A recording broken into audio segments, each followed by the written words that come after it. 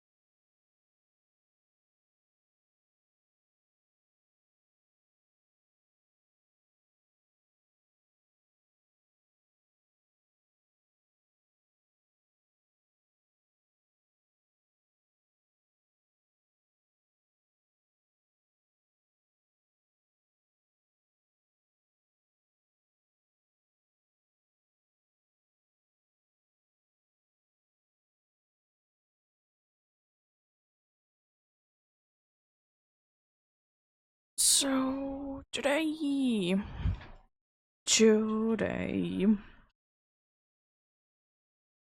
we'll be continuing the surfing hunts indeed. Yes, we will be indeed.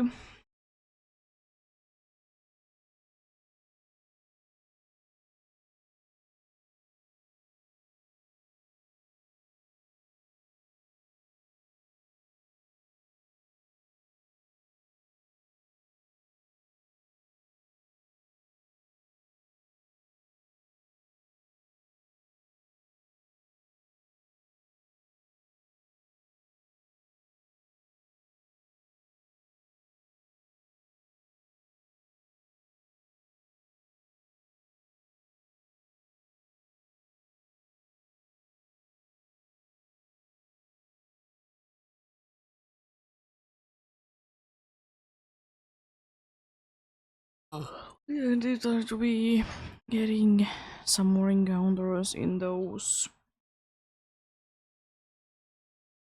As per usual, I did set up the day to be a correct day to be getting what I want indeed. I will see, we'll see what's gonna be going on today indeed.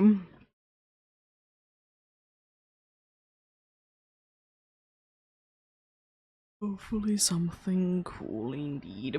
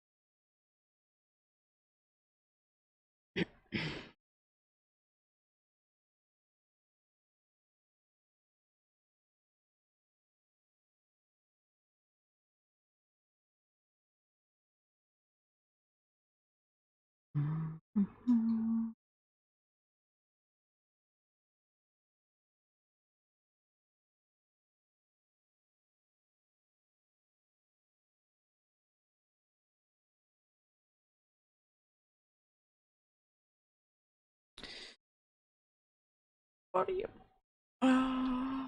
yeah, switch to that. I need to be going to there because there was Pokemon's there for some reason. There was Jellychen spawning, and even though it's impossible in this weather, don't know what was going on there. Surely was interesting. It seems that I did get it despawned at the end though, indeed.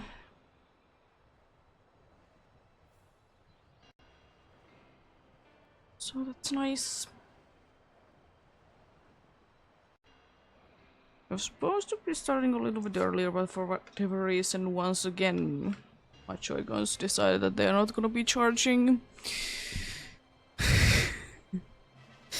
So hopefully like 10 minutes will be enough for them to be working for today, you know.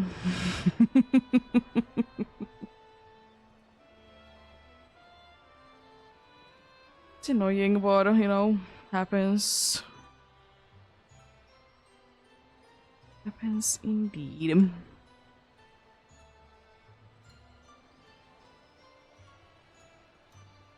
Yep. Let's get started. Then indeed. And I will say, even though the first encounter is quite slow in Sword, at least PDSP slow.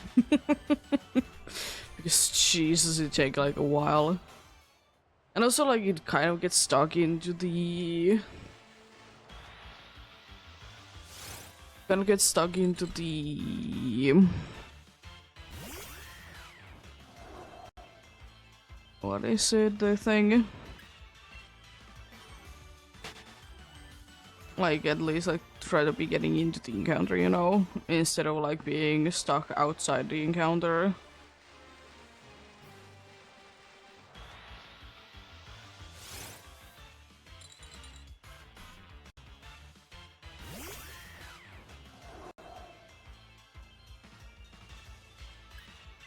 But yeah, once again, I have learned something new, because, you know, I've been doing...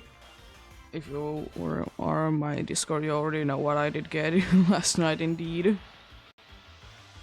I get a shiny Duran email specifically. Then one new thing that I did discover, that if you have your game open when it switches, you know, to the next day,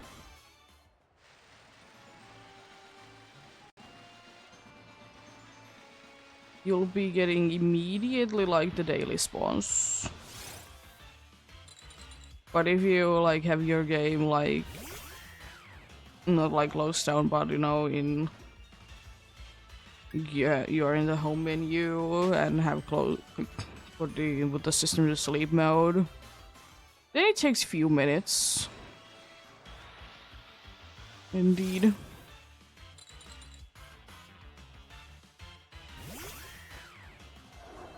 That's interesting, because I know it was kind of glitchy anyways, like if you will be putting your system to sleep mode and, you know, new day rolls by, it is very glitchy indeed. But it's interesting though. You do be learning new things indeed.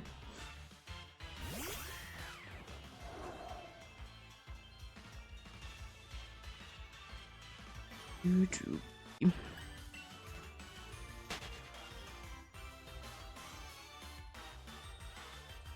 But yeah, hopefully everyone's having a good day today. I'm having okay-ish a day indeed myself.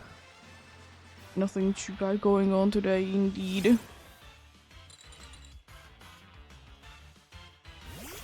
Today is indeed quite a stormy day in here, so I did wait out until, at least for now, the biggest part of it should be gone. So we should be good indeed. But you never know, of course. You never know.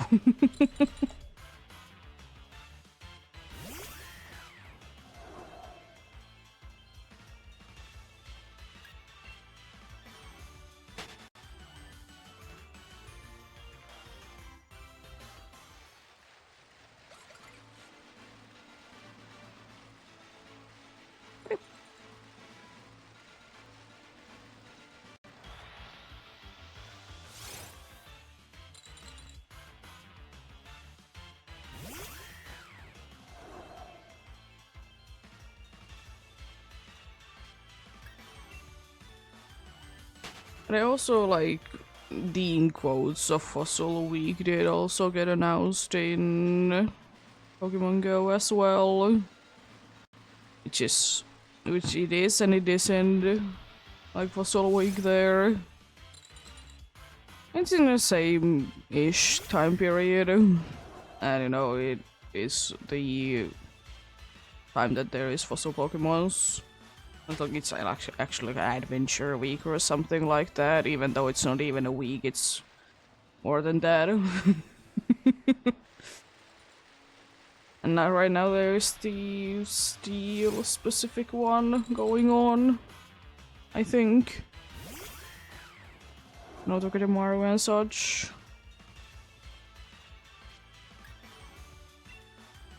That's pretty interesting. Pretty interesting indeed. And I think, I don't remember again, like somewhere at some top point today there's gonna be the Tsukiri outbreaks and Undonso things happening in Scarlet and Violet as well. So unfortunately, if you're too late, you might not be able to get today still the special Pikachu related ones indeed. I mean, I might be stuck with them, I don't know. I don't think that I will, as I said, I don't think that I will be collecting the Tsukiris myself.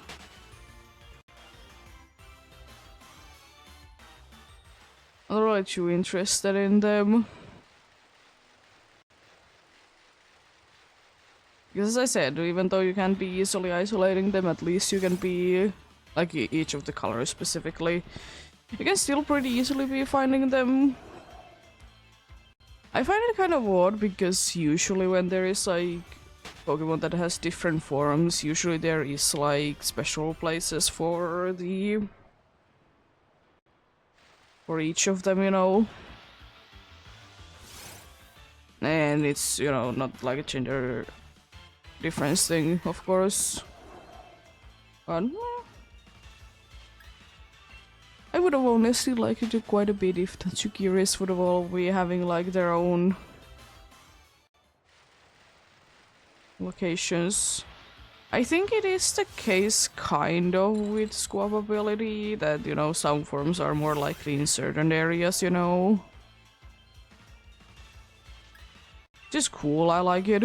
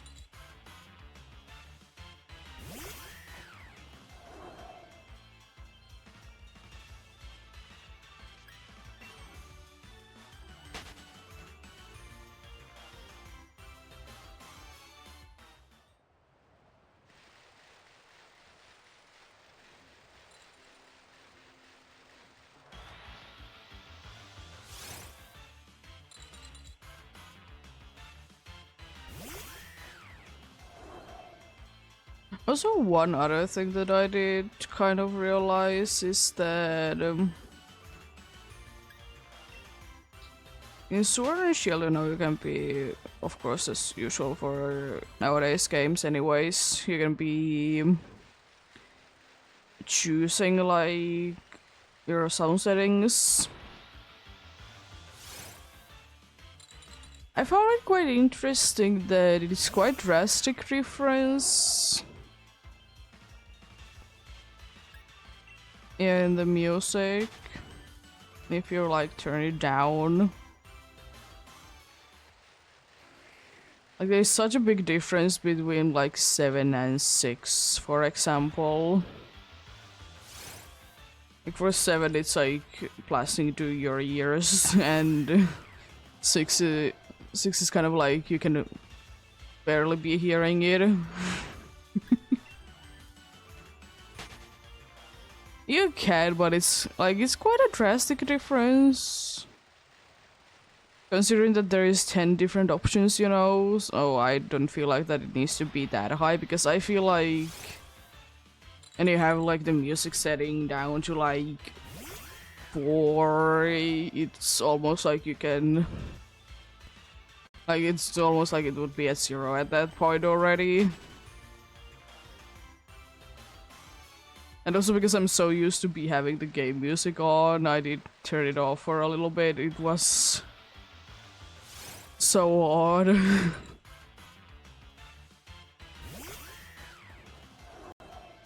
It was so odd indeed.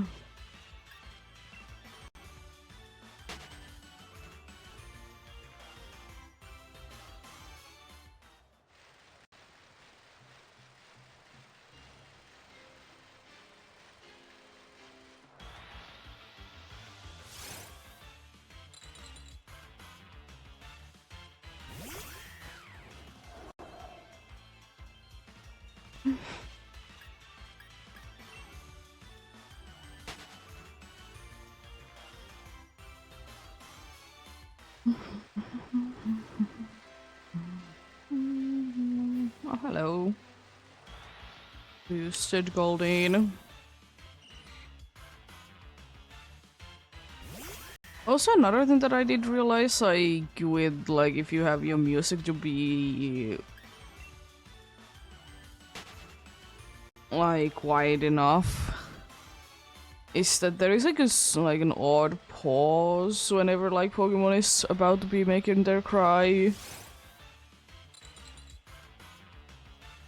Which isn't as apparent, like, when you have your music, like, higher, I feel like.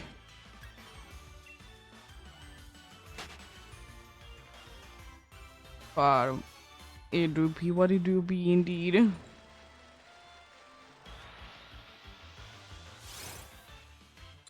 Rare things that I've been noticing recently. Because I decided I want to be putting the music down a little bit, because it was starting to be like, I want to be a little bit quieter indeed. But then there was just indeed like a weird pause.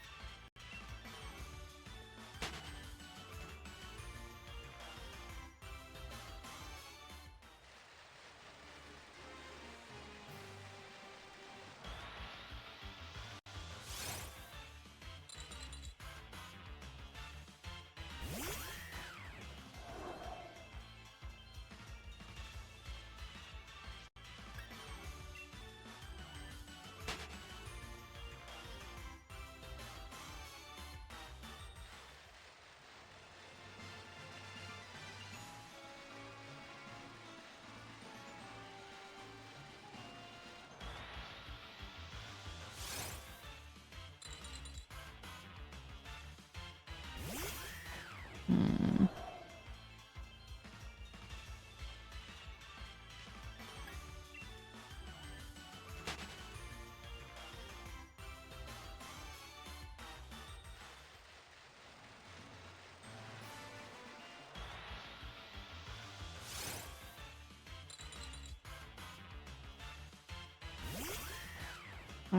just like starting to be thinking that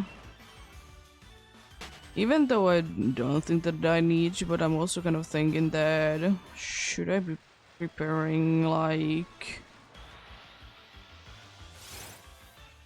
Brilliant Diamond as well for Fossil Week? But yeah, I don't think so. I have 4 fossils there, or in this game, that I need to be hunting, so it's where that is, so I doubt that I would be able to, you know, get them done in time. I mean, if I do, then, you know, I do, but it's so unlikely. I mean, then I suppose I can be hunting for something like on my night if I really want to. Because Capucho is in Shield. Well, some of the other ones. Like Tyrantrum. Or Tyrant, most likely, not Tyrantrum, because why would I be doing that indeed?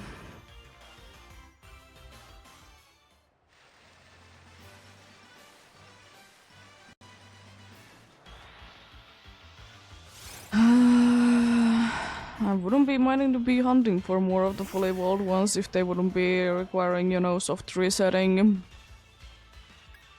At least the good thing is that most of the time they are there. The only ones, I mean, I guess there's only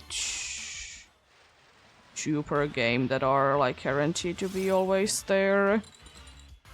Technically 4, because one Pokemon is there in 3 different places. And it's Aerodactyl and the other was an exclusive Gen 1 indeed. Because Tyrantrum, Aurorus...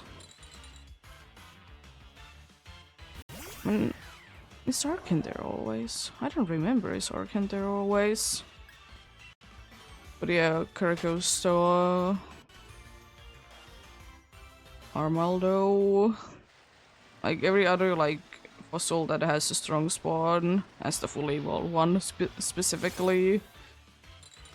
They have better things going on as usual. Which is kind of a shame, because it would have been kind of cool if no matter what there would have been like a guaranteed spot for them.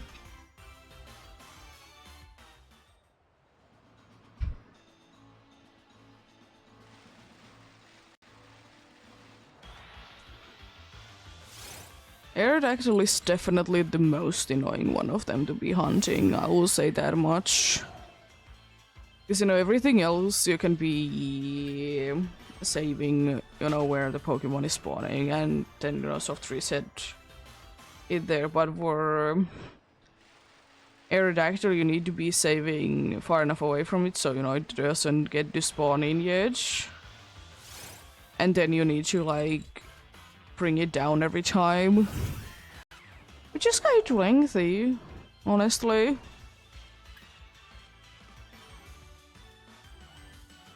Didn't look out there. But yeah. I mean, it's cool that it's flying, I'm not gonna say that much. That it isn't cool. But it just is interesting.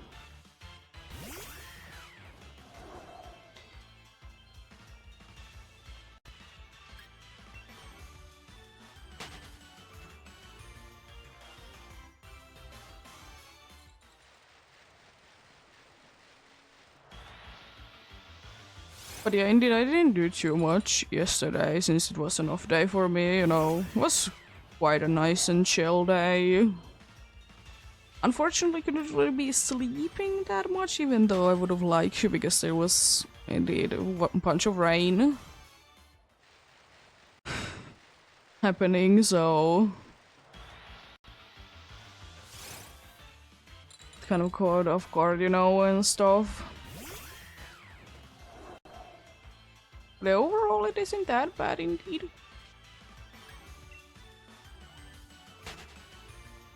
The chill indeed, it do the hunting indeed for what I was. The case was that I was hunting for either of the Nidorans indeed.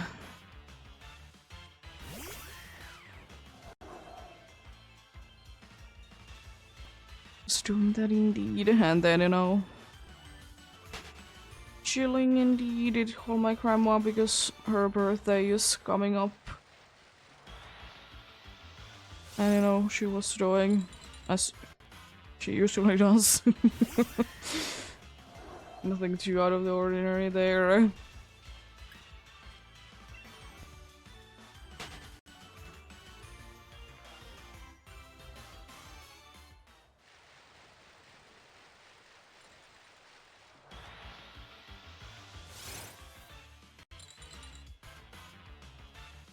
And then, you know, apart from that, I did play some Minecraft indeed. From a pretty long time ago. It has been a long time since I've last played it. And we kind of did continue the same thing that we have started that long time ago indeed. That is to be digging a very big hole.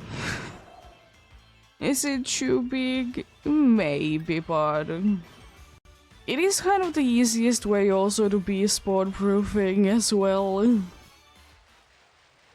Because at least you don't need to be going into caves and such. I guess there is no caves.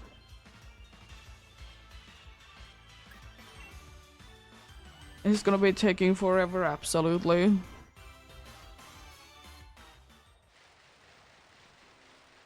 Could we be doing it faster? Yes. There would be ways to be making it faster, but why bother with them?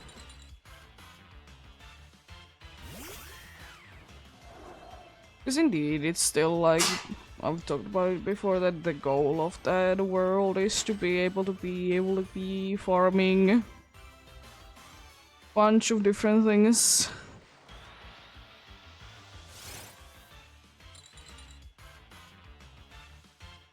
You know, kind of have everything ready to go. I think we're mostly gonna be like avoiding glitching things out.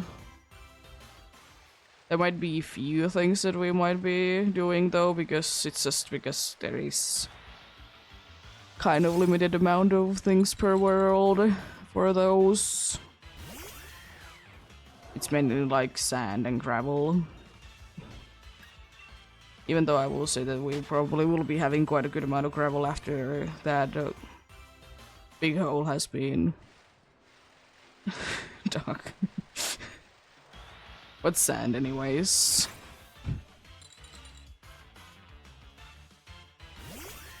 It's not like it's too hard to be mining it, but at the same time, like, it's kind of annoying to be making concrete.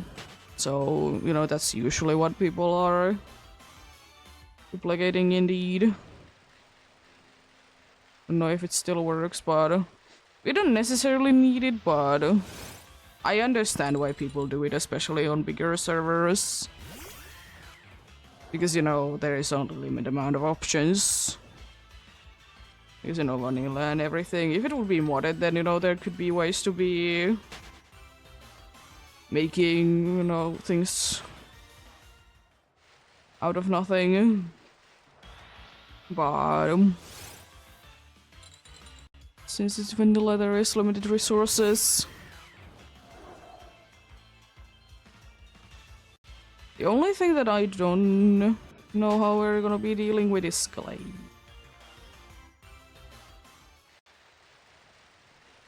So I don't think that you can be buying that from villagers. Because I would, even though it's gonna be taking like for ages to be doing that, I'd be trading for like bricks. So if you want to be using clay for something, you can.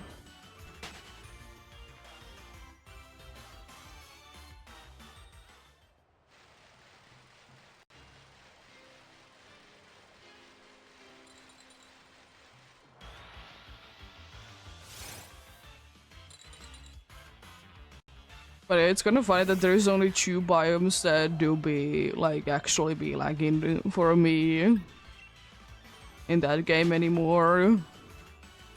And it's if it's a specific kind of jungle and mangrove swamps. Those are the only 2 that my computer can be handling. I mean, I don't know if I have given the game enough, RAM for it to be running better, but it's still pretty good.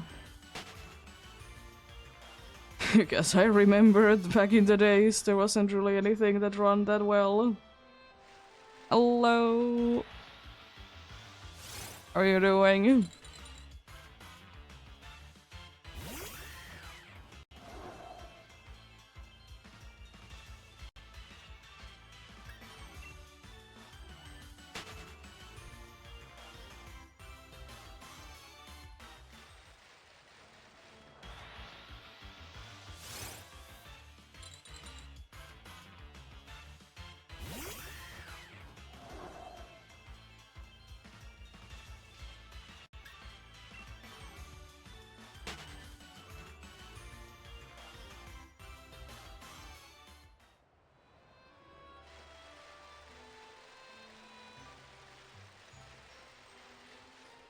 Nice.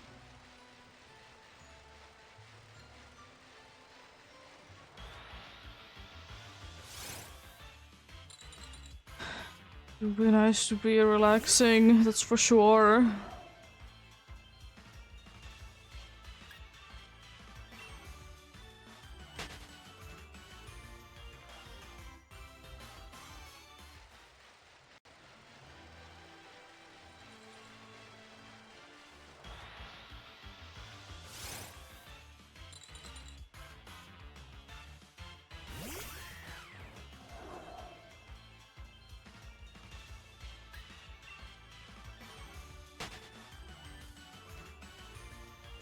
Hoping then that the work day goes well indeed.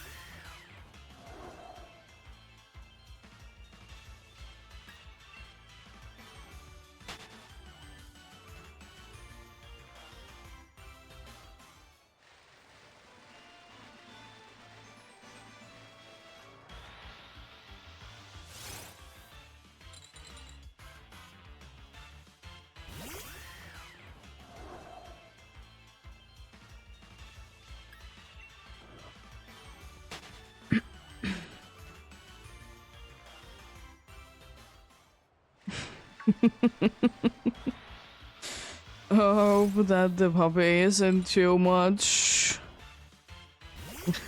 of a trouble indeed for them then. Yeah.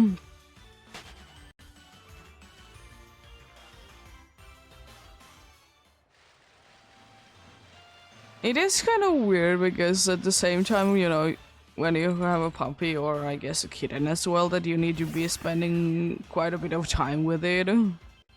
But at the same time, you like can't be spending too much time with it because otherwise it can't ever be alone, and that is kind of a big deal. And kind of annoying, you know. But it is weird, that's for sure. I mean, I suppose that's with everything, though.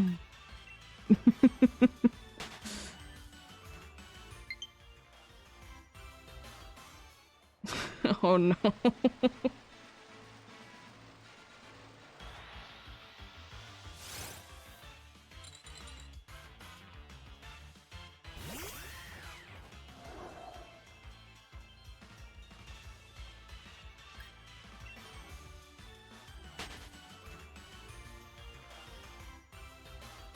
Nice. Yeah.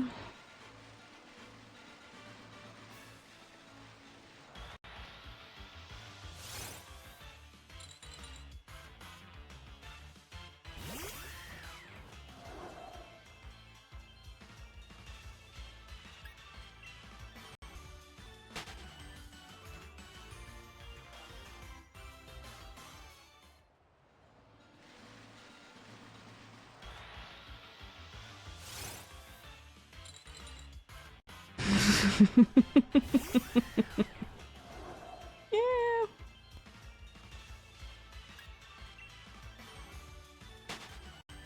Hopefully it ends up being nice when it gets older, indeed. I mean, usually they do, but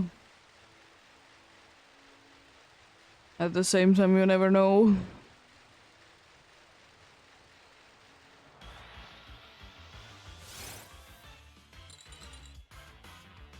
Sometimes they can be pain, indeed, when they get older.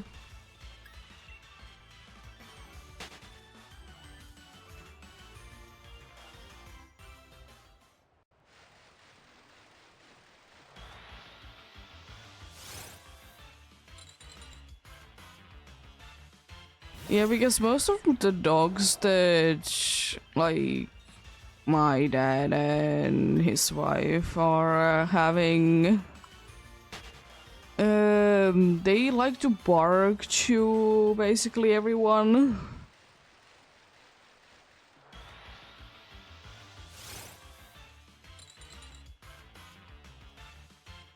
They're like herding dogs or whatever, so I mean, kind of get it, but at the same time, can be kind of annoying. One of their older dogs that is no longer here. He used to bark at like cars.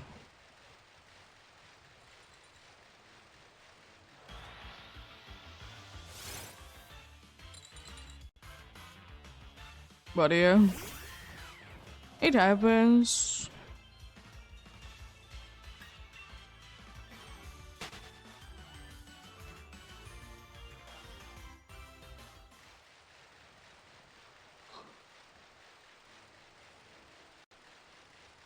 Because sometimes, you know, the younger dogs still be getting things from the older dogs, but not always. And sometimes you don't want them to be taking things from them as well.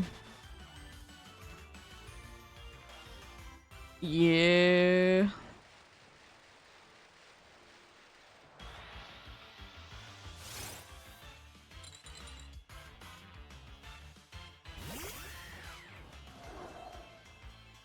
But I will say that the few times that I have been, you know, walking a dog, one thing that I absolutely hate and, you know, should be not really illegal, but you know what I mean, that letting your dog come near to, you know, someone else's dog without asking. It's so, like, annoying.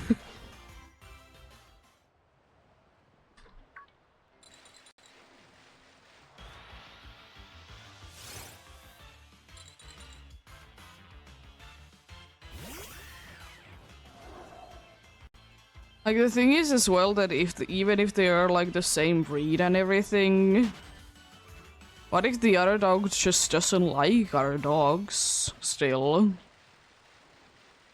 Because usually it's the thing that if they're the same breed, they are more fine with each other, but I've seen some dogs that aren't like that. Even though I haven't been with too many dogs in my life because, again, allergies. Not for me, but for other family members. But yeah, like, I just don't get it.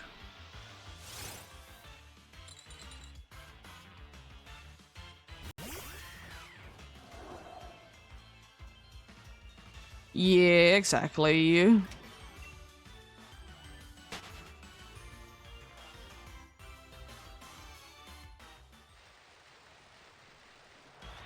I mean, not always, like, if I'm, like, you know, out with a dog. I always try to be, like, if I see, like, someone else with a dog, I try to be walking the other way.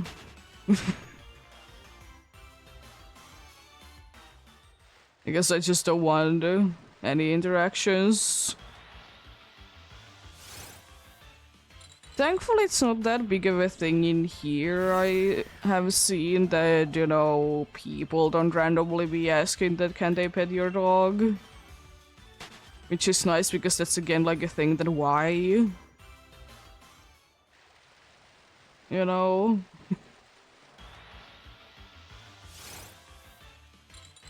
I mean, like, surely can I be thinking that, like, oh, cool, that's a cool dog, but I don't want to be going ahead and touching it.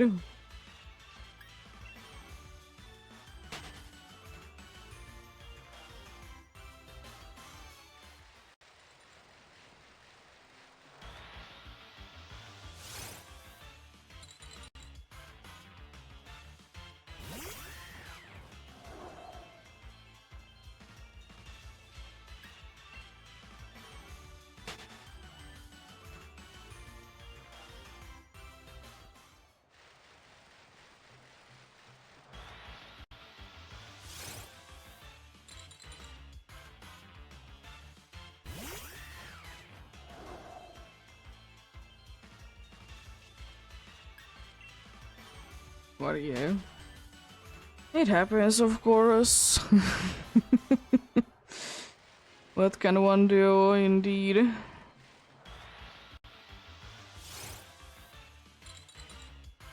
But, yeah, I don't know. It could be also me that I want to be less human interaction as possible as well, but... And also, even though no, like, random dog has ever bit me, I'm always thinking that they're gonna be biting me, or biting me.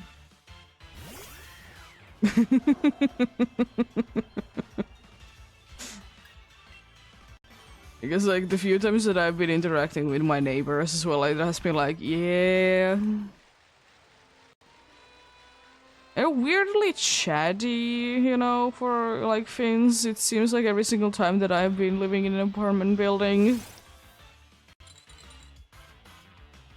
And I'm like, yeah, I would like to go home.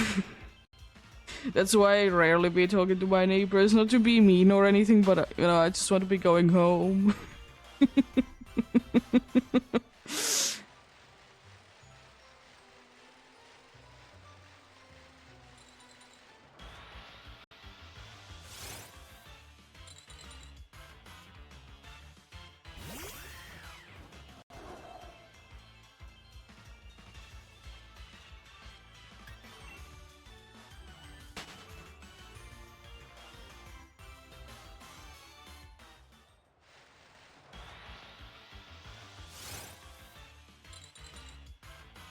To be fair, every single time we are, like, you know, leaving the apartment, indeed, we're always waiting until, you know, they're, like, at least we think that the staircase is empty, you know. Mostly because there is not room for multiple different people to be going up and down.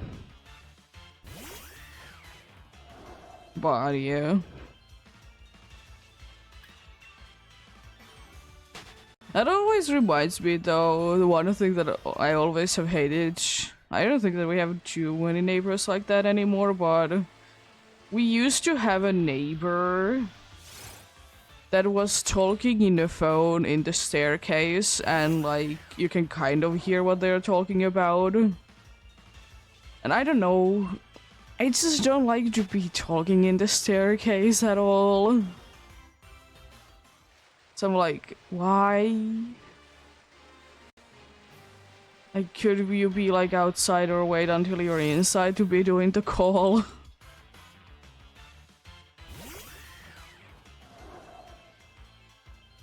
Like, even though, like, it's their own fault if they're talking, like, two private things, because why are you talking them in a public space? But it's kind of still, like, a thing that I still don't want to be hearing anything.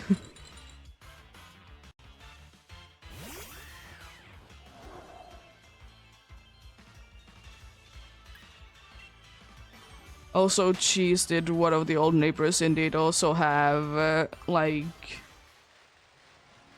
very big, like, heels slash platform boots.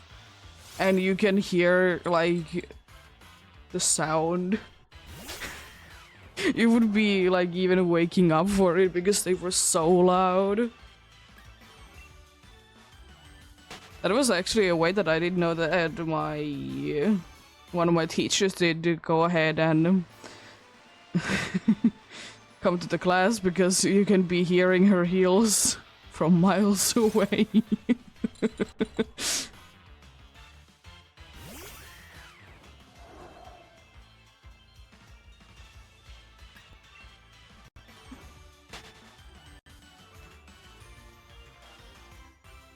And my new shoes have kind of the same issue, because like the bottom is very thick that it is very loud and I hate them. Try to be walking quietly with them is kind of impossible in the staircase.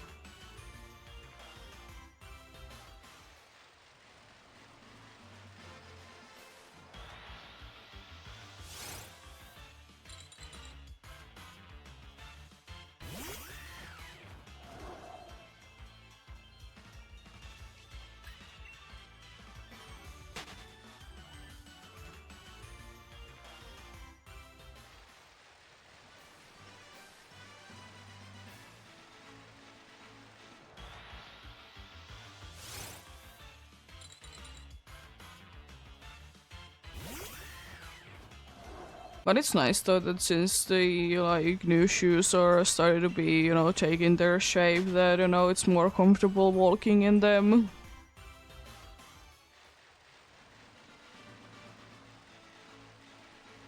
So, you know, can be walking with them without getting too exhausted.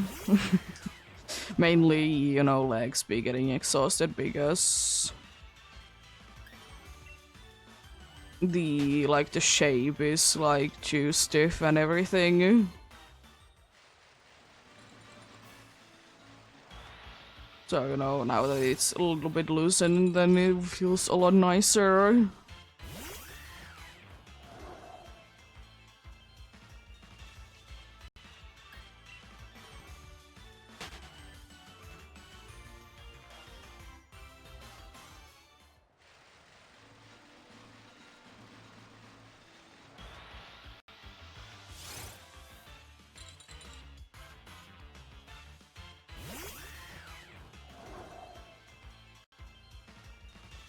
But yeah, I did also recently be buying new socks because, you know, socks are always broken.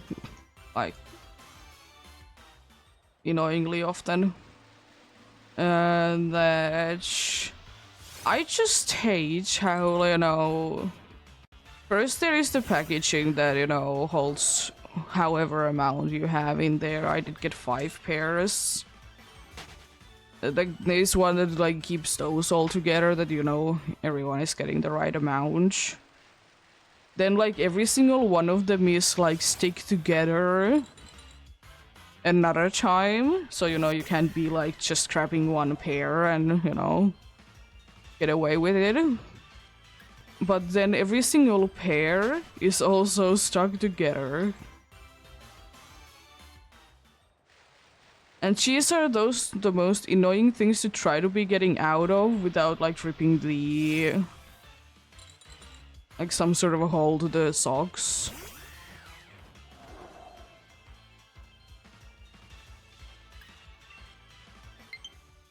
I kind of get it, but at the same time it is kind of, you know, unnecessary.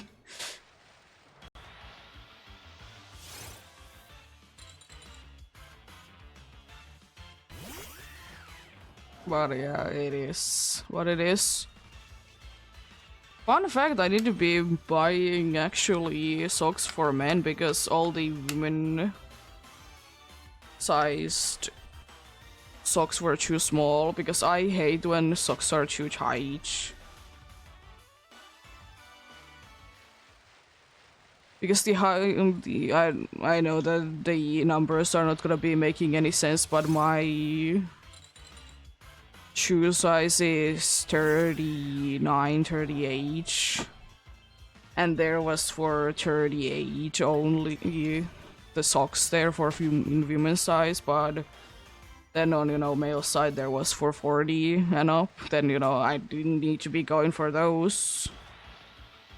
I will say that I don't know sizes for anything else. So, you know, I want to be having a sock that is not too tight, because I don't like to be wearing socks for that reason, because they're always too tight. And whenever you get like socks off, you get, you know, the funny marks. And they are annoying. Because, you know, if I need warm socks, I'm gonna be wearing warm socks. Like handmade wool ones. Or whatever they are actually made out of, wool, cotton combination.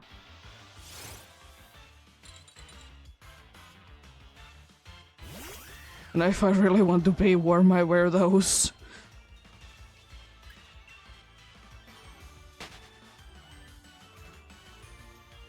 But I was just so surprised that there was only... like, they were so small. I mean, usually it is that there is rarely even shoes for women that are 40. 42 is like the max that I have seen. It's kind of scary because I'm on the, like, the high end. And if the shoe is like a specific shape, I can't be buying it because it might be too small.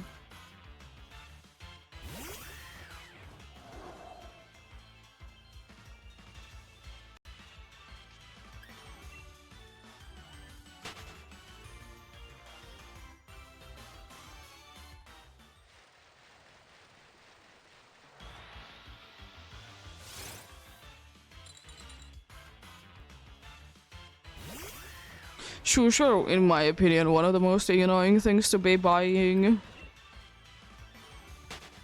Because without actually, like, trying them on, you don't, like, know actually the shape. But also, I don't want to be getting, like, specifically for me made ones, because, you know, I don't necessarily need to. Plus, they are ridiculously expensive if you get custom made. So, you know, try to be going whatever is in the stores.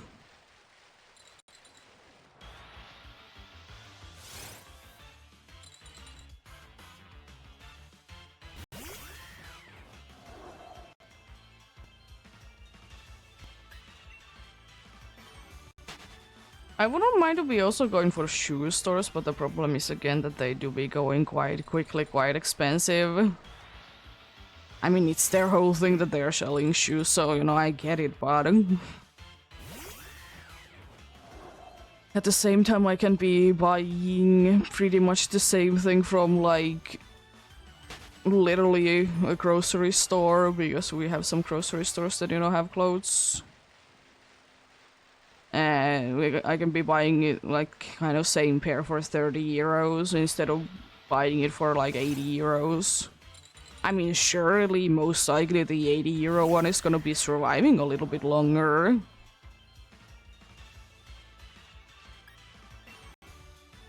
But it's not guaranteed. I've bought a few times, but mostly when there has been sales, because, you know, I'm not gonna be spending that much amount money, because for me, no matter what, I need to be buying new shoes at least once a year. Even though I don't even walk that much. So I'm always surprised when, like, my father has been having the same shoes for, like, 30 years. Like, I'm, like, wondering how can he be having the same shoes, and it's not like those shoes aren't used as well. They're not, like, everyday use, but still quite often. They are kind of leather, if I remember correctly, so they are quite durable, but still. It's insane.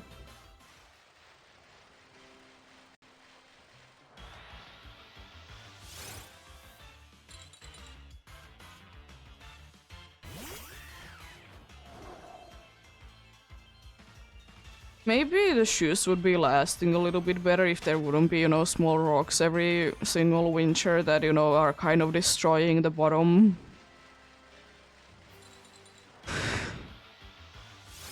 You know, making it less likely that, you know, you will be falling down in the winter. Those kind of small rocks. Which are, you know, quite nice to be having. They're also very much the thing that destroys my shoes the most. You know, one gets in just in the right angle and goes just straight through. And enters the shoe. I love that. Happens so often. I don't remember like a winter that hasn't actually been happening. Even like when I was a kid and I did specifically have like for a winter like shoes. I don't have them anymore because I don't really like, you know, go into the snow as much, so I don't really need to. Plus, I feel like winter, like, boots, shoes, whatever, I think they're ridiculously expensive as well.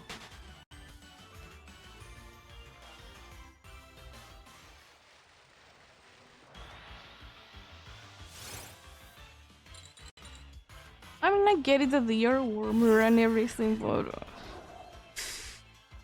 if I can just survive the same thing with my, like, the same shoes that I'm in the summertime, in the winter, and, you know, just put on some warmer socks, I'm gonna be taking that. Yeah, thanks for the lux. Indeed, have a great day at work, indeed, and thanks for stopping by. Have a great rest of the day, indeed.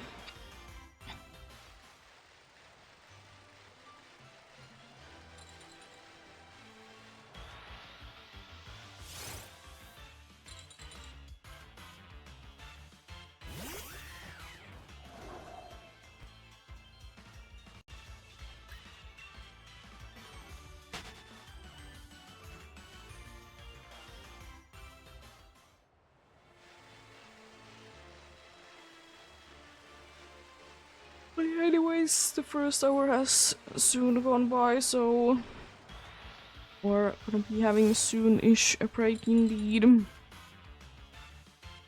As per usual, it's about 3 minutes, and I'll be stopping the hunting while the break is on indeed. So you're not gonna be missing out on anything.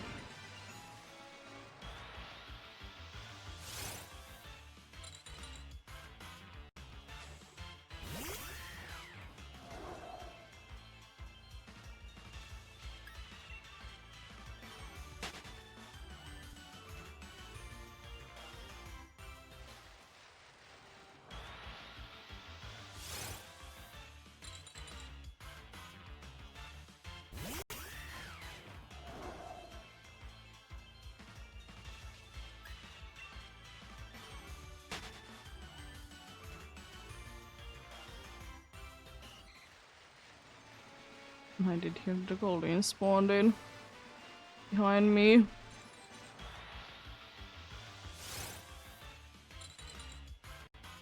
Also pretty decent, like going the first tower indeed.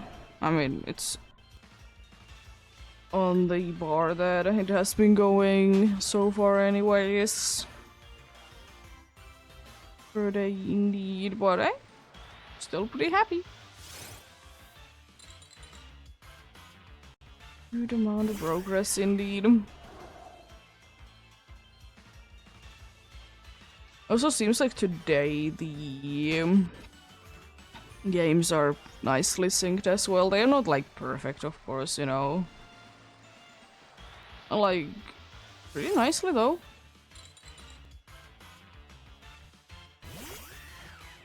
Some days be like that indeed.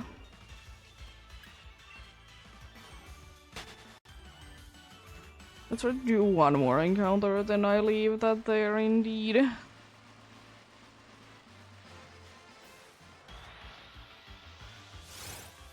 Here we go. It's nice to be able to get it indeed.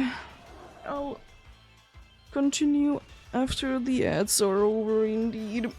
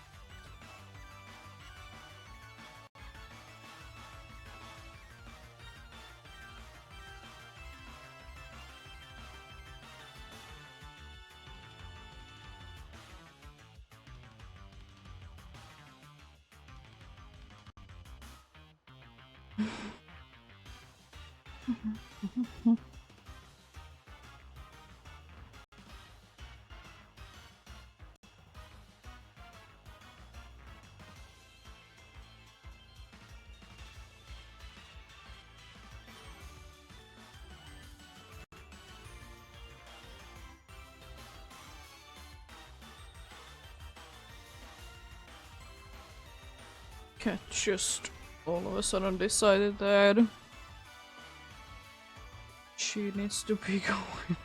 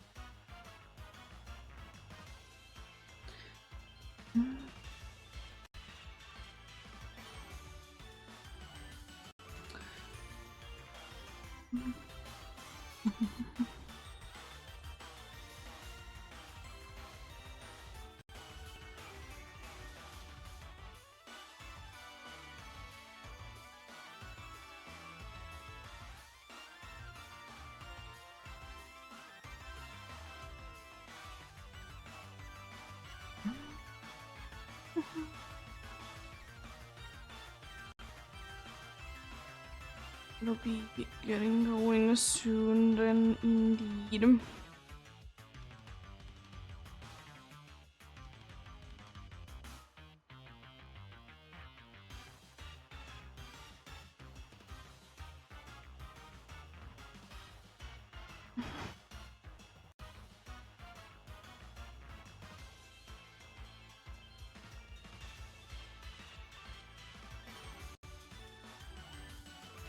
There we go.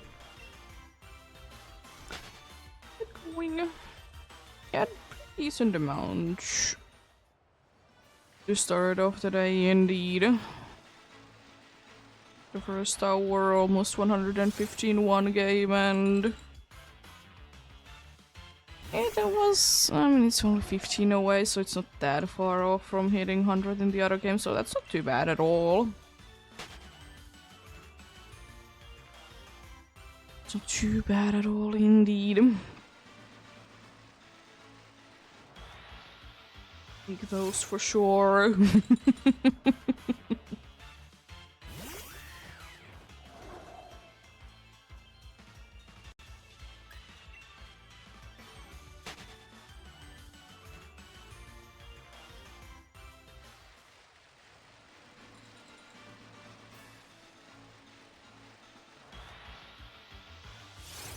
So,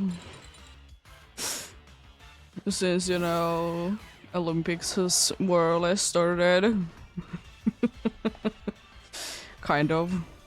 It's a weird thing. Some things have started, some things haven't, you know. That for whatever reason, like, the two things that, you know, have started already, or like up until, you know, yesterday evening, night, before, you know, today's things did start anyways. That there was, you know, either football or rugby. And for whatever reason, we just... I mean, rugby is at least nice and fast, so, you know, you can be easily watching reruns of it. It was certainly interesting, because I remember that a long, long time ago we did play, like, a video game made for it. And it was bad.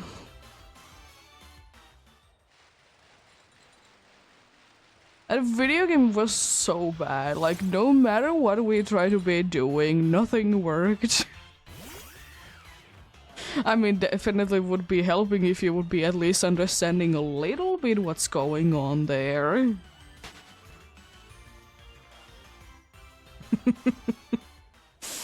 But yeah. It was interesting though, not gonna lie.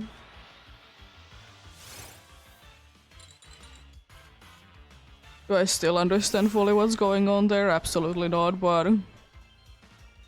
it was certainly something that one can be watching in the middle of the night.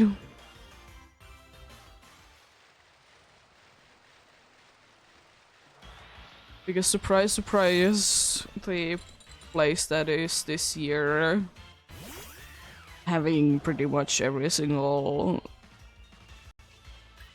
right to be doing anything with the Olympics is having a pretty cheap deal because, you know, Olympics, which is nice. Because usually Olympics is indeed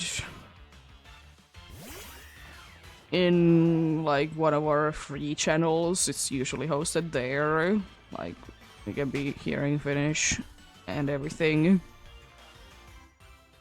This year, unfortunately, not. Some are, because, you know, it is indeed kind of, you know, it's a free channel, and, you know, it is kind of owned by a country or something. So, you know, they have to be having something. It's just sad that there isn't everything there. But, you know, it is what it is.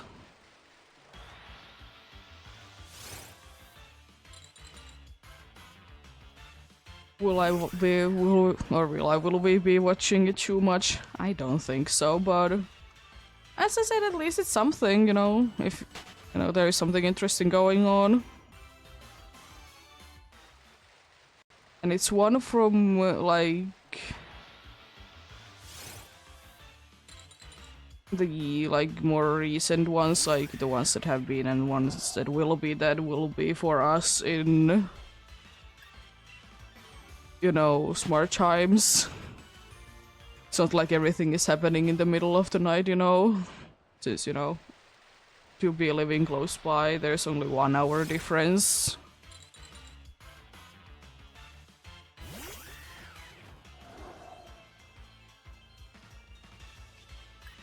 But yeah, it's interesting. It's interesting for sure.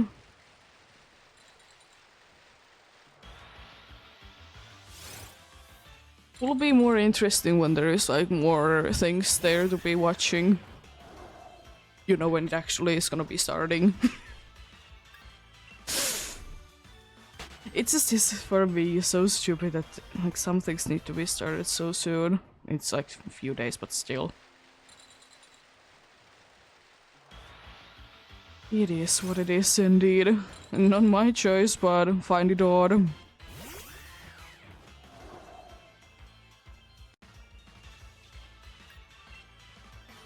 Find it odd indeed still.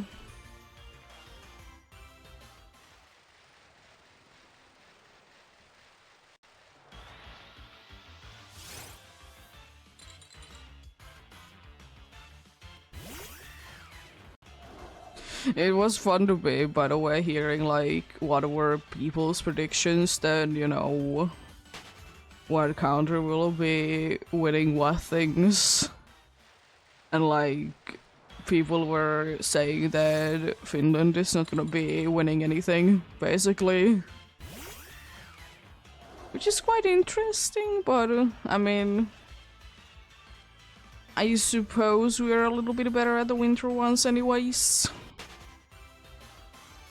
Funnily enough, like, we did also look at the stats, like, which countries have been winning and how much in either, like, separately from, like, the winter and summer ones. And Finland is weirdly, like, kind of in the middle,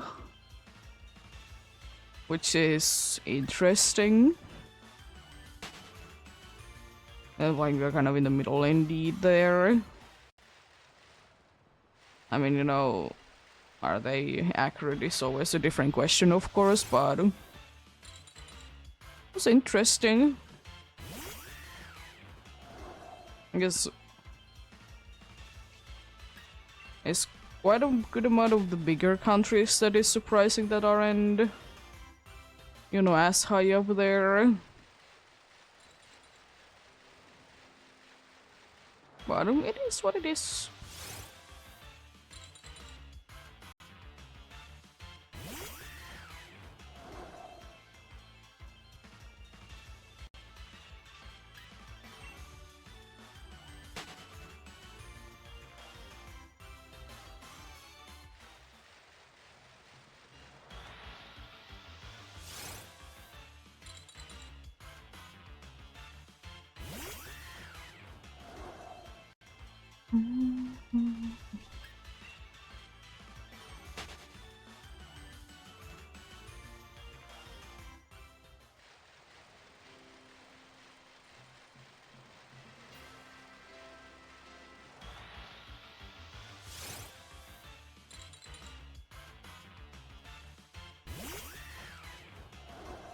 But yeah, indeed, as I have said before, I'm not personally too interested in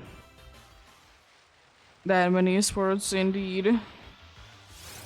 They're not really my thing. Because for me, most of them do be getting kind of boring after a while, because most of them do be lasting quite a while, and then there at the same time isn't really anything going on. I can understand the appeal for most of them, you know, of course, but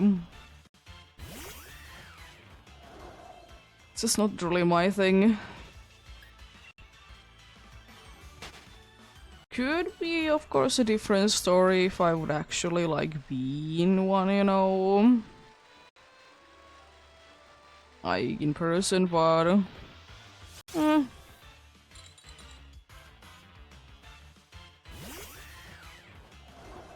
it's probably gonna be taking some while before I will be going into any one of those. Because as I said, mostly not too interested in, so eh. But I suppose if there is ever gonna be like a very cheap one coming in, then maybe, you know.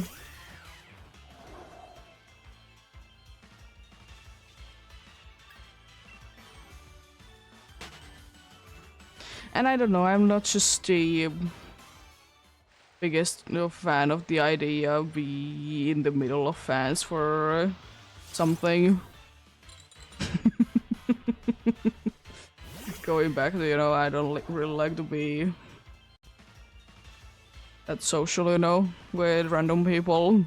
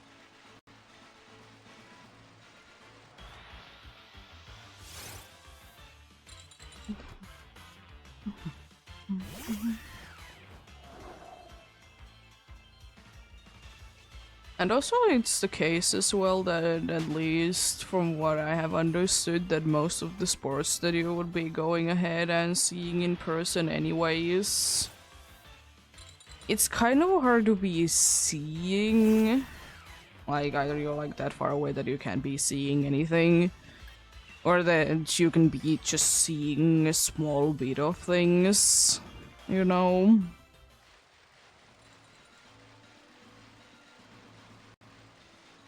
Because there's a, like, few I know that, like, if I would be, like, literally going ahead and watching this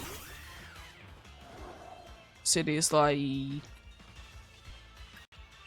teams, like, games for ice hockey specifically, I know for that I would be able to see everything because it's just a small place.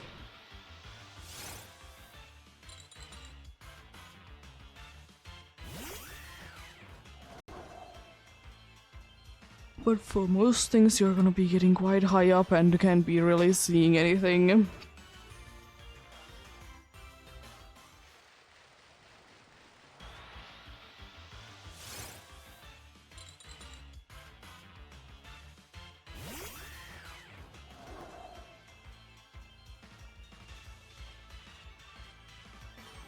What do you? What do you do? Indeed.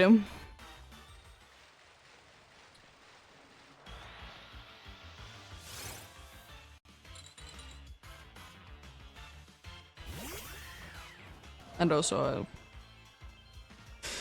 I've heard some ridiculous prices for a certain one of them. Indeed, so... It's the same thing, honestly, for me with something like concert as well, that I don't really care to be going to those because... I mean, I'm not that big of a fan of that loud music. First of all.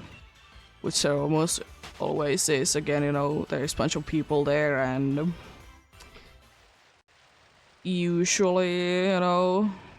They're plus 18 as well, so, you know, it's... Not the nicest thing ever, but, you know... And the other thing is as well, again, like, can you really be seeing things? Because if I'm going in person for something, I would like to be, you know, be able to see it. I know that it's more about the feeling of being in a place. But I personally would like to be, you know, seeing.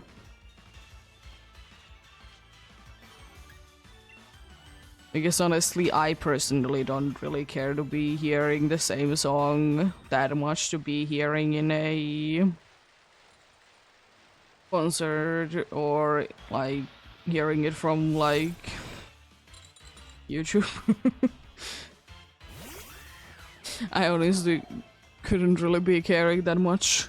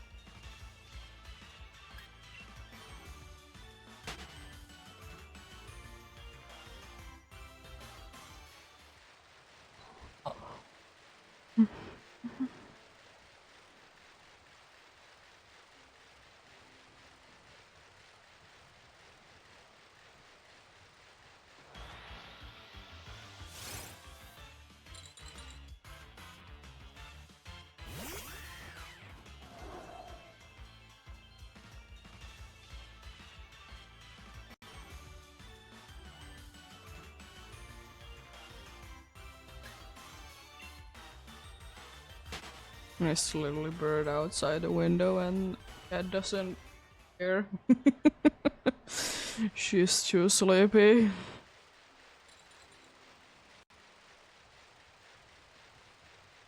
It's a pretty like easy to be seeing bird as well. It's quite big and you know it really stands out as well. Usually there's only small birds there, so they can be hard to be seen, but that one is very big. for that place, at least.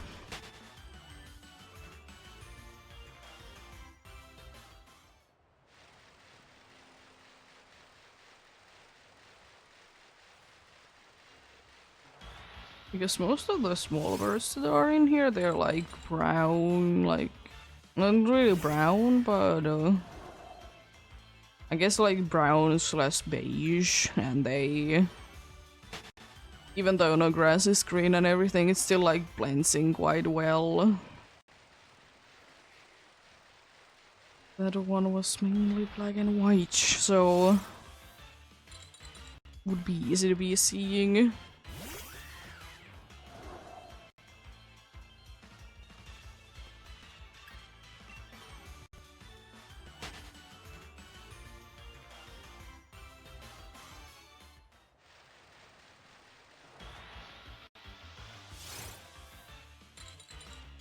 It was kind of weird though, because it seemed like it was like a small bird body, but it was very big. Because they're usually like, there is a little bit difference between small bird and big birds, like body type indeed. At least in here. Especially like you can be seeing it in the winter times, like it really seems like it's just the same bird but different colors.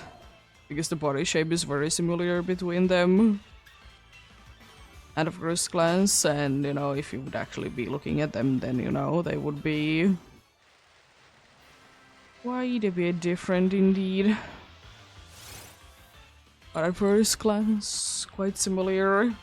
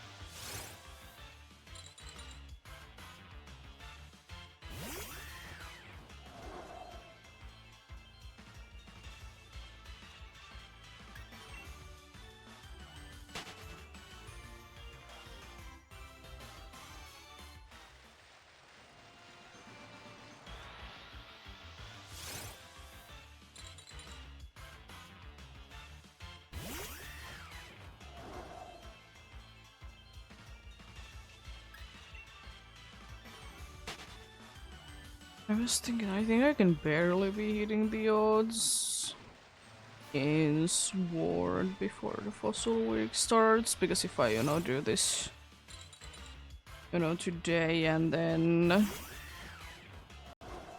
maybe on Monday and and again like from a week from now, should be just barely be able to hit that indeed.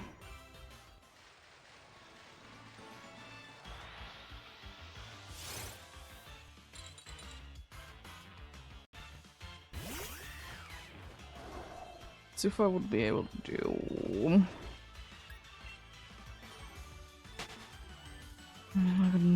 800 today.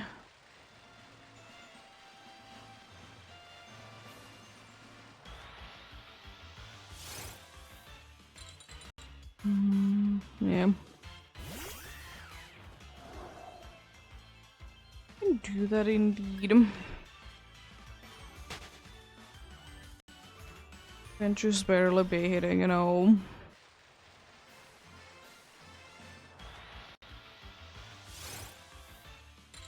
the odds indeed.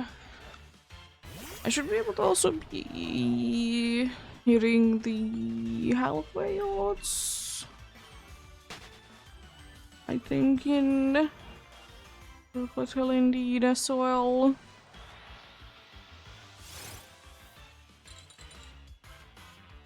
I should be.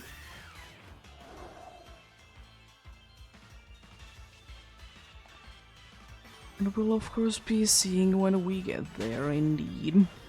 But all things considered, that if I will be getting like 500-ish each time, I should be able to be hitting it indeed.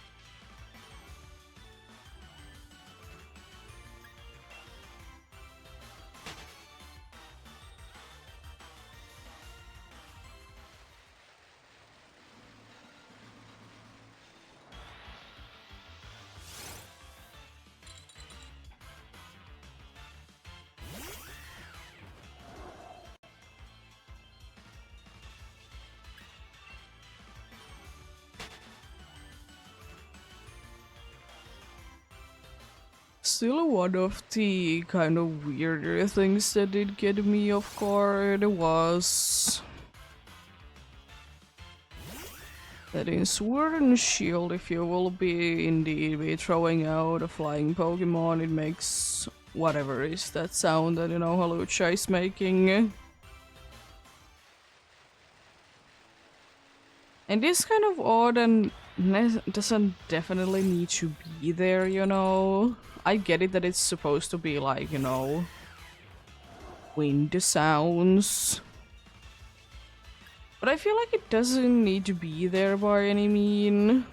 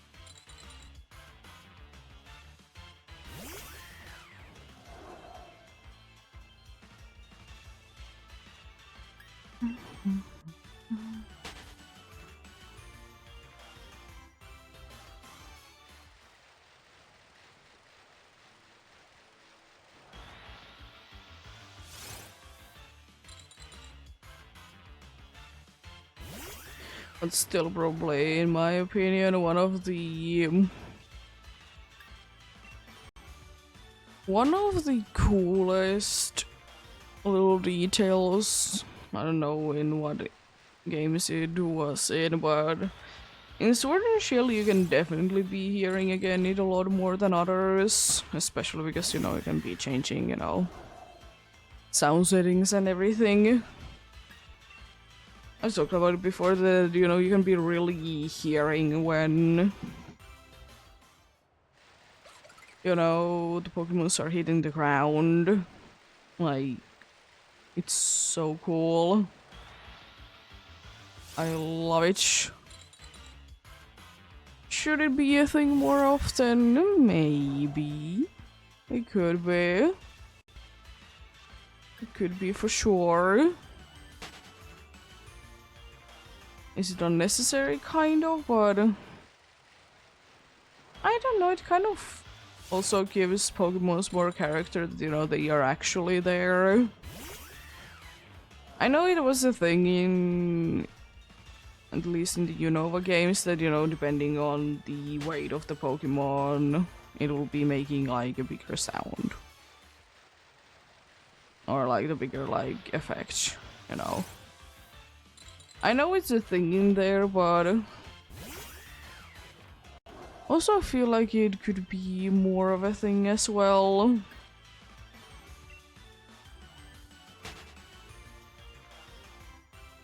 Like, you know, it kind of makes sense that, you know, if they are indeed thrown out in to the battles indeed like that, they would be, you know, making some sort of an effect indeed.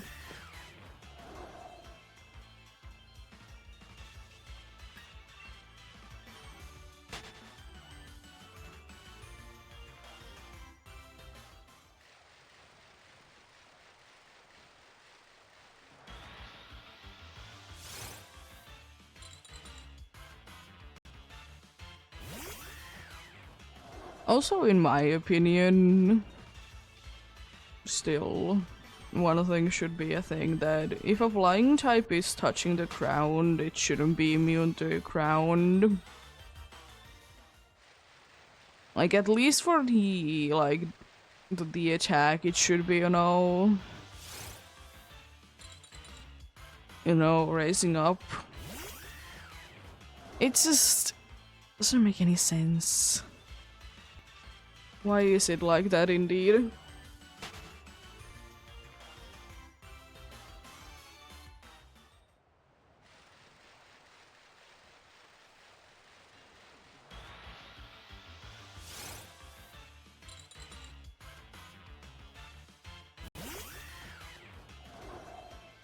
And the same thing is that if a Pokemon is like visually levitating, I think it should be immune to ground moves. I know that it makes Pokemon so OP, but then again, like, if they are physically shown that they are floating, it should be a thing.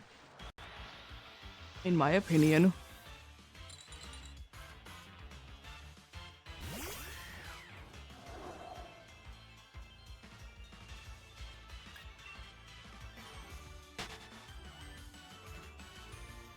Because, like,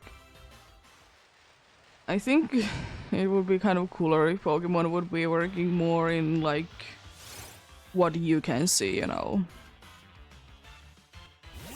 As well. You know, because I think that it would be kind of cooler, even though it would be probably harder to be, like, coding and stuff, of course. Making, you know, some random Pokemons to be immune to, you know, certain things. You know,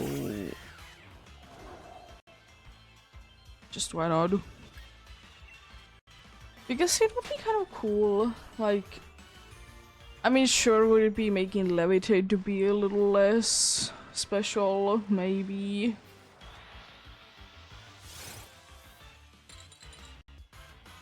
But at the same time, I'm feeling like Levitate is kind of a cheap ability anyways. I feel like something else would have been better, you know, than Levitate.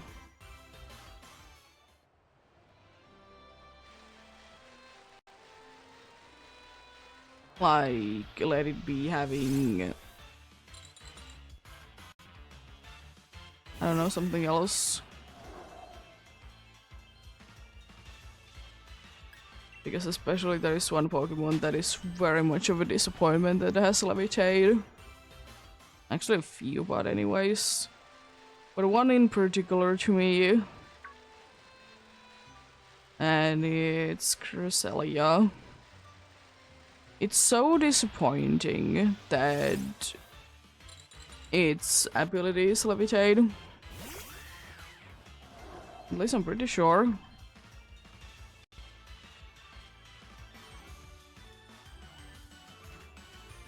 Let's double check. Yeah. It's just so disappointing. Like, I mean, I get it that it is floating, but as I said, in my opinion, Levitate could be like not a thing, and then, you know, if just the Pokemon, you know, is floating, it would be immune to, you know, ground type moves instead.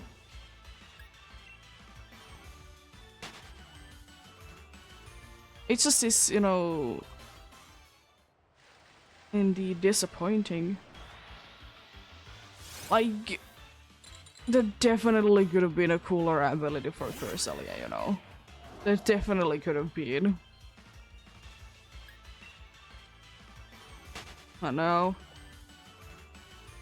You get Levitate. I know there's some other legendary that has also Levitate as its ability, but I'm I guess more fine with them. I think Latios and Latios are like that. But they are kind of OP anyways, I feel like. Especially that at least they used to be quite OP. And not as much anymore, I suppose.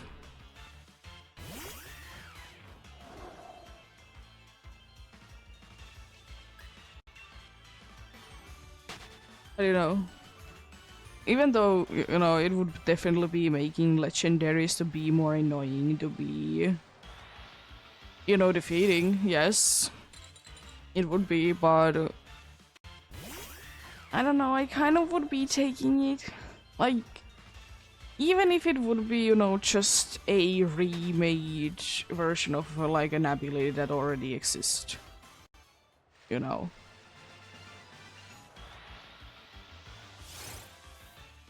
Like, I would be fine with that if it would be just basically remade, but at least, you know, it's a signature ability. Because I still think, I've talked about before, that I think that every single legendary should be having a signature ability. Even if it would be just a different name for the same thing. But I think it would have been kind of cool if, you know, legendaries could have been having more of a thing that they could have been, like, combining, like, let's say 2 abilities to 1. I know it's, like, there's very few abilities that, you know, do be doing that indeed, but I feel like that could be a case again. Would be making them annoying, yes. But, I mean, they are legendaries. Shouldn't they be like that, you know? Like, surely they can be having an easy catch rate, as, you know, usually Boxar legendaries do. But they could still be having, you know, kind of very special ability. Because I feel like there is so many legendaries that I feel like if they would be having cooler ability that they could be used more. Of course there's still like people like me that I mostly don't want to be using legendaries. Still say that Samazenta on my original shield file is one of the only exceptions. But you know, I mean, I suppose it's more like post-game thing that I'm fine with post-game, but in like in the middle of the game I rather not, you know. But yeah. It just is indeed like that. They could be, in my opinion, definitely be having like their own ability indeed.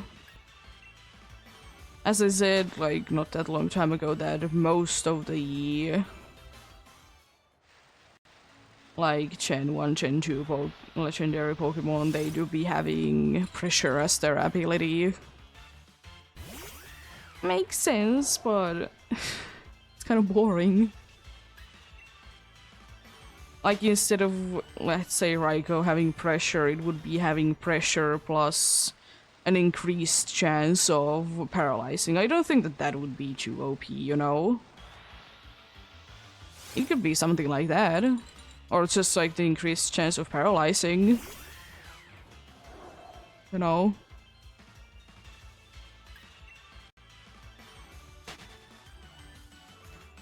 You know, something that would be making sense for that legendary to be having.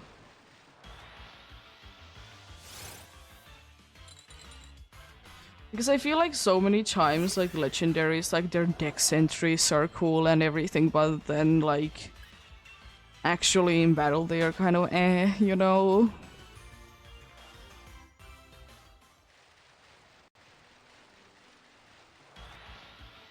That's why I like some of the newer legendaries more, because they do be having that special feeling to them that they are having something more of a special, you know, ability-wise.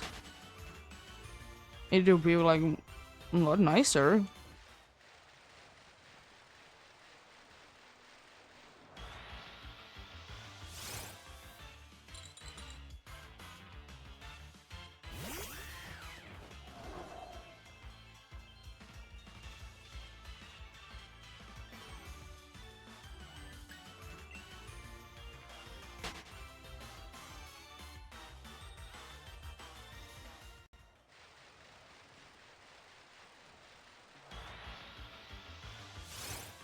And I know that usually, you know, abilities don't change and such. But they could be. Oh, they could be.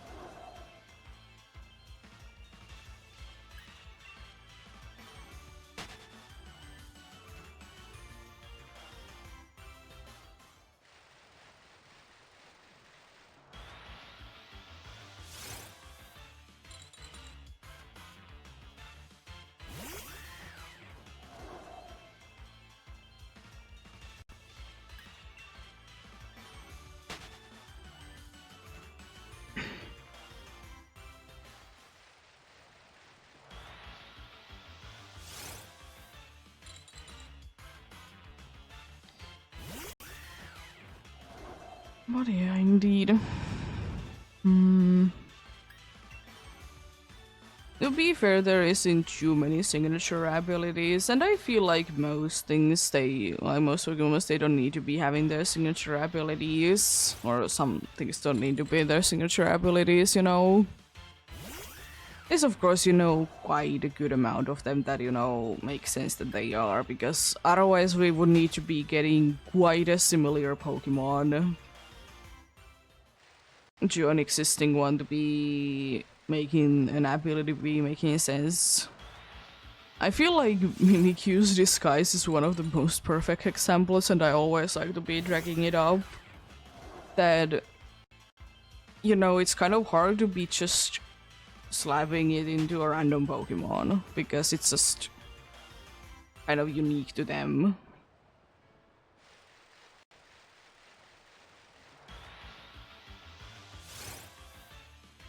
But yeah, I definitely could be seeing more signature abilities to not to be signature abilities, that is with regular Pokemons. Indeed.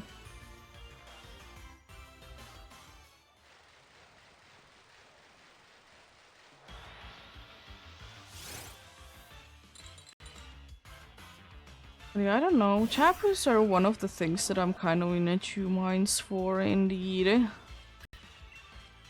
I kind of like their, abilities, but kind of don't. I mean, like, if I remember correctly, at the time that they were introduced, and they were, like, definitely special. And not so much nowadays.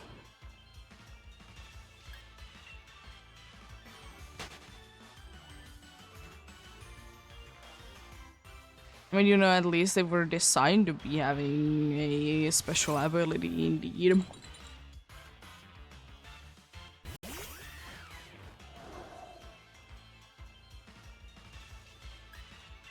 Unlike so many Pokemons. Legendary Pokemons with pressure. It's still so... I don't know, it's just so disappointing. Like...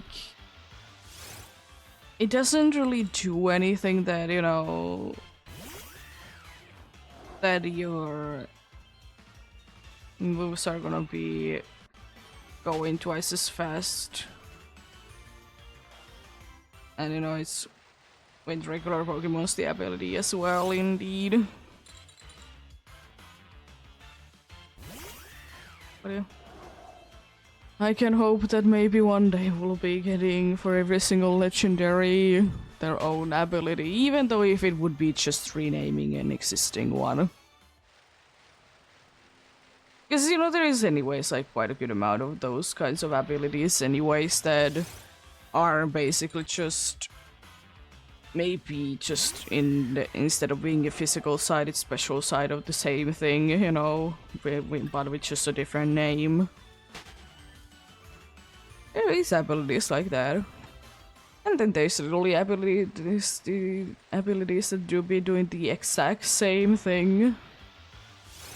Nowadays, speaking of like Gen 9 thing. Because, there was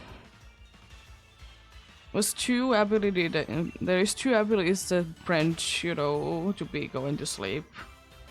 It's actually more than that, but anyways. I think. But yeah, there's abilities that do be, making that, Pokemon can be falling asleep.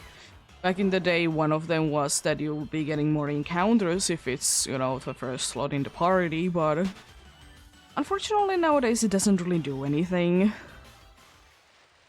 Or was it less? It was something like that. But like, in Surface they do the same exact thing. I don't know. Does it really need to be two different abilities? No. No, it doesn't.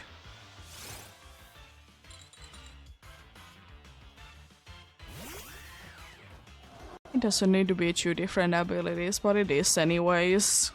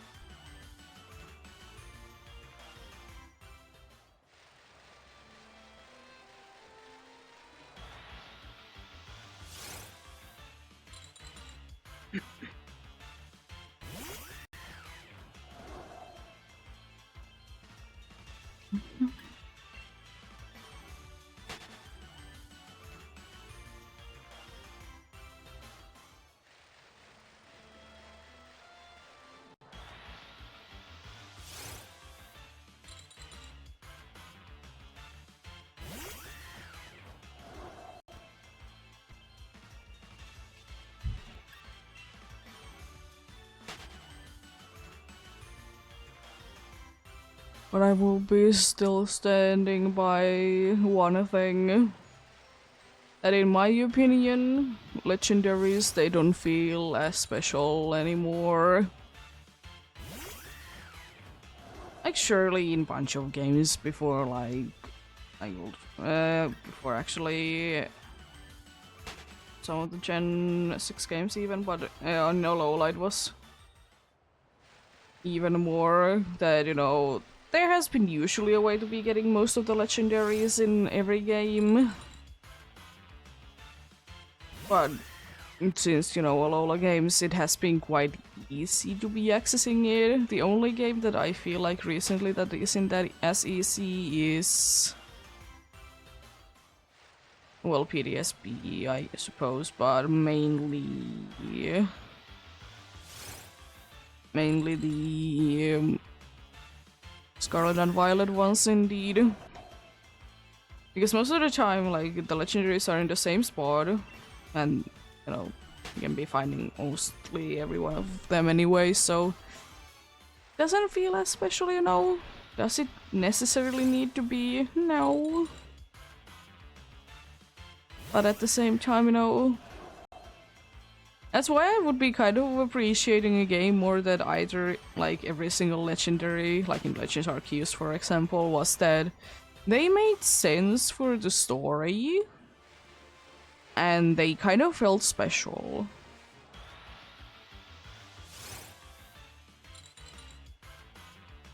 You know.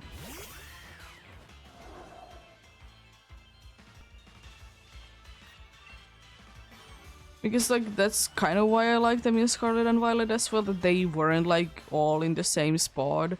Would I have been wishing still that they would have been able to be in some other areas? Yes, that's still a big flaw in my opinion there.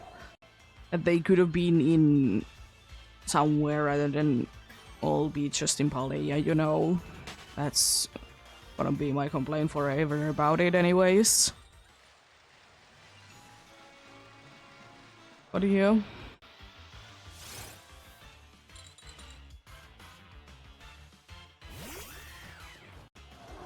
It do be what it do be, indeed.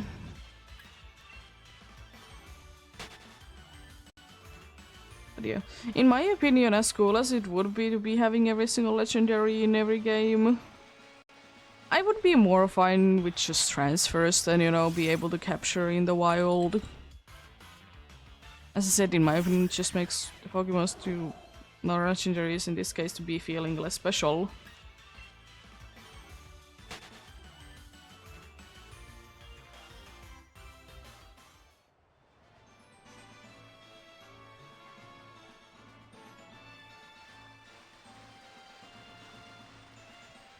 But, I don't really mind it, but I feel like I would be quite fine if every single legendary wouldn't be in every game, you know? Especially because a bunch of times in recent Pokemon games they have been huntable.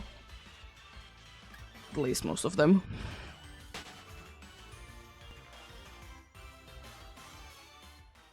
Got 'em. I doubt it though. I feel like legendaries are gonna be mostly at least catchable in most of the upcoming games. I will say that I'm feeling like Legends ZA is gonna be quite similar to Legends Arceus though, that, you know, every legendary that is available there feels special. I feel like it's gonna be going on indeed again. And I really hope I'm right.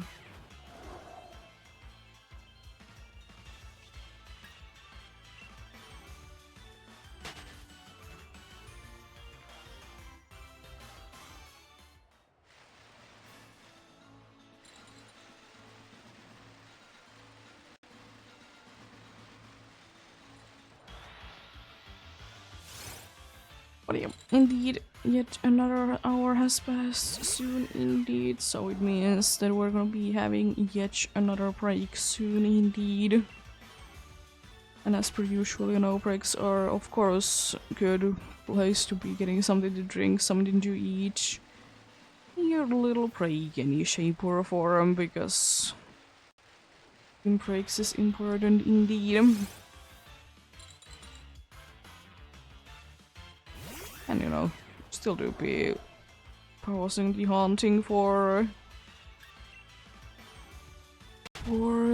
the ads indeed. So, you know, in the case that you get them, you're not gonna be missing out on anything.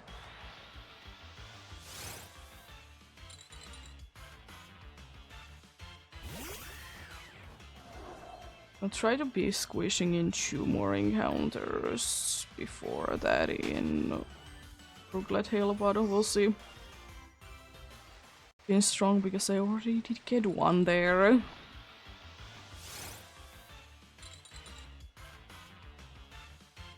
So soon I mean like in an hour I can't be seeing anymore dew widers, unfortunately. You know, we'll be switching to nighttime. And they are not there. In the nighttime indeed. There we go. We leave it there then indeed. Nothing there either. Yeah, we'll be continuing after the ads are done then. As usual.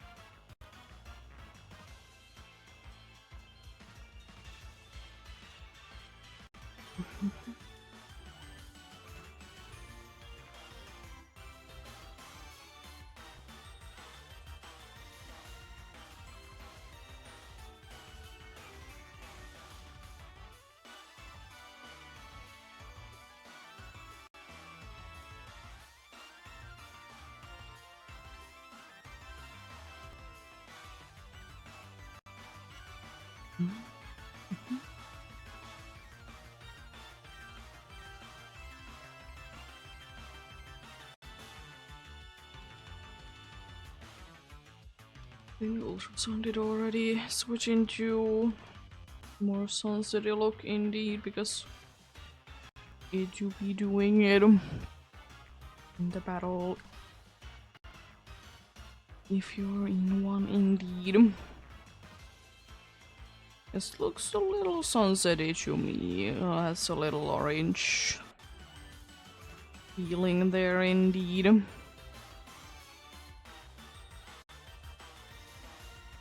It do be indeed.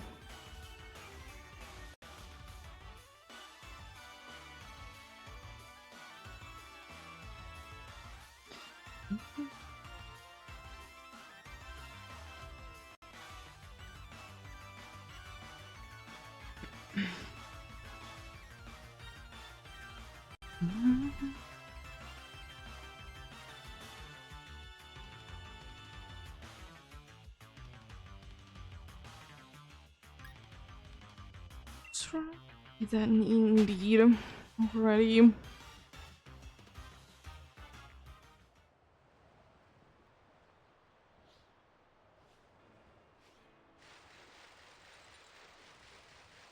Watch that Wingull indeed. Yeah, we'll be getting into the yellow water once again indeed. As one do be indeed. During the sunset chime for whatever reason, it still doesn't make the most amount of sense to me. Sure, whatever you say, game.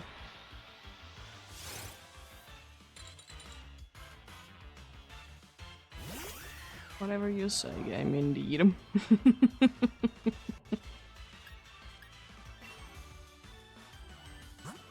Where did it go? There, indeed, I see.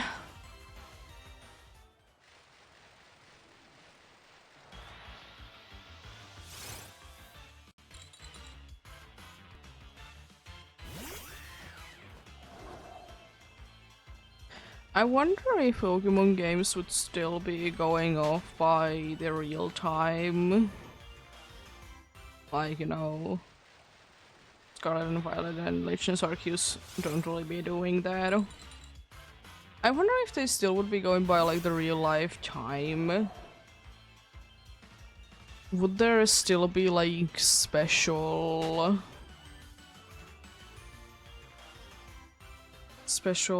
kinds of like things happening at certain times of day? Because they kind of stopped. I mean, they didn't really occur in Sword and Shield, to be fair, either.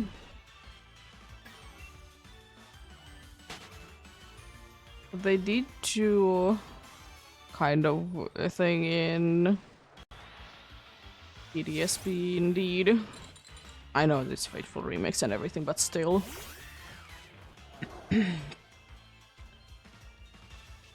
But yeah. I wonder if they would have been keeping it, indeed.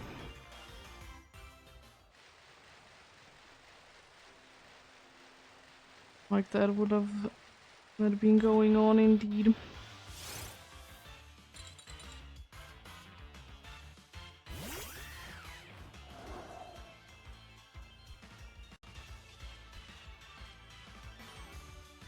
Because I feel like yes. Because, you know, it's not like Switch is incapable of doing something like that, indeed. And even before we did have like access to like actual like time in the system, there was one anyways, like you'll be setting up your time in the game to certain time, indeed.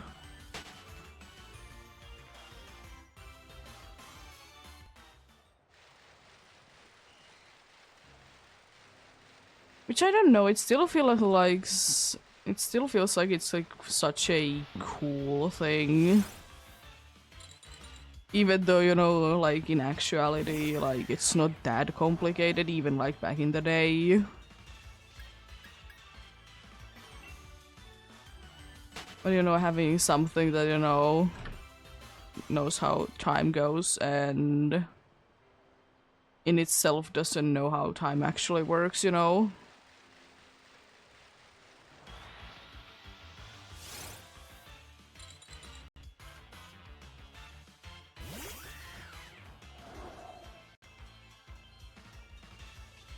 I mean, definitely wasn't running with the battery at the time or anything, no.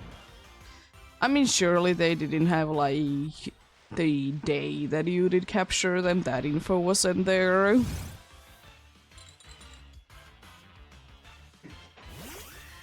But it kind of makes sense, you know?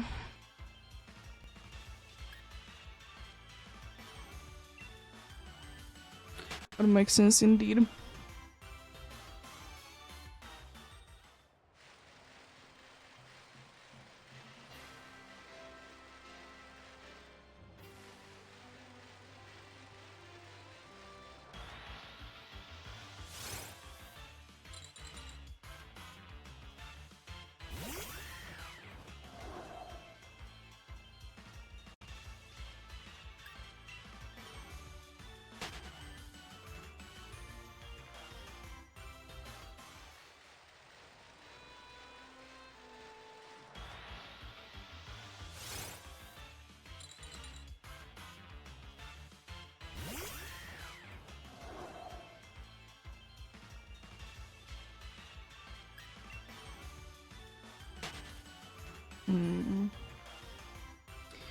Because the time thing in games is kind of weird as well. If you like in general in games, not just in Pokemon. And you know, there was a time that, you know, it was like kind of absurd that it was a thing.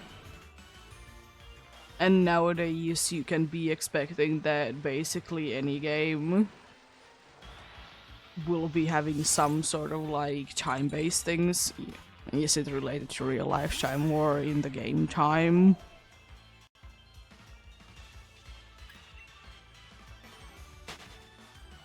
Like, it just makes sense. I suppose it kind of gives it, in a way, even though it's absolutely everywhere nowadays, it kind of still gives it like certain kind of special feeling, you know?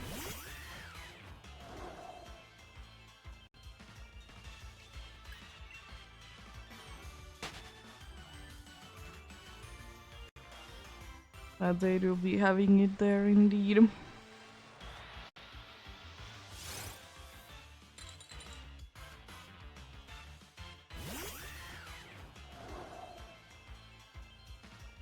Like, it kind of feels like you need to be, you know, doing certain things before a certain days or do certain things on certain days.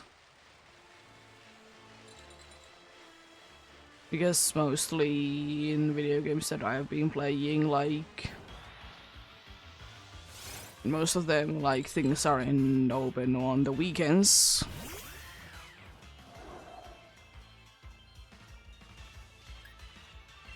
If they are like having their own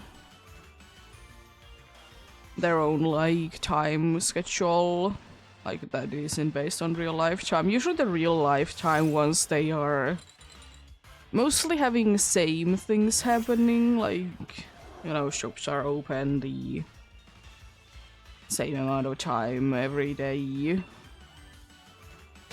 and such, but there is other things like certain things only occur a certain amount of times per day.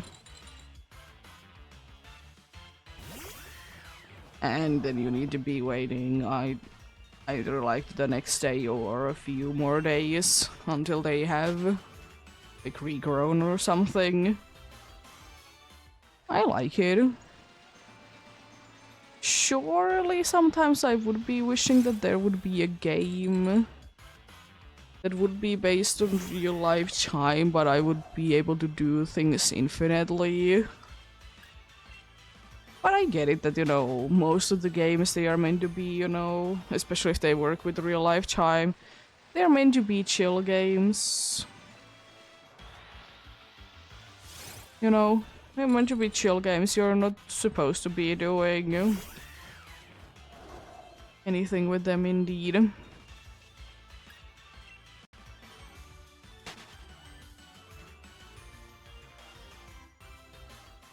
You're not supposed to be rushing things with them indeed.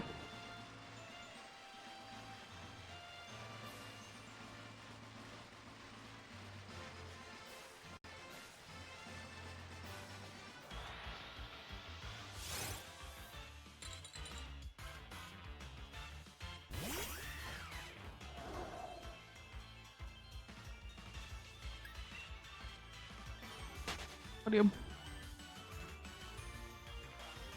It do be what it do be indeed.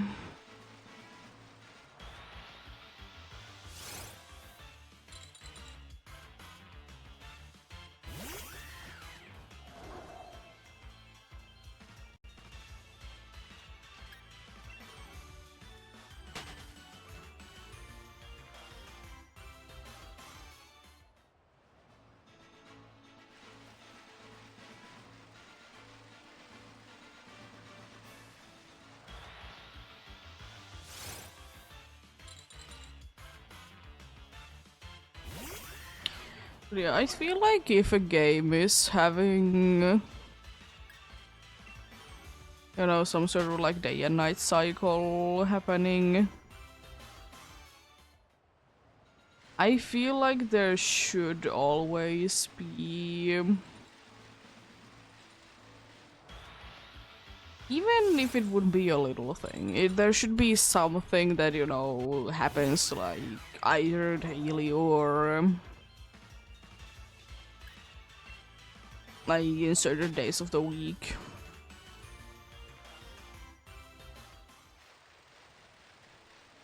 At least I feel like that. I mean, as I said again, like games, they can be working without them, but then again,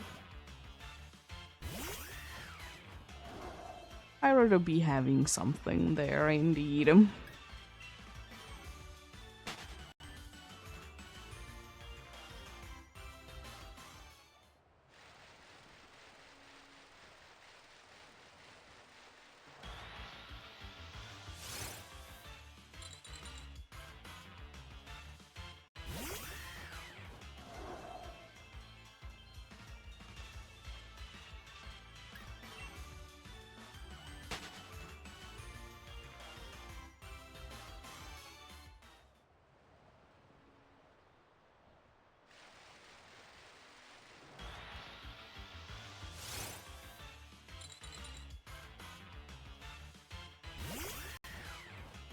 I will say though that sometimes certain things in games that happen only in certain days a week are kind of annoying. Because, you know, maybe you only have like a day, few hours to be doing certain things, and if you forget, you need to be going back in a week.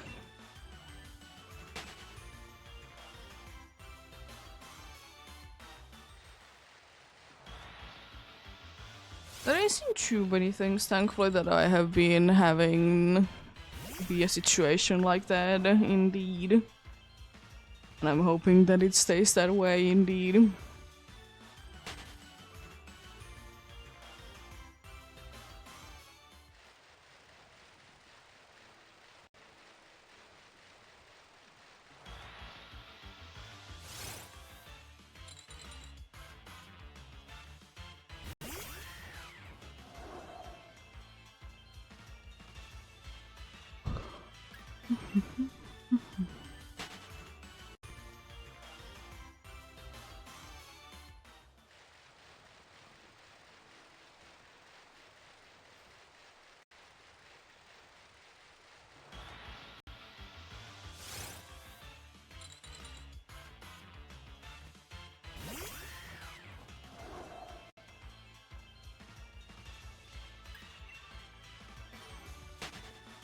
But I will say one thing that I personally don't like too much is that in some games where there is, you know, day and night cycle,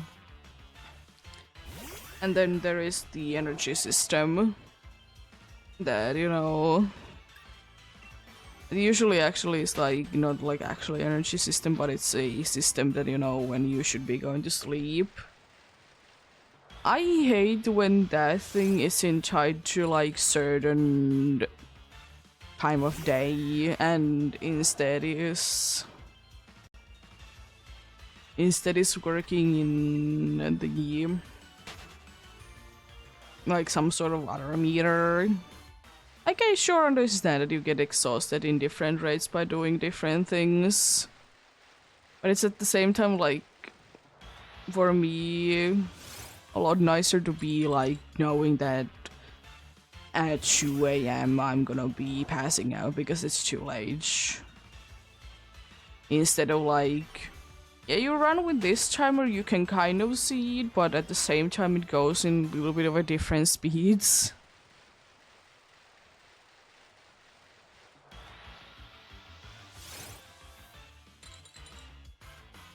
Yeah, I mean, I suppose it could be worse.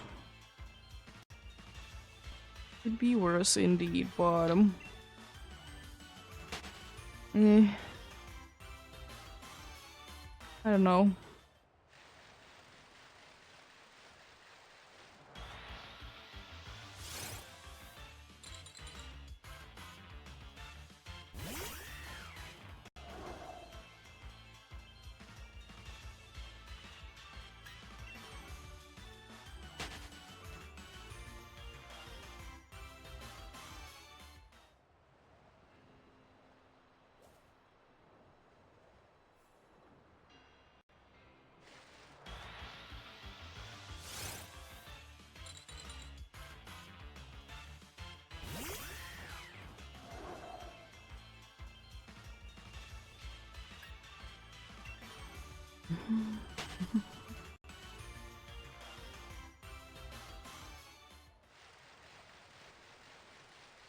And also sometimes in the games that need to be working that you kind of randomly need to be going to sleep. I would be wishing that there would be like when you go ahead and take a nap or something, that there would be like it would visually be showing how much it will be helping. Because in some games there's like a chip that like, you know, the first time that you're doing it, it will be showing up, but you know, after that it's impossible to be accessing, so if you don't remember how it works, then good luck. Been running into one of those kinds of games. And it was a little annoying to say the least. To, you know, not be knowing how many hours you need to be sleeping and such in order to be getting the, you know, the max benefits and stuff.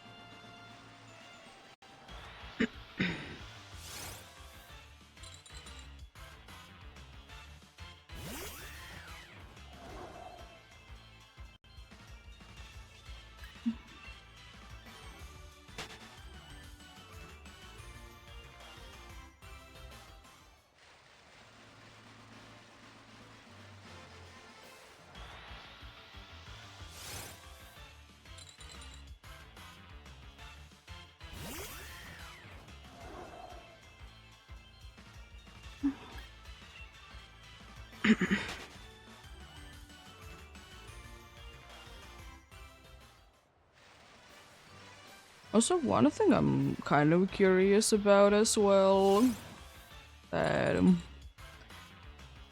if I would be searching it, would I be able to be finding info about it, is that since it seems like it's gonna be the situation that that in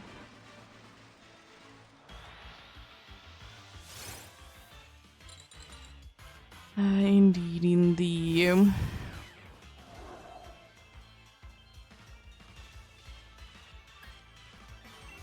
the Alola games, at least, you know, Ultra Sun at this point, it seems like that it's always rain, like the hour before, you know, it turns into nighttime in here.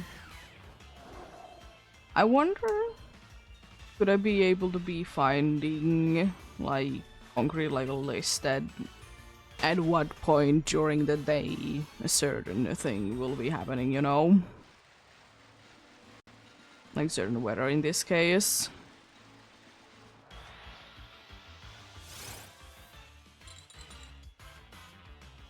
Because I know that for some games there is not that big of a list, but there is a list and like kind of a way to be preventing from some weathers to be happening, because I remember that quite some time ago someone was hunting in Unova. I don't remember which game it was, but you know, it was one of the games indeed, and they were like trying to be figuring out how to be in that area in the winter time without there being snow, you know?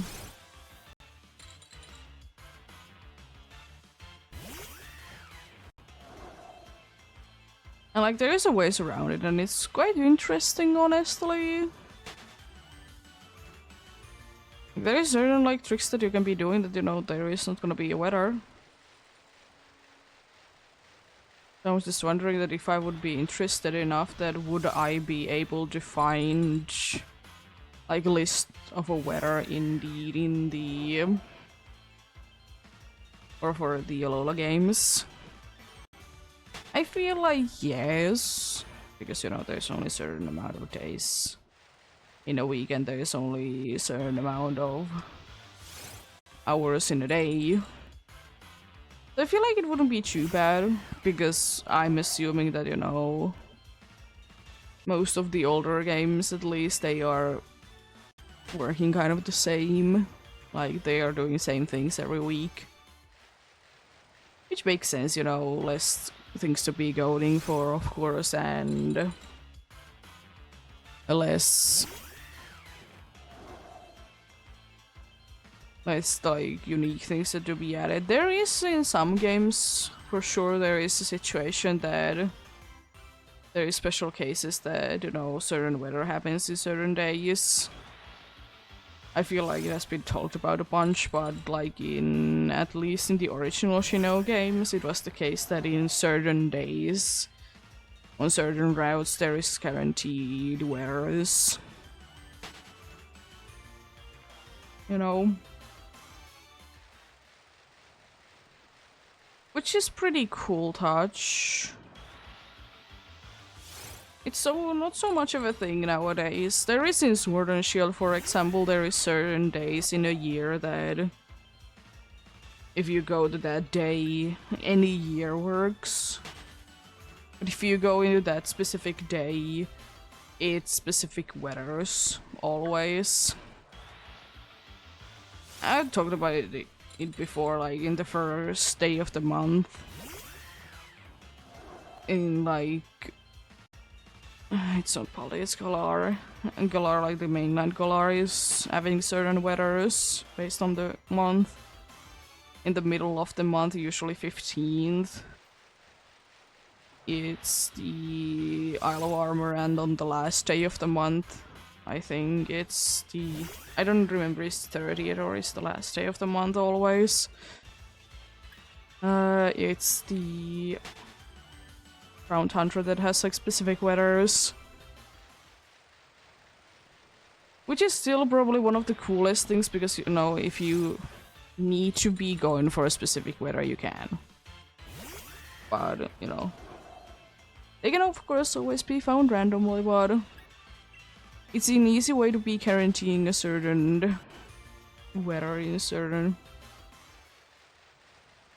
days indeed. And the thing is, even though it's a very much of a... It's a thing that people are like quite a bit confused about, which I'm a little bit shocked that it can be like any year. Like, the year doesn't make a difference, just the day and the month.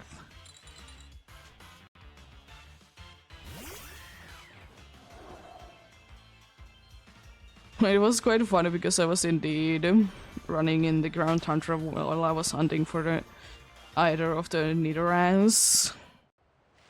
That there was, in first day there was like snow. Second day there was snowstorm. And then like day after that there was another like just snow. It's kind of funny how the same weather can be, or the same-ish weather at least, can be hitting in so many days in a row. You're gonna love it though.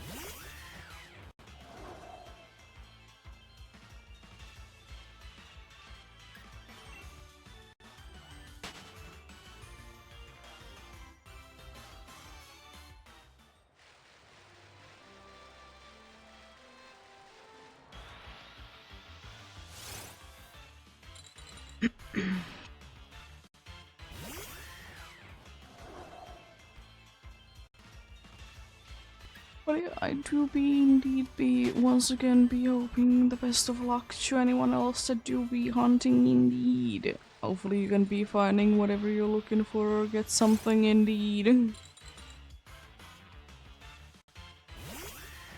Hoping that to be the case. But you know, progress is always progress at the end of the day indeed.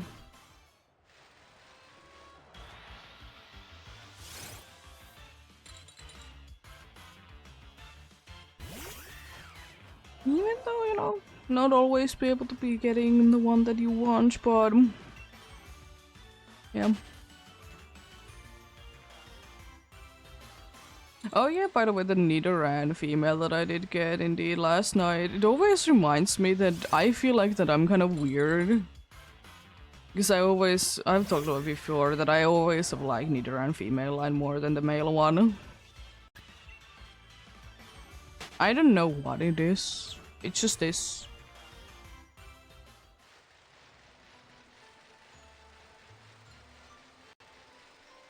Because usually it's the case that, you know, most people, you know, in case of a pair of Pokemons in this case, there is the one that is usually liked more than the other, you know? You know, it will be the Illumise, I feel like it's Illumise that is liked more. To be fair, I will say that I prefer Illumise myself, but I feel like Volbeat is quite cool as well. Yeah. I don't really remember how it goes with Lunatone and Solrock. Like, where kind of weird feeling is that I feel like people usually like more Lunatone. But I could be completely wrong, but then again, is it kind of a Pokemon that someone would be forgetting that exists? Yes. Unfortunately. It could be Pokemons that people forget that they exist indeed. Kind of cool, and I don't necessarily like them, but I don't mind them, you know. I don't mind them one bit.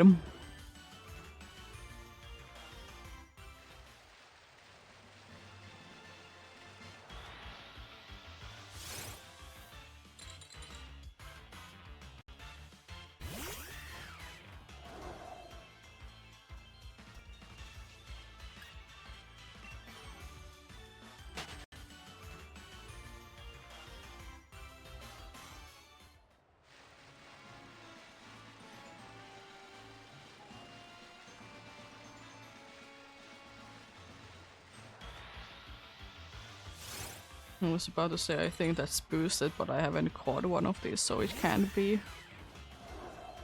So I'm pretty sure I need to be having a register in the Pokédex. I could be wrong, but most of the time it's the case, you know.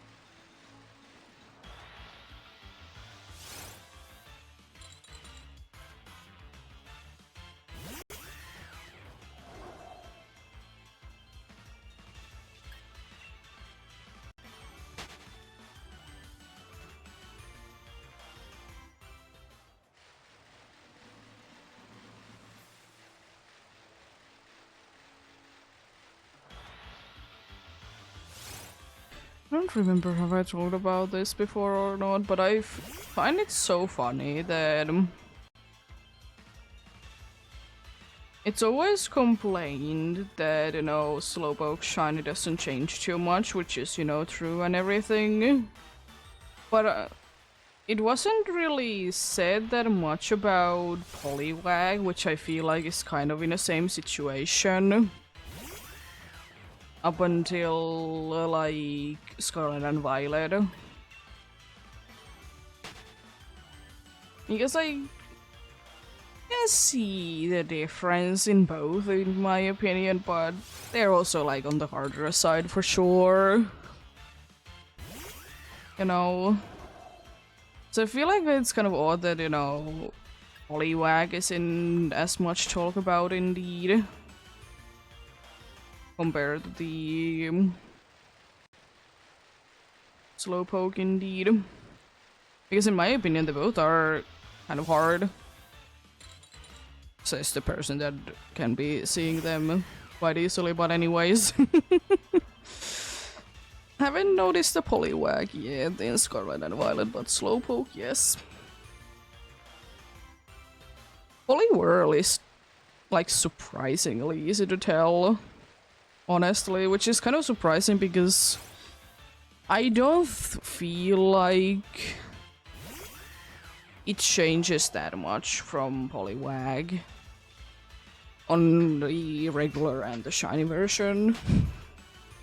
So it's kind of interesting, like, how much more does Poliwhirl stand out in Scarlet and Violet. It could be partially because, you know, it's a bigger Pokemon, and as I said before, bigger Pokemons, it's easy to be seeing, easier to be seeing smaller difference as well. As I said, with Tandemaus, the shiny is so good.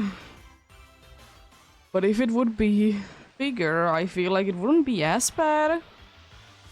It would still be like a one that you might need to be, you know, looking at twice and, you know, making sure. But I feel like if it would be bigger, it would be easier still. So you don't need to be zooming in as much to be knowing, does it have blue or not, you know? But I will still say that thanks to the DOC in Scarlet and Violet, it's a little bit easier because it's not just available in tall grass. It's available in a place that there literally is no grass in at all. So, you know, it still would be my suggestion if you want to be hunting it there. Especially if you are going for the rare evolution. Especially in that case.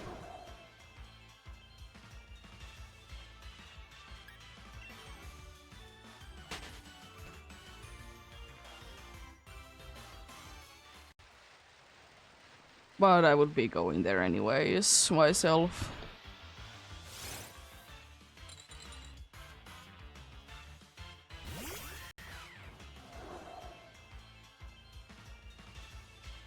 Plus the good thing is that, you know, there isn't as many normal types there as there is in every single area that it's available in Scarlet and Violet in the Paldea. Is all the places that I can think of that there's a bunch of other normal types. Or at least one that is, you know, more annoying than each. So, you know, kind of annoying.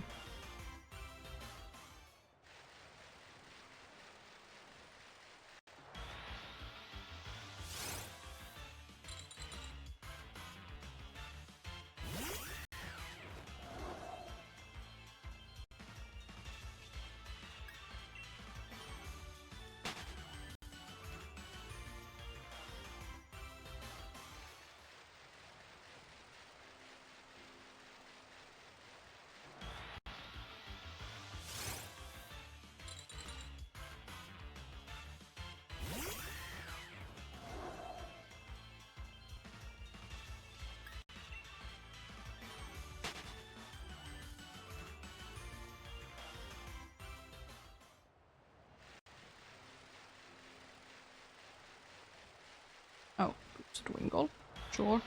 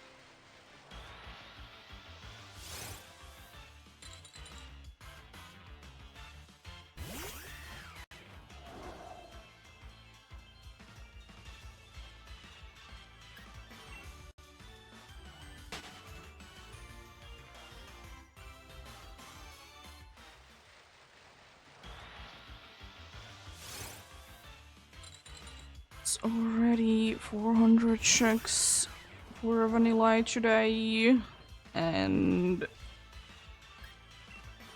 soon-ish 250 for approved indeed. That ain't too bad at all.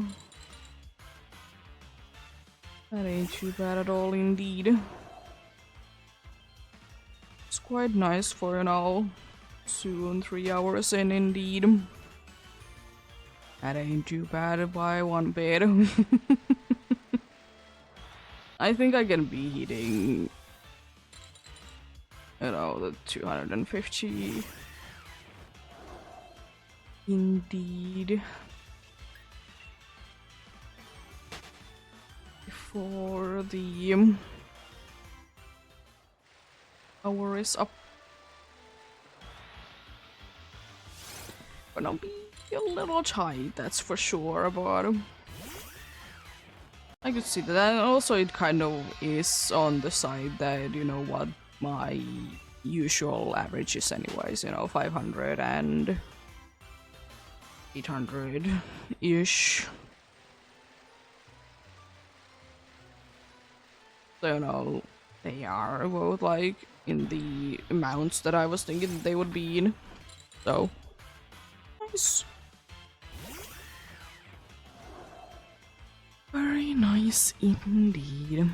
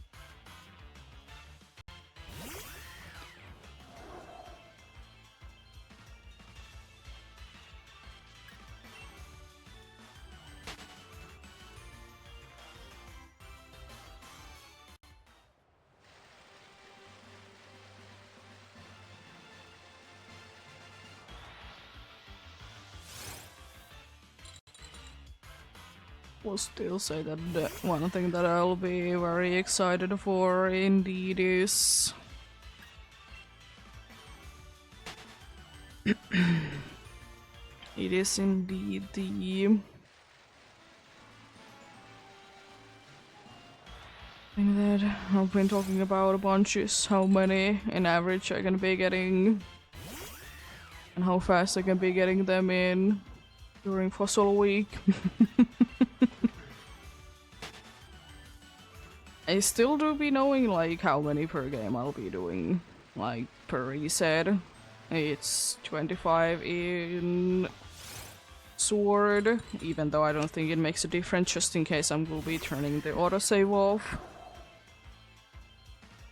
I don't think that it makes a difference, but I'll be doing it anyways. And, you know, 5 on the other one, because I'm, like, quite certain that, you know, it's the max indeed to be an old game, so, you know, usually you can be receiving things if you have a full party. Which is a shame, but, you know, I can understand it at the same time. I can understand it indeed.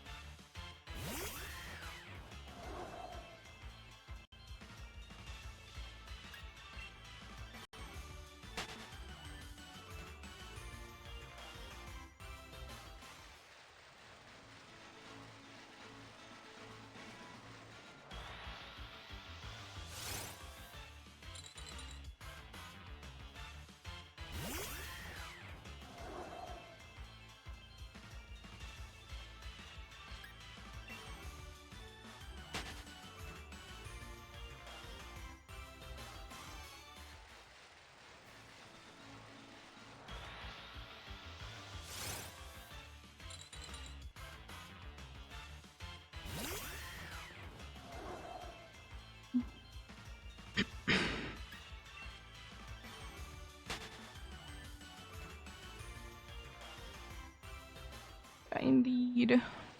As I said, soon-ish, 3 hours in for the day indeed, so it means that soon we're gonna be having a break once again, indeed.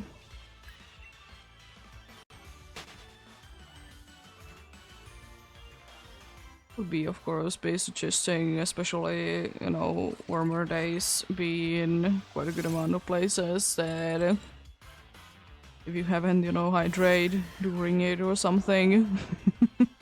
It would be important to be hydrating indeed.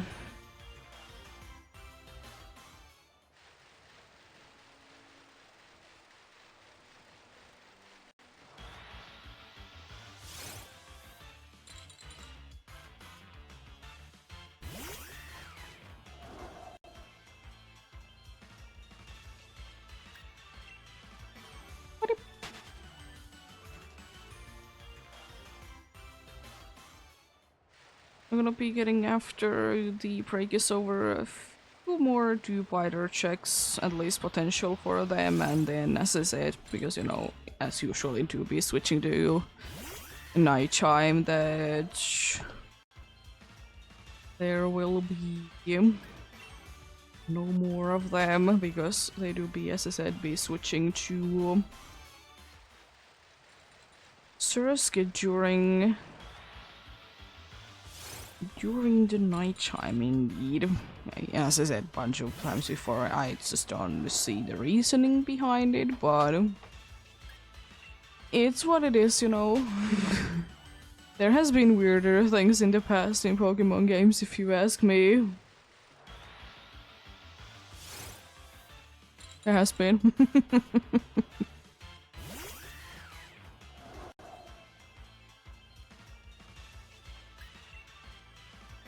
Oh, yeah, I suppose one fun thing is gonna be a thing soon as well that the sword hunt is gonna be going over where I'm currently with Alpha Gudra.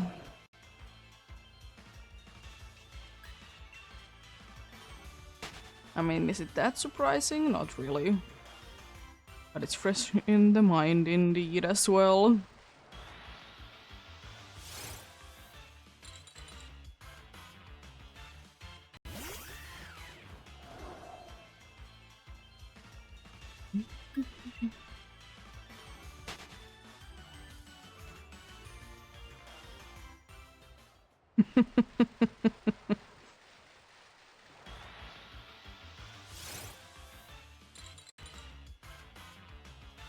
Well, we'll see, we'll see.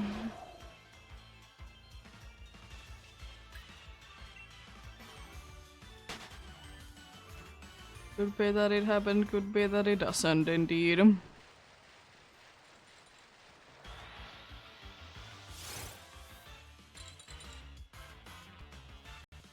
Oh no. Yeah.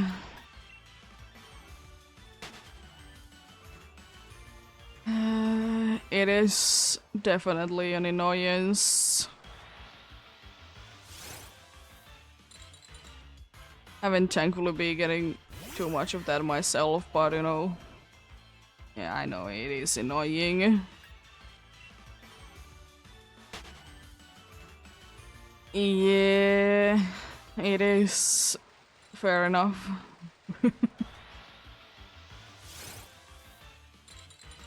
It's kind of hard to be using, it needs to be getting tried, and it takes quite a bit of time to be doing. And not everyone has the Inco's tools for it as well.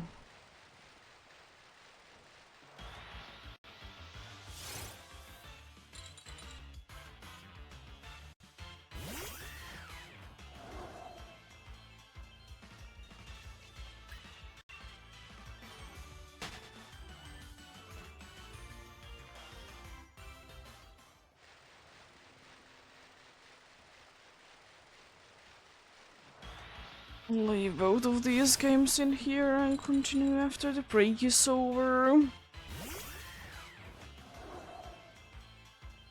Yeah, that is as well there.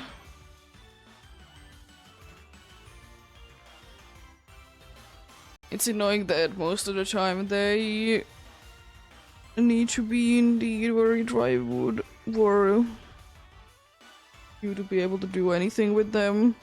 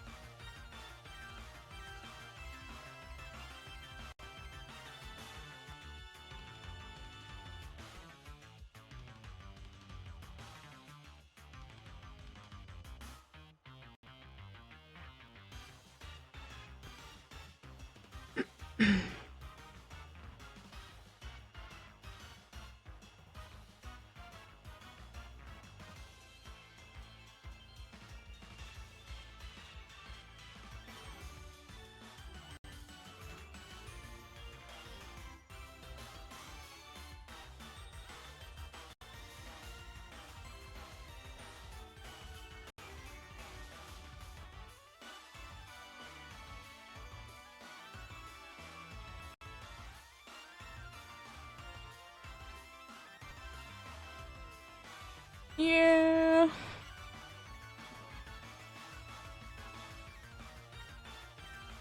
Oh yeah, what I've heard that the more the wood has been,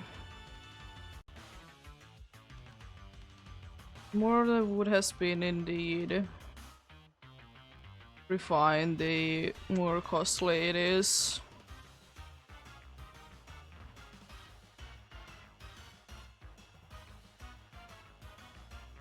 And you know, it makes sense because, you know, it is work and you're gonna be paying for it.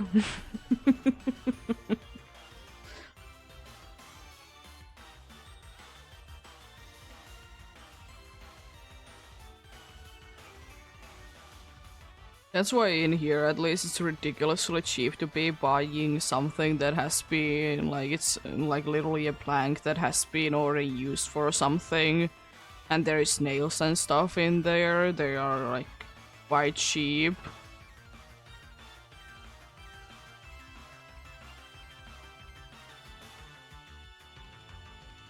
Yeah, indeed.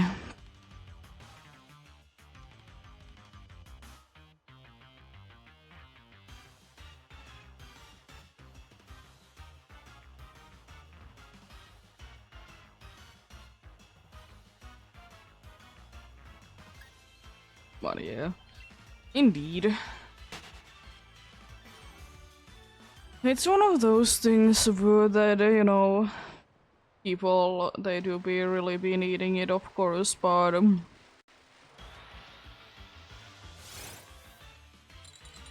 know, you need to be knowing kind of when to be selling it and such.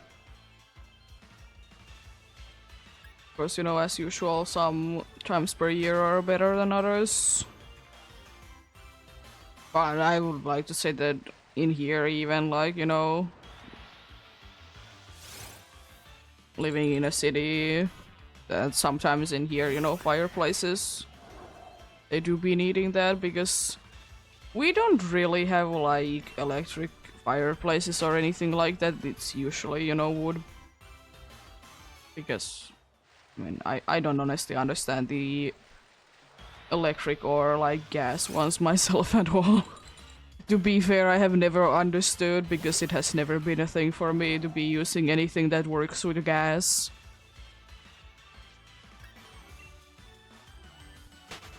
Like in your, like, own home, maybe in a, like, summer cottage, it can be like things are run with gas, like fridges and stuff, but I don't know, I just don't want gas to be the heating source.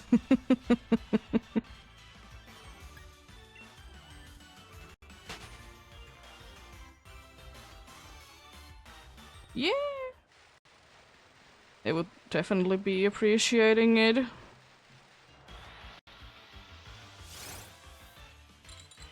I mean, to be fair, it's always better for the restaurant to be, or for a store as well, to be selling things that are either local or are from local things. They are always selling the best.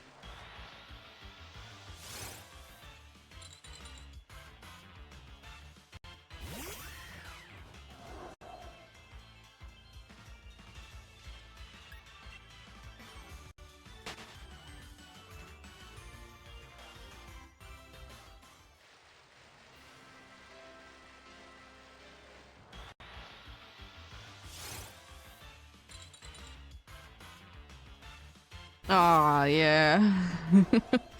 That sounds annoying. Yeah, there has been shortages indeed in here as well during this year.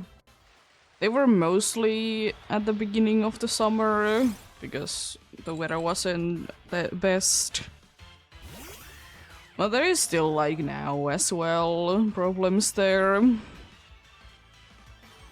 But then again, you know, it is what it is. Even without the weather, you know, growing something is always kind of down to luck. I mean, sure, like, could you be keeping, like, certain things away with doing certain things? Yes, but it doesn't mean that it's 100% working.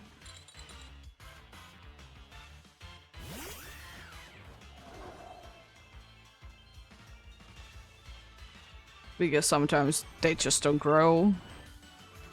Sometimes, you know, you don't want to be using big chemicals in order to be getting, like, bugs out.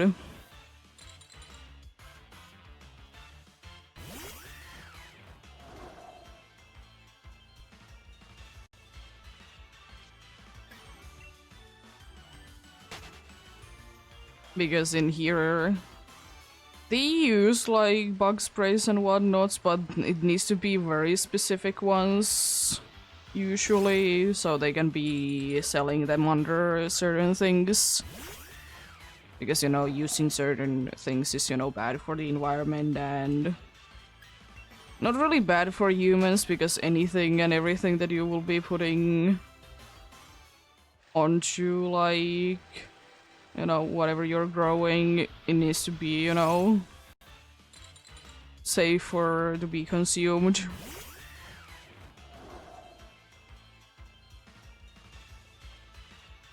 Oh no.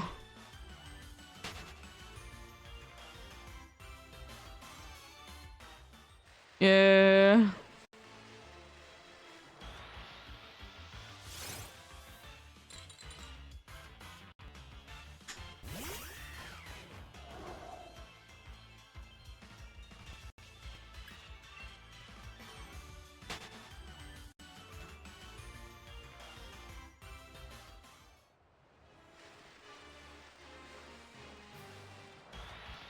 It's the first circuit for the day. Which of course means that no more dividers.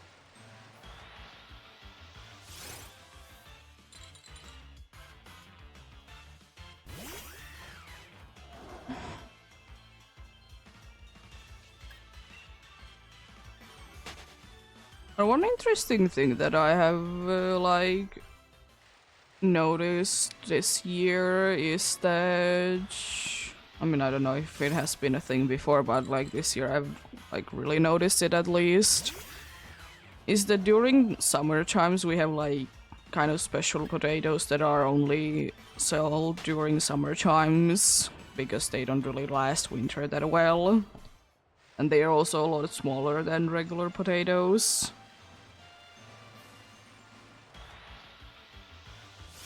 That there has been a lot of like pre-made packages for them that are specifically like they are already like pre-washed.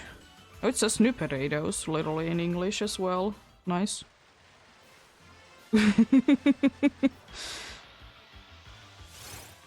But also I have noticed that this year there has also been like literally they are called in here summer potatoes. They are kind of the same thing, but they are a little bit bigger than new potatoes. I mean, it makes sense. It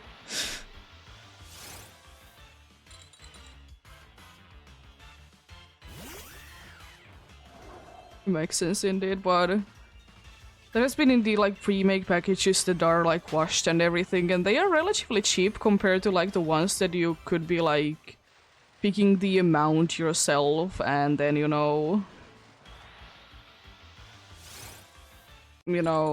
weighing it, and you need to be cleaning those ones. Which is kind of interesting because usually the one that is washed, like, it costs more.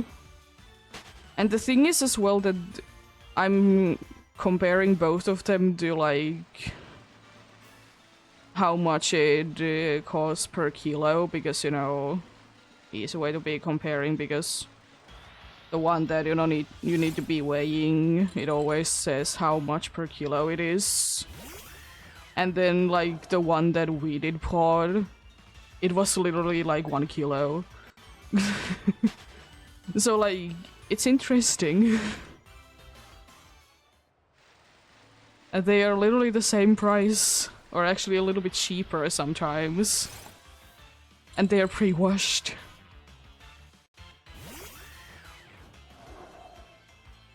I don't know though if...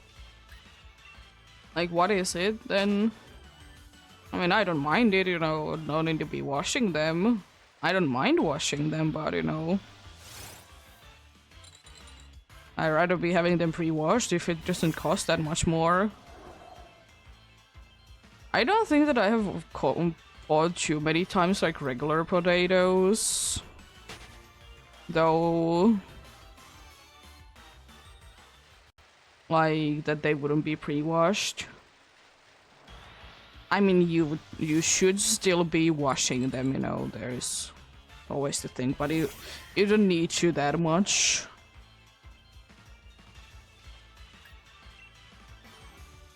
Like, there is always, like, year-round, there is, like, potatoes that are... You know, you can be just picking them up yourself, like, how many you want in the stores.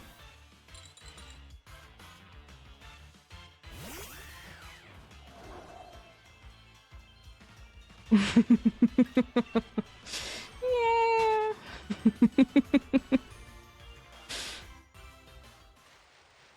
I wouldn't, like, potatoes would be one of those things that I kind of weirdly would be like to be growing, because it's one of those things that you can't really mess it up, you know?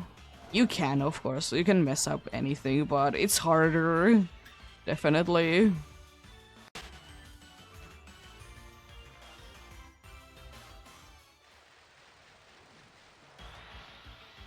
But you know, it requires space, and that's not too easy to be coming by right now. Like, even though, like, as I said, I don't like potatoes that much myself, because we did eat way too much of them when I was growing up and I got sick of them. But I have grown to like them a lot more now as well. Probably because we are doing them a little bit differently than with, like, my mom and dad used to be making them. They didn't make them always, like, too, like, mushy, and I didn't like them.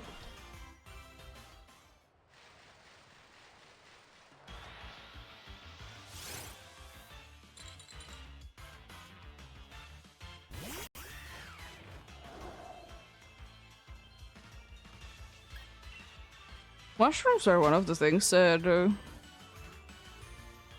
I don't know if I ever would like to really grow them, because from what I have heard, they are kind of complicated. And you know, since we do be having so much of them in, if we want to, in the wilderness anyways, we can be going ahead and walk into the forest and have a bunch of them there. I wouldn't mind though, if, you know, there would be a place that would be... Yeah...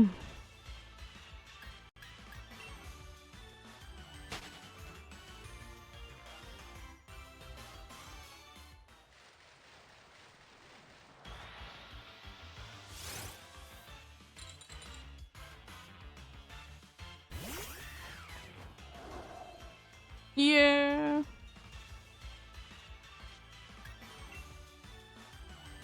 Mushrooms are nice, indeed. I know it's like... Mushrooms are one of those things that you only be going two ways. You either don't like them or you like them. I feel like it's one of those things that there just isn't really a middle. I mean, surely there is, again, but not really.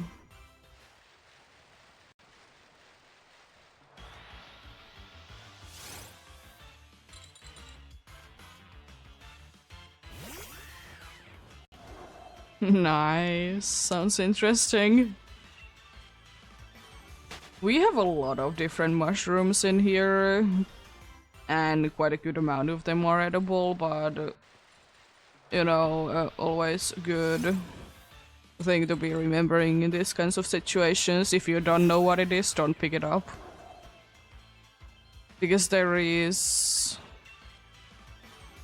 There is some that, you know, you can make them edible, but it requires so much, like, preparation, and you need to be sure that you're doing them correctly, or either, you know... Indeed, you only eat them once. In a light situation, you just go to the hospital.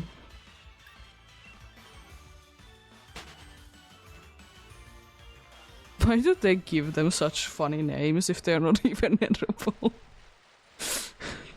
Honestly.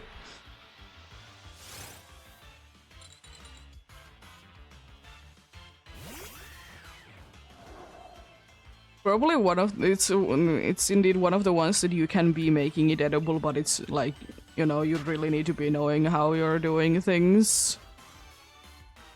But in Finnish, that mushroom is called literally an ear mushroom.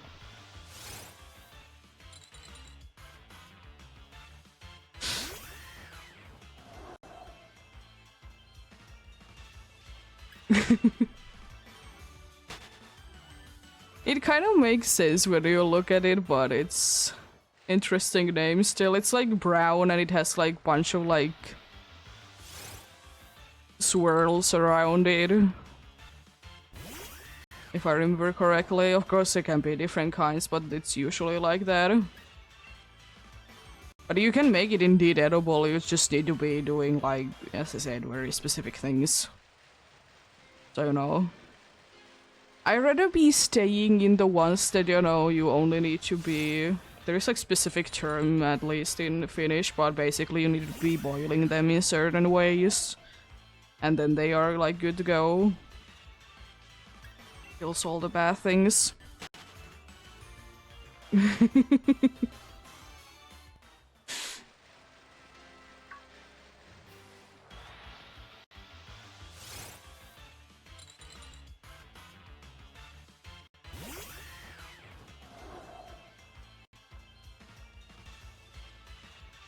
You can always, like, try mushrooms as well. It's another, like, quite popular thing in here.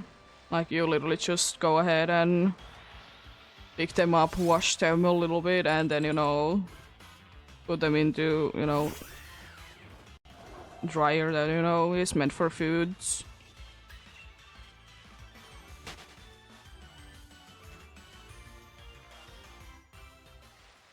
Usually, like...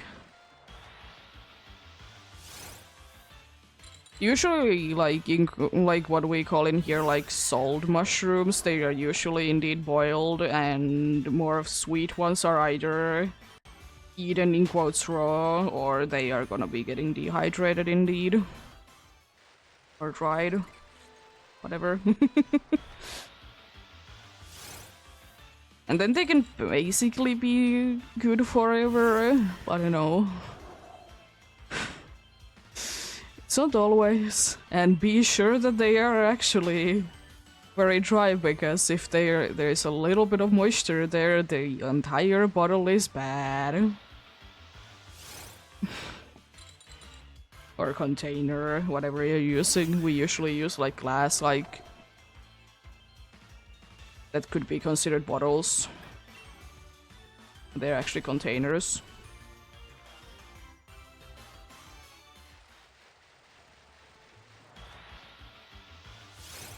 But yeah.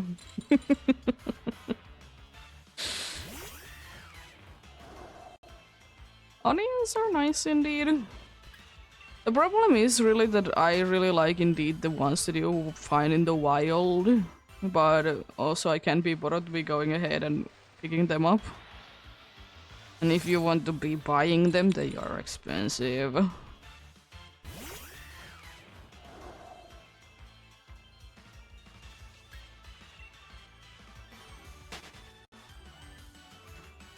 I don't know. The thing is that I, at least at some point, was kind of allergic to red onions. Like, my stomach would be turning inside out. But don't know if I'm anymore. I guess I've been eating some red onions and they haven't been doing anything.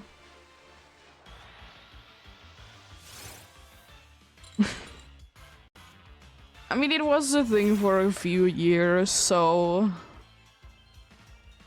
I don't know. It was a weird thing.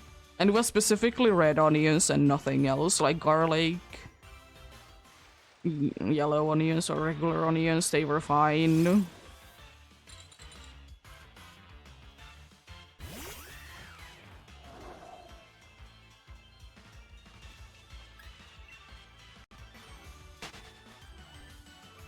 Yeah, but I mean, it wasn't that bad, you know, it just was unfortunate that, you know, needed to be just, you know, on the toilet for a while and it was literally just liquid. And straight after I was eating it, like, not even like few hours, straight away.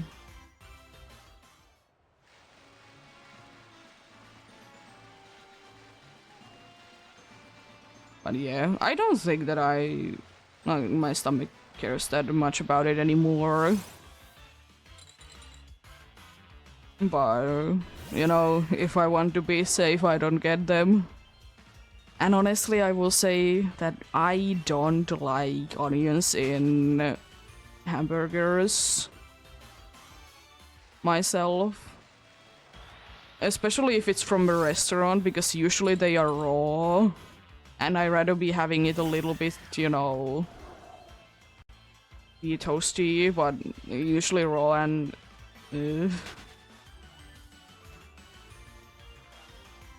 So I usually always say no to onions in burgers.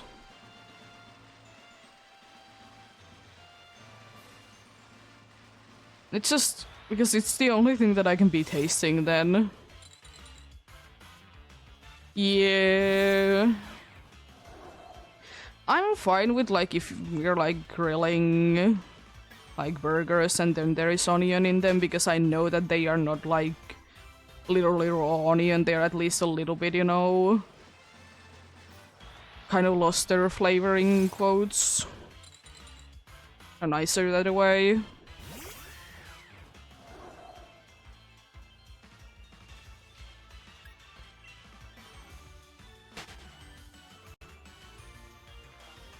I don't think that I've ever eaten... I have tried a few times to be making caramelized onions. It's another one of those things that I don't think that it's too big of a thing in here. It's too fancy, I suppose. We like simpler foods.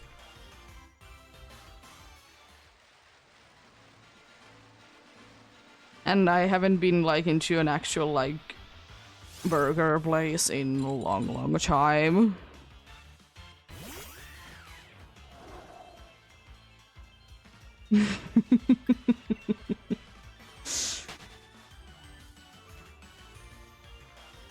Because usually it's like fast food if I will be having burgers.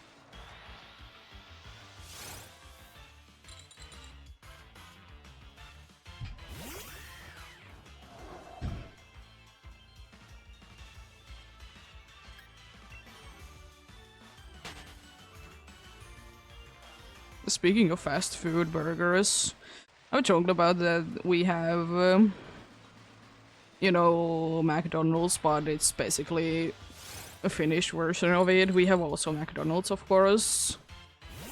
But back in the day, they used to be having something on the burgers that always made my stomach go upside down.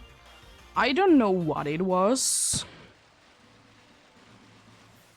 But there was something, and they don't cost it to me anymore. But that was the reason why I didn't go to McDonald's for like if I can choose, I will always go into the other one, the finished one instead.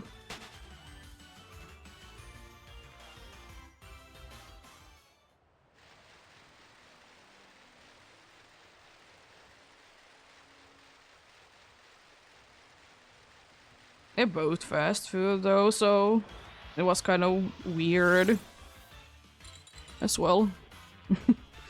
Yeah, making your own pizza, it's nice.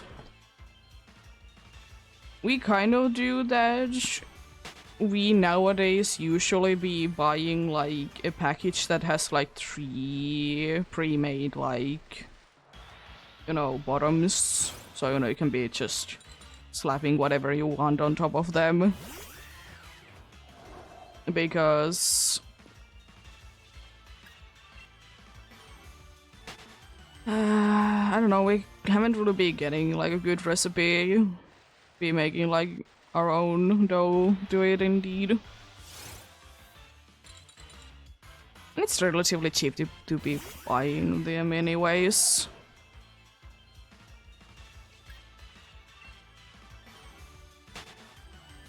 Yeah, they're okay. It's fast food anyways. I will say the one big complaint is, in my opinion, in here, there used to be in McDonald's, there used to be like a very good selection for salads. And nowadays, no. Like, it was like only like 4 years ago that changed, so it's not like it has been that long. And all the like salads that there is nowadays, that they're just like, eh.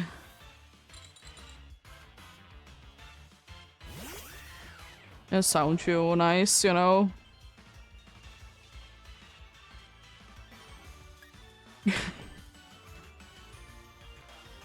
Nice.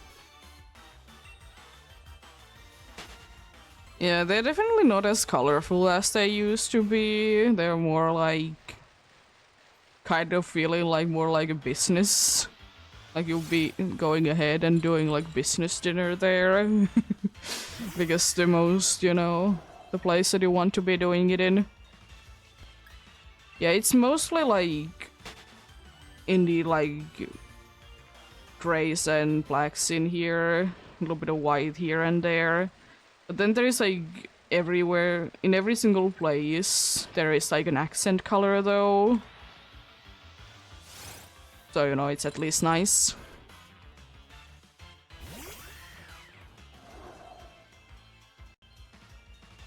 Honestly.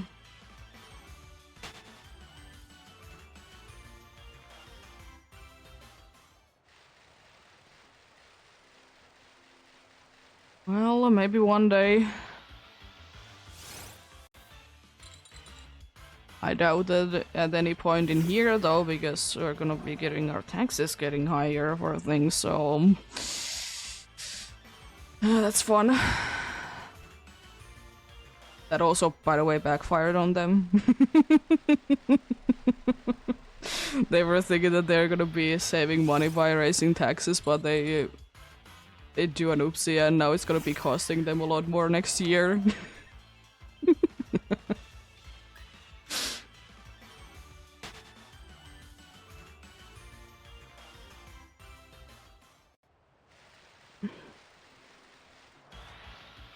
Yeah. Yeah.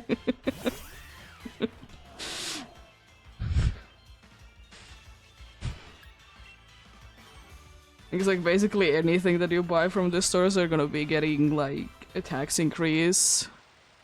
Like actually starting from September this year. But they did say that if the company is ready, they can be doing it straight away. And I know some have. So, you know, now they are angry that they did do it, but you know, it was on the, you know, the paper that you did right, so, you know, your own fault.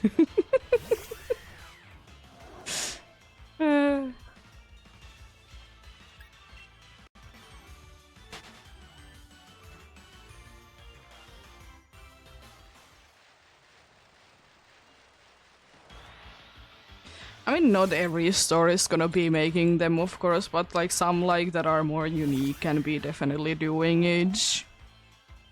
But for example, like a regular grocery store, it can't really be doing it because they're gonna be losing customers.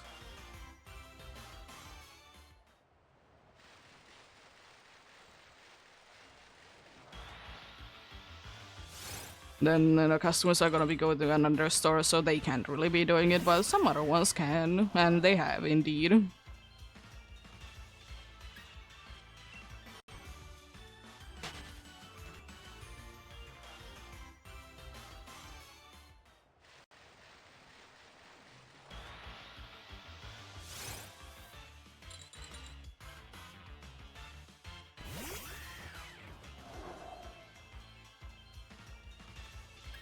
Yeah. It is what it is.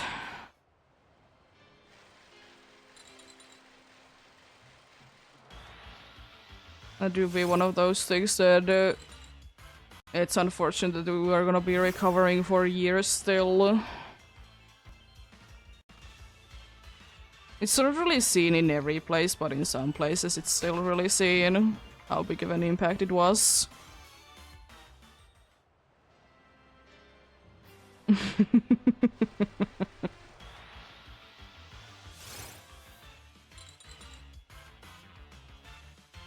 Nice.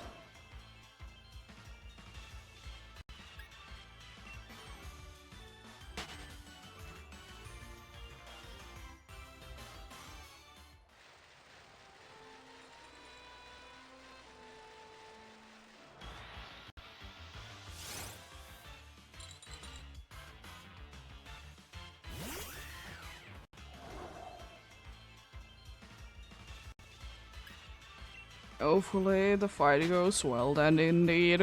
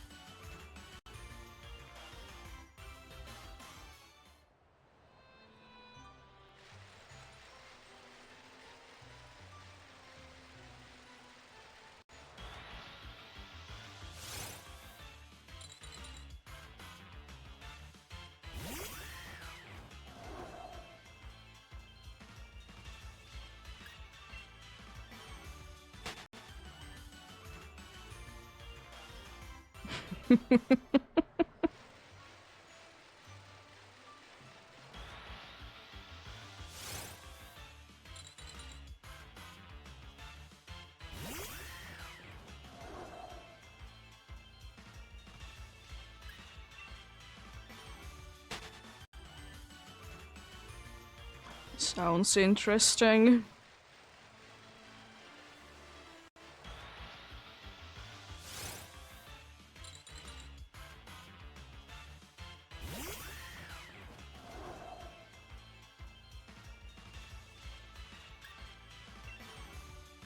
Nice.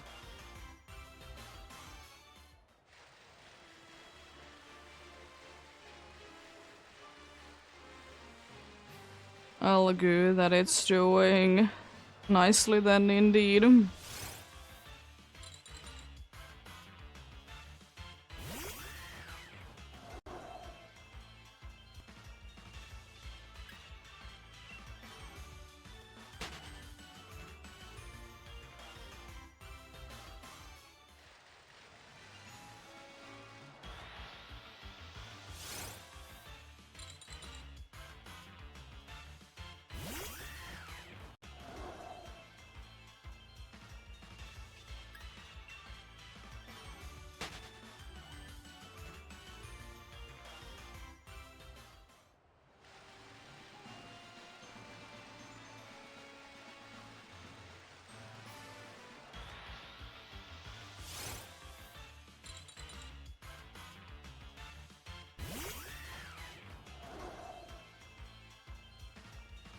Nice.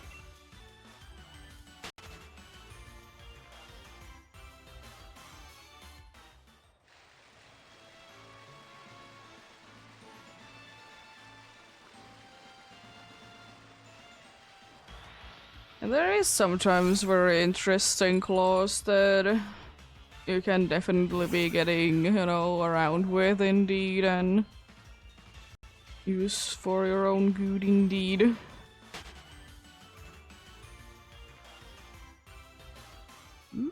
Nice.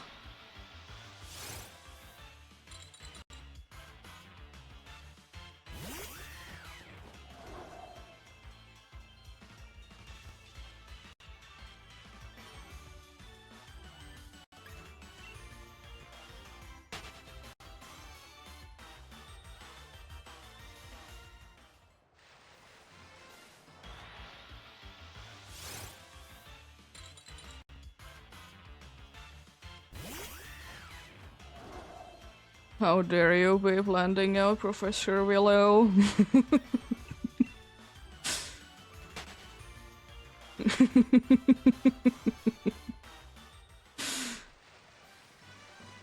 One of the oldest professors of the Pokemon games.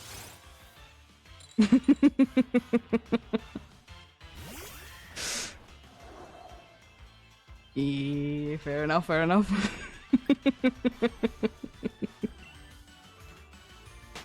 But yeah, hopefully it grows out well then.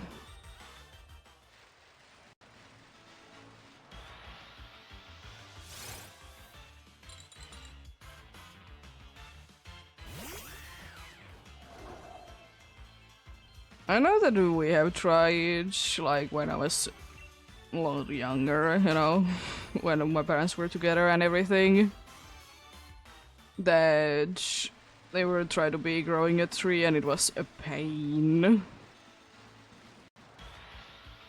Just because the land wasn't really built for it.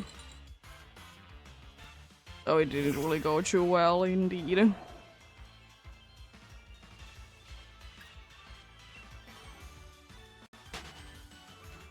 No, congrats on the Galarian mask. It's a very nice shiny, but no, I don't need the eggs. Thanks for the offer though.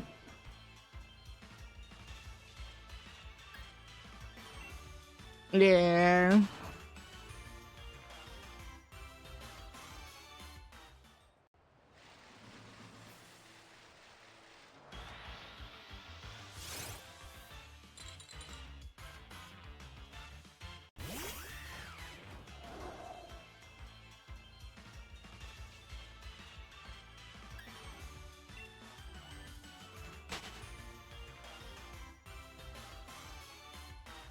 Yeah, I'm planning on hunting Galarian Yamask at some point, but I'll be doing it through random encounters as usual.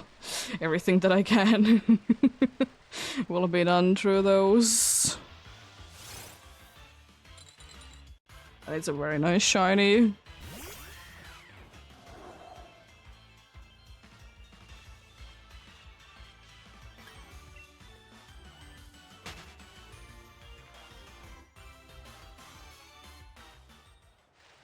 Honestly, both of them are very nice shinies with their evolutions.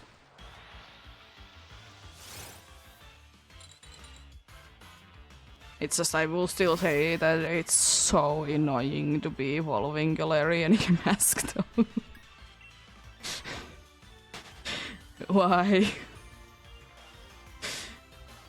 Take a certain amount of damage and go under this thing.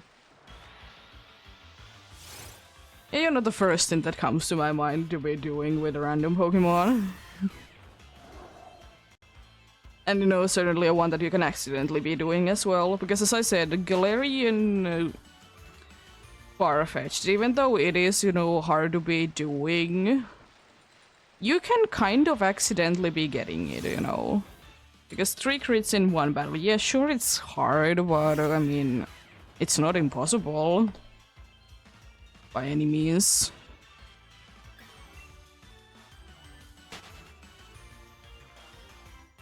But yeah. And like, in actuality, was there even a reason to be getting such a complicated evolution for your mask? I don't think so. I mean, surely it's it's different. It's not like of a Kriegus, but I mean, I don't think it still really need to be that complicated. Still better than Basculin though.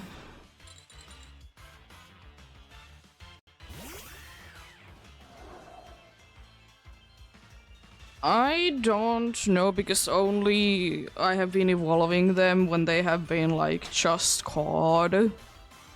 And I just give them the leak item that gives them more of a crit chance. And then try to be defeating things, but there could be. I don't know though.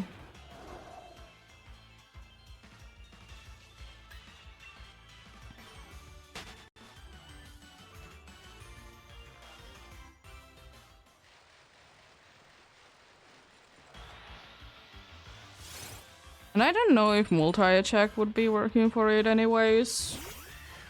Because I'm only doing it with like one-hit moves. Hitting once moves, not one-hit KO moves. But yeah. Could be working, but then again there could be like a weird bug or something that it doesn't work.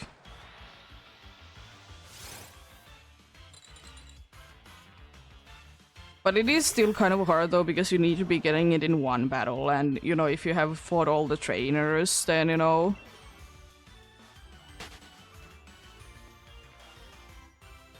I think I did do it against Wobbuffet. It's a little risky, but at the same time it is kind of safe, you know? But yeah.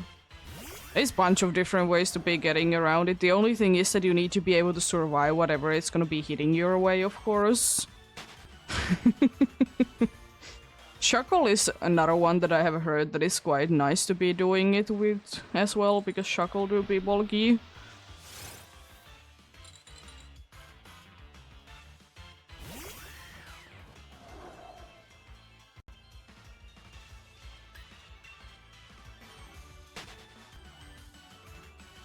But yeah, it's not that bad, honestly. I think it for me took 2 or 3 battles to be doing it with.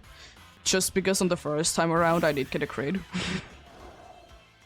So, you know, that kind of ruined it. But it isn't that bad at all.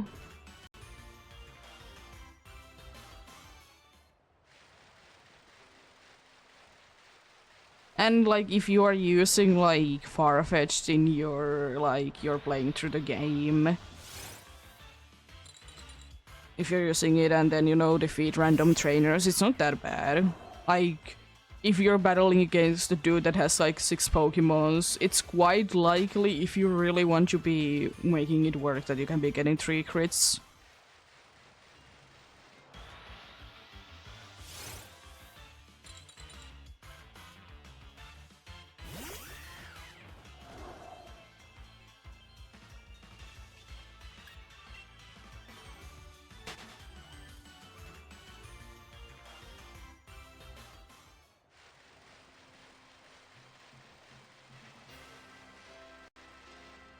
Yeah.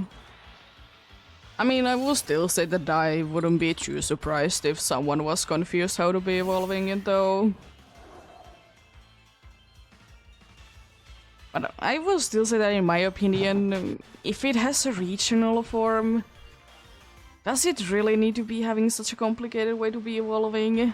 Because it's its own Pokemon. I mean, I get it for something like Wheezing, that it's more specific, that it needs to be specifically in evolving Galar, and that's the most complicated thing about it. But just, you know... Yeah.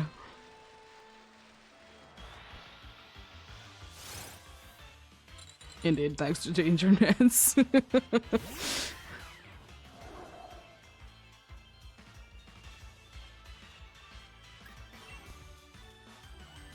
Because, honestly, Galarian Yamask, how does one accidentally be getting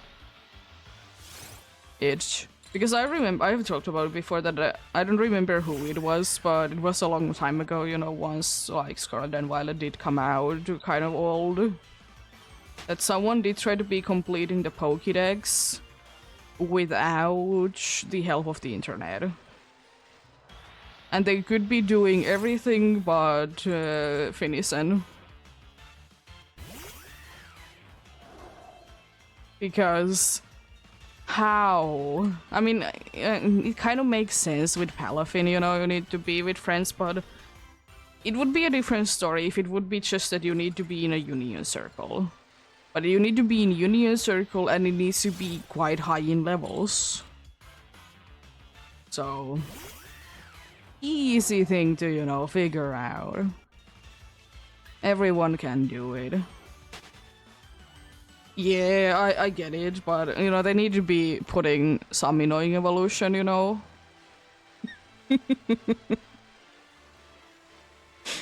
But in my opinion, there is probably the most funniest and kind of easiest evolutions ever also in Scarlet and Violet.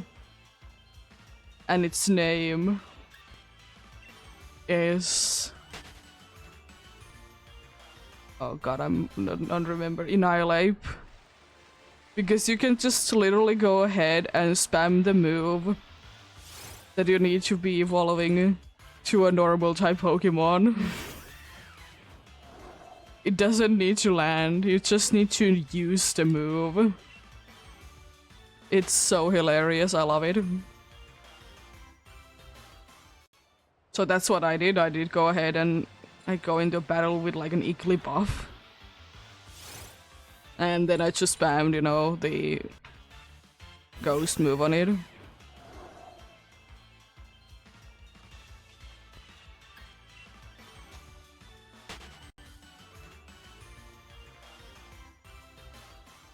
Even though I still will be saying that I always forget that Jigglypuff line is indeed a normal type.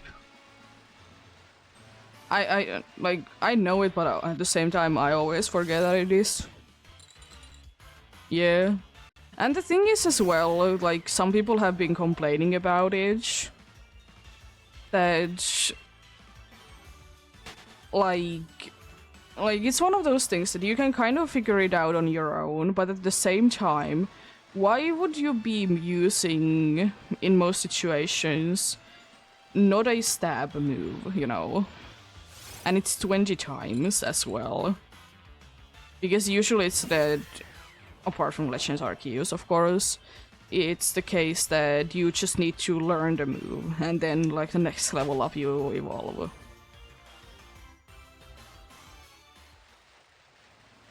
But yeah, it's not that bad, indeed. You can do it, but it's a little far-fetched, still.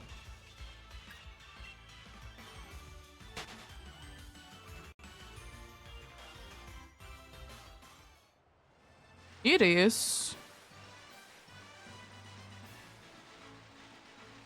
But it's just the case because, you know, even though as adults I think like we know how to be like logical and have coverage moves, but I could imagine a kid playing and wanting to be using Annihilate and doesn't know that it needs to be using the ghost move to be in order to be evolving. And it just thinks like it's a ghost move. I don't want to be learning it for my fighting type.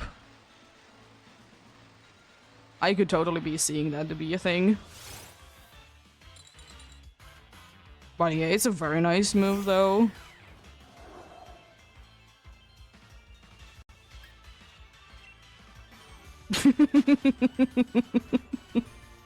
Fair enough.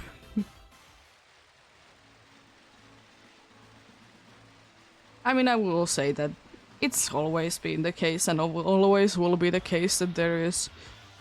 in every Pokemon game there is always gonna be one thing at least that is complicated. And if for Scarlet and Violet it's...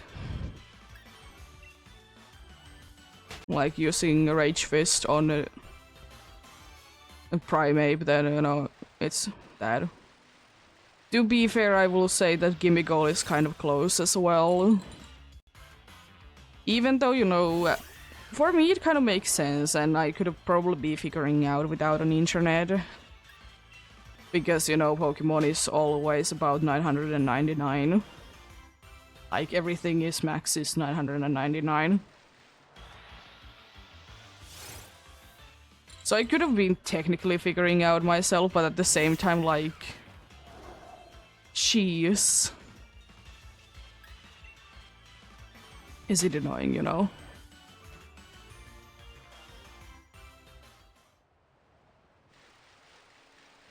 Yeah...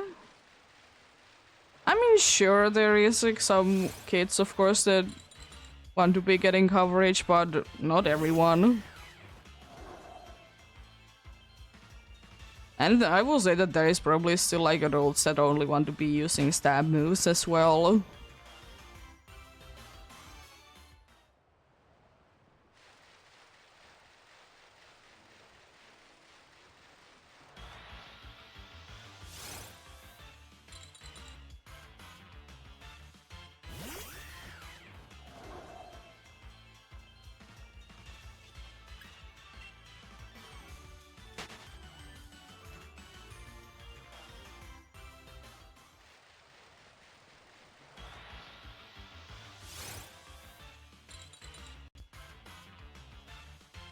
I will still say that one thing I would be feeling like that has been done better in now, like more recent games, is I wish that, you know, the special and physical like attack thing would have been like said more clearly.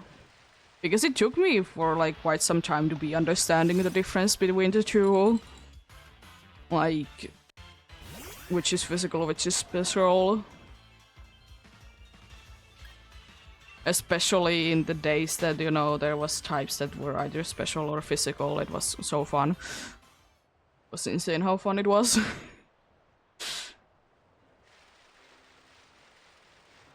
But yeah.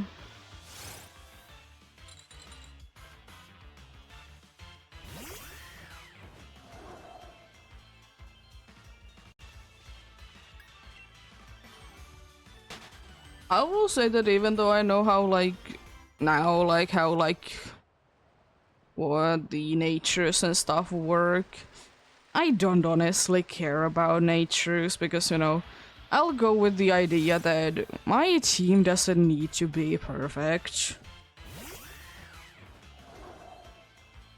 I just want to be having fun. Yeah. I know that it can be annoying that nowadays, you know, games in general are more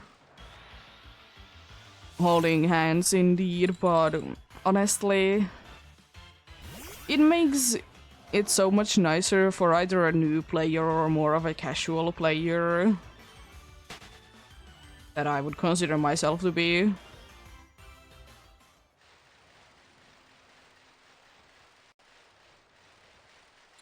Yeah. Basically.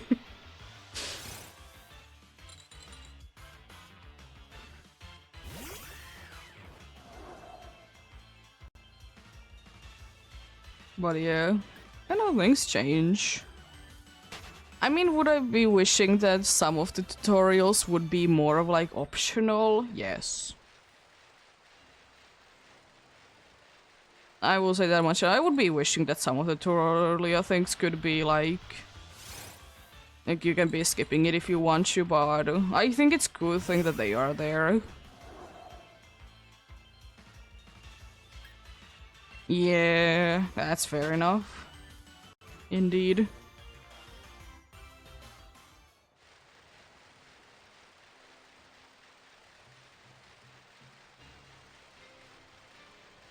I mean, that's why, like, in my opinion, Scarlet and Violet did do it quite well, because, like, every single time that there was new class available that you can be, you know, doing, the game did say that there is new class that you can be taking part in. And, you know, they did actually give quite a good amount of, like, useful information. Even though I was quite sure on most of the things, of course. But it was still pretty nice, though. And, you know, you get nice rewards from them as well if you do them. I mean, I will say that in my opinion, they could be a little bit better EXP candies, but it's still something, at least. And technically, if you want to be playing the game truly, you need to be doing them anyways. It is annoying that if you want to be playing the second time around that it's just, you know, a smashing the entire way through, but yeah. Yeah.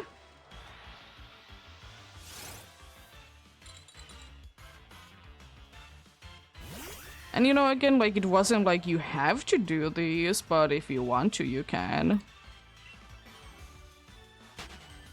I will say, though, one complaint is that music.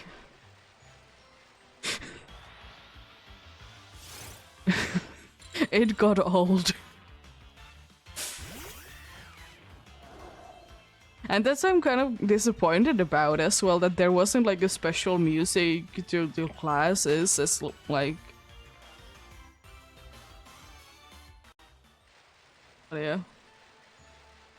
Galarian Meowth, I feel like it was worth it in the beginning when there wasn't like home connectivity, but after home connectivity it's kind of useless as well. Because now you can be just transferring from other games.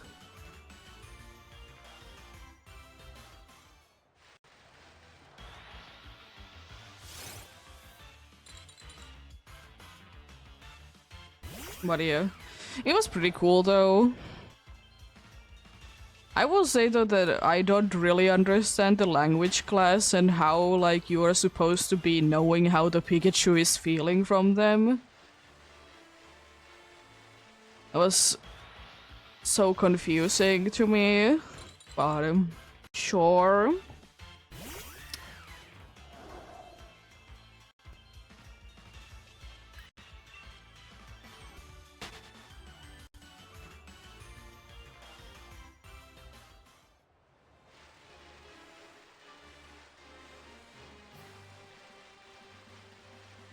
But yeah, it was what it was, of course.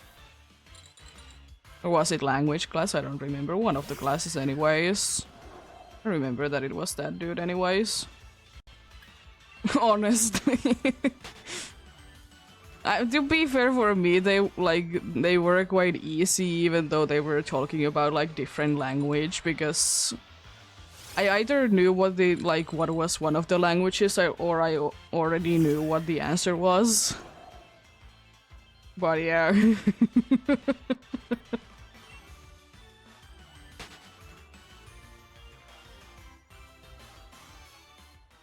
But yeah, it is what it is. It's just interesting.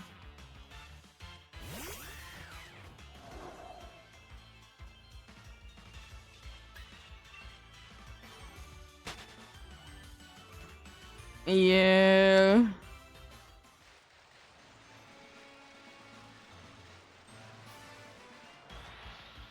But in general, in my opinion,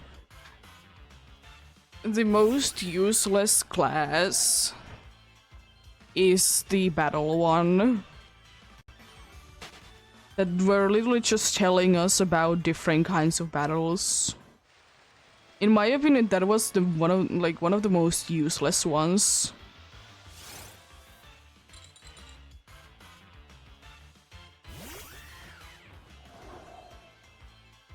Like, surely, like, I kind of feel like if you are into, like, battling against other players, you already know them.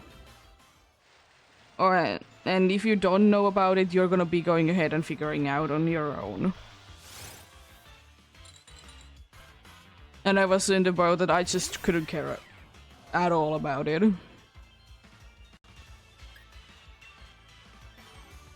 But it was like, I know, useless. I mean, it makes sense, of course. Like, all of the classes kind of make sense in their own way. The language one is probably the most useless one in the terms of, like, how it helps you out playing the game. But most of them are, like, quite useful. I mean, surely was it really needed to be knowing how much does a certain move to another Pokemon?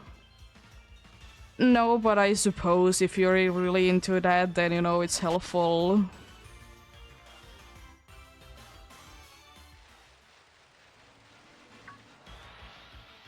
But I will still say that one thing that I didn't know before I did do the art class was that you can be switching your Terra type in the place. Like, or which place you can be switching your Terra type.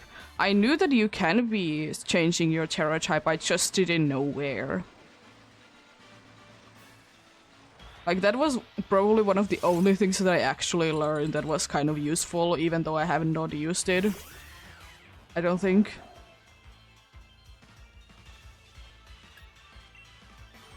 Yeah, because like, when you like think about it, it makes sense, but like... It's nice. Yeah, exactly. Also, I'm gonna be playing the ads now, indeed.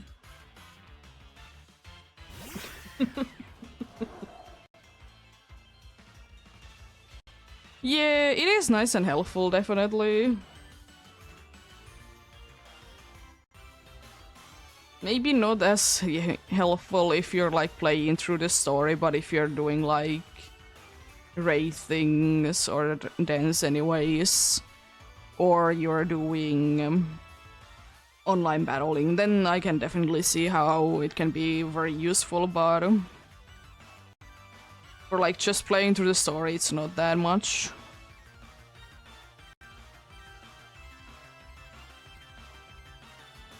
Yeah.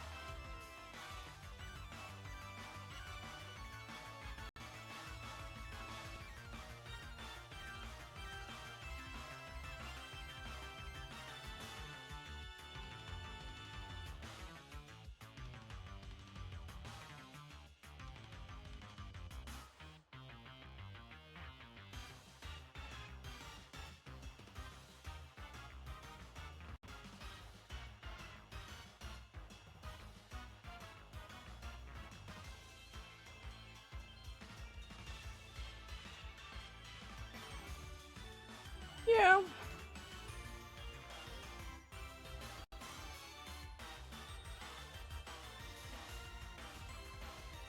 There can definitely be, useful ways, indeed. As I said a bunch of times before, I love that if you want to be making different builds to your, teams that you fight with actual players, it's so nice that it's easy. Even though, as I said, I don't use it myself, but I just love that it's so easy for whoever wants to be doing it. This early. Interesting.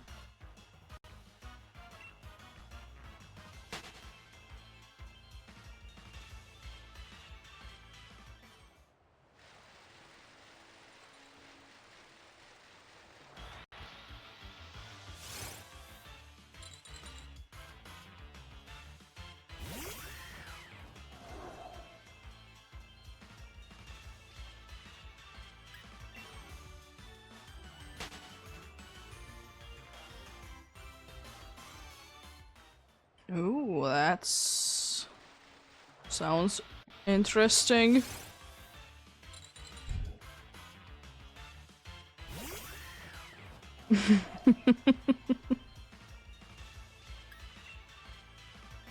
That sounds interesting. Oh yeah, sunset time. In an hour there's night time. In Sword.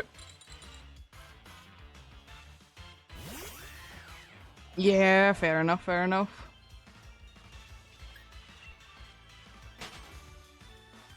I was about to say that it's so much time until actually it's even December. What do you mean doing Christmas stuff this early?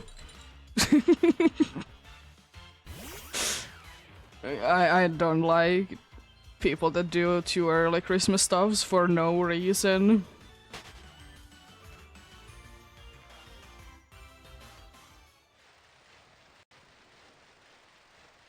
But I know that after Halloween is over, stores are gonna be having Christmas things.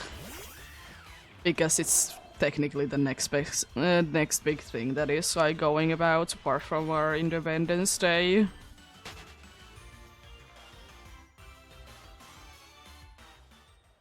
Nice.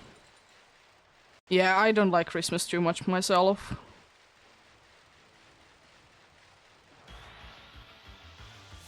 You know, I be with my family, of course, and, you know, do the usual, but apart from that, like, yeah, we have a tree, it's there. We might remember to be giving it water every other day.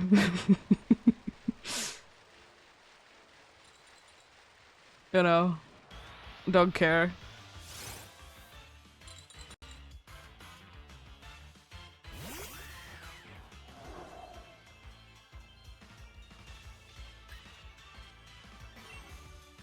Yeah, I don't honestly care for too many holidays anyways. It's just not my thing because, like, yeah, sure, they're fine. But at the same time, I just can't be bothered to be celebrating during them. Halloween has never been that big of a thing in here, so sure, like, trick-or-treating is a thing, but... Eh...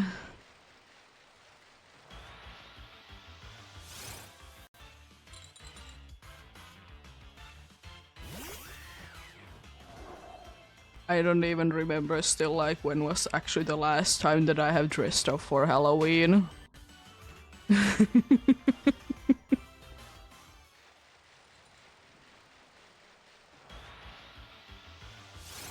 Would it be like 15 years ago, even, at this point? It's over 10 years ago for sure.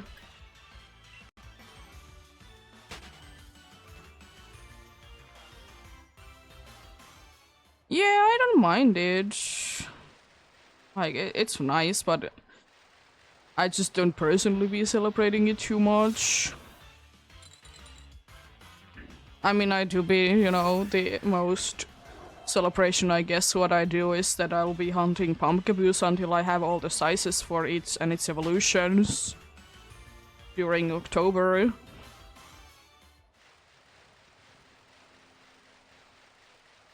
Yeah. It's nice.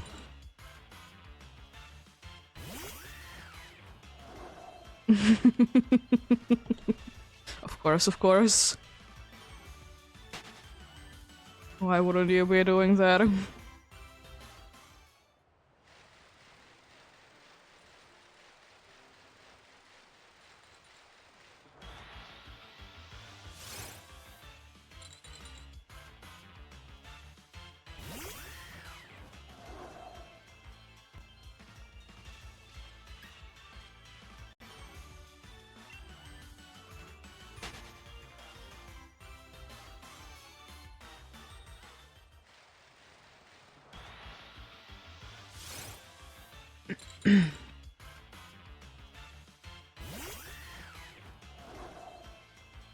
But yeah, it's a thing that I understand, like, why people do be celebrating a bunch of, like, different things, but, you know...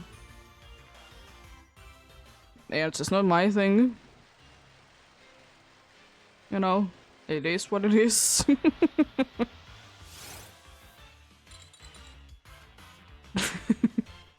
Fair enough. We have not caught a single one ever since we have been living in here, thankfully.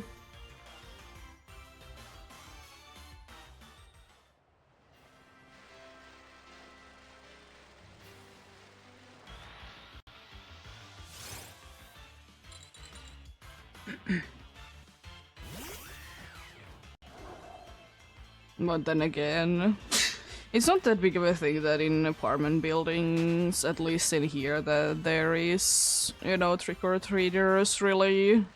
They're usually in areas that, you know, you own the place and they're then. I will say though one thing that if we do still be having the cat that we have now, and there is Easter, like, thing or trick-or-treating, I think I'm gonna be ripping the doorbell. Because I don't want to be having a cat that has panic attacks, that who is gonna be stealing her.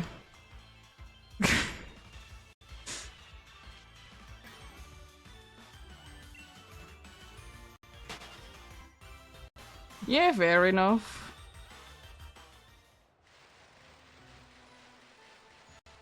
That's interesting. Usually in here it's the case that if you live in your own place, it's like you would be having better candy.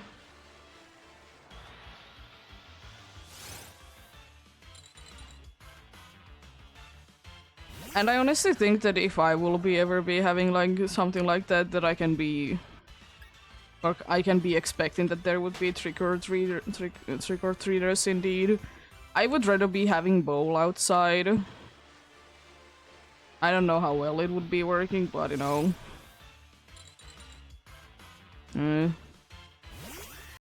Rather not them to be here at all, honestly. Leave me alone.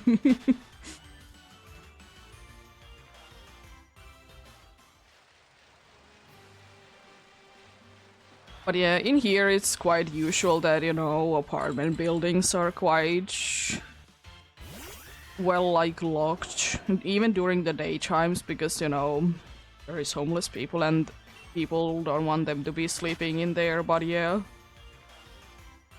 The building, so they tend to be closed quite often, so you can't really be getting in if you don't already leaving the building, you know.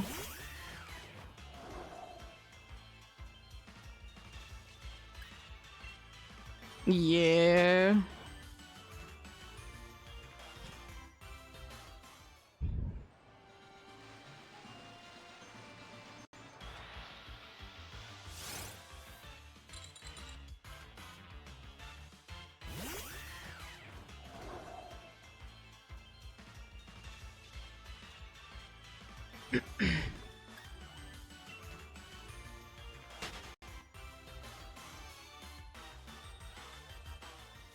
And also it depends, because at what time are they gonna be going ahead and trick and treating as well, because some places they close their doors at 8 p.m. so if you're going late, then you know you're not gonna really be getting anywhere as well.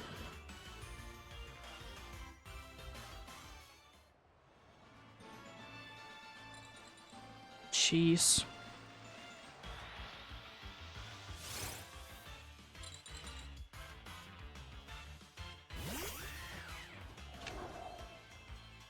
That sounds interesting.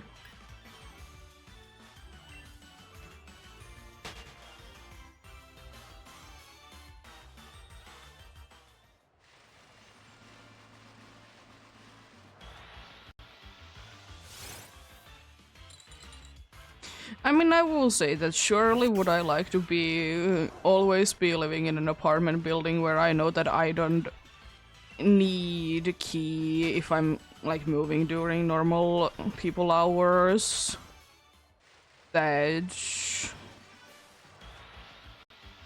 you know, don't need to be carrying key always with me. But yeah, I get it, you know, it's safety thing, of course, that would be that they are locked, of course.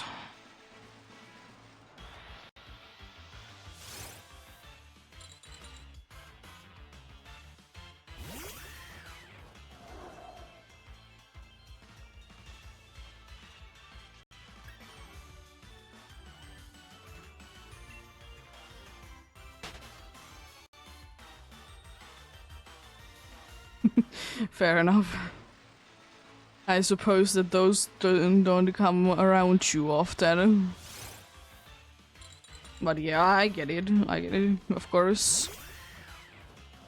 What if you would be living on the first floor or ground floor, whichever one you're using, and it would be actually having a balcony though? They are usually, at least in here, a lot bigger than, you know, balconies are.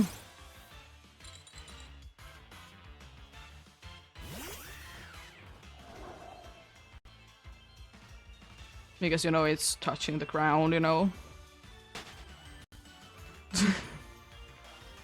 Yeah, I can see that. Because usually in here, if I talk about actually about the first floor, it means that you need to be going up a set of stairs first.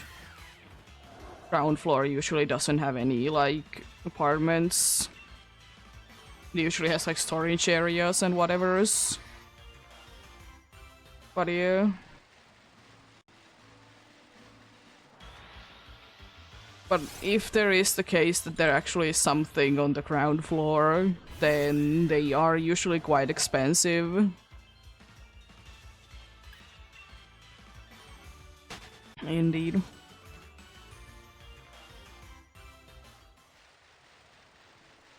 I will say one thing I don't really get it though is that some places it's a little 50-50 which way they go. That some places have the, if like higher the price the higher you go. Some places have like the lower you are the higher prices they are. I don't really get it why you would like to be like, why it does cost more to be living higher up. It doesn't always go like with every place, but usually it's like the higher up you live, the higher you're gonna be paying. I suppose that there isn't gonna be someone that is walking on the roof all day long, but I just don't get it myself.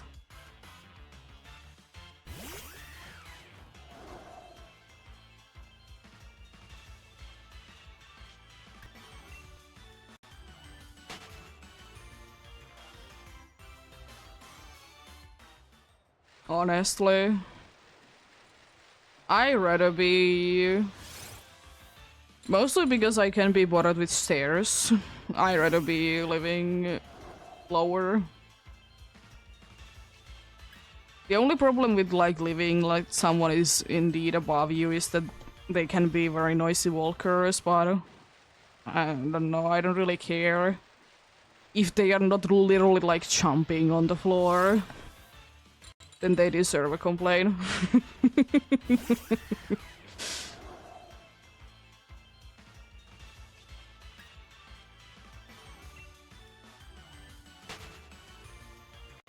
But yeah. I would be indeed. If I would be having the chance, I would be living always more down than up indeed. Yeah.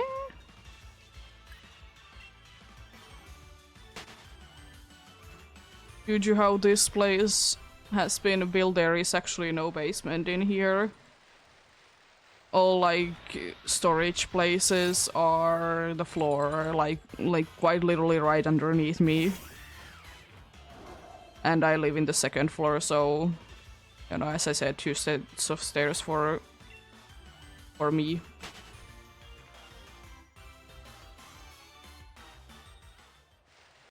I guess there's the hill nearby, so that did complicate things.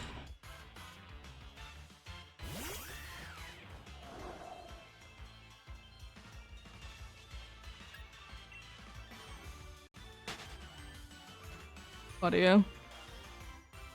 The only problem in here is that if you would like to be indeed living in the ground floor is that they are single place apartments, so you know, not really suitable for 2 people. At least I don't want to be living in one.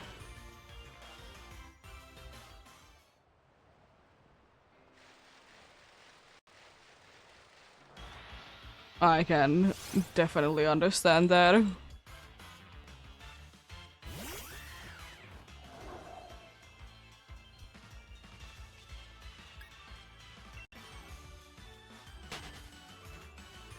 But yeah. Thankfully, I don't need to be walking that much, and as I said, if we would be living in any kind of newer apartment as well, there would be, like, guaranteed an elevator as well, because elevators are nowadays required. if you're building a new house and it has 3 floors, which again means 3 sets of stairs that you need to be going up. So, you know, that's nice. But I will still say that it is kind of confusing what we consider the first floor in here, because first floor is indeed 1 set of stairs if you're in an apartment building.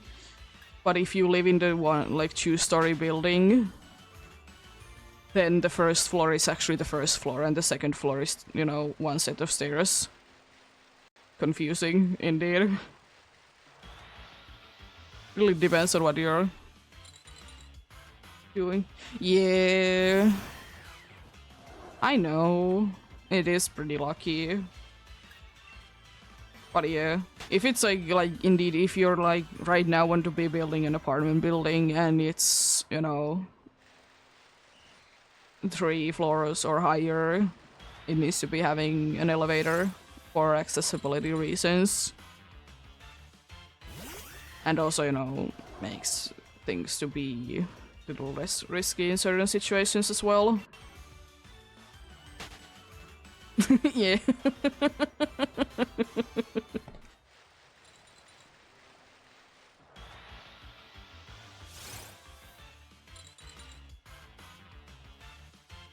It's interesting, I'll say that much. Because I know that at least it's the case in USA that indeed the first floor is what some people call ground floor indeed, and it can be confusing to people.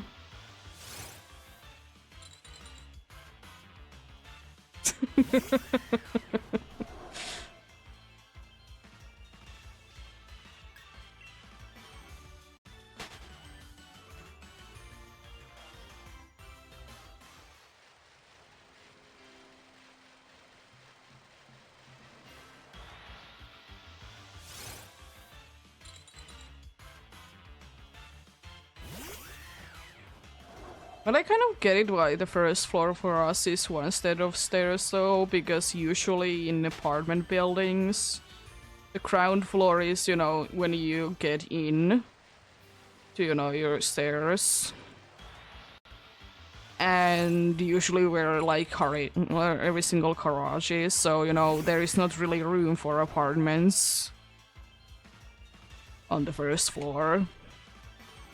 Or it's on like bike storage or something like that.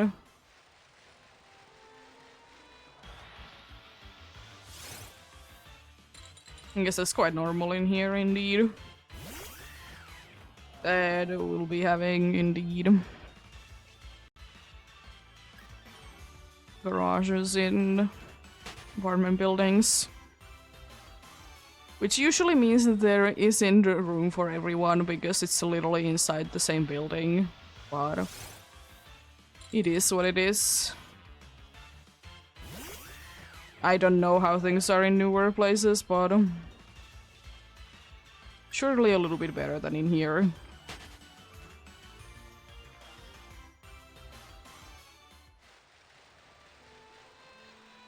Because I remember that nowadays there needs to be like,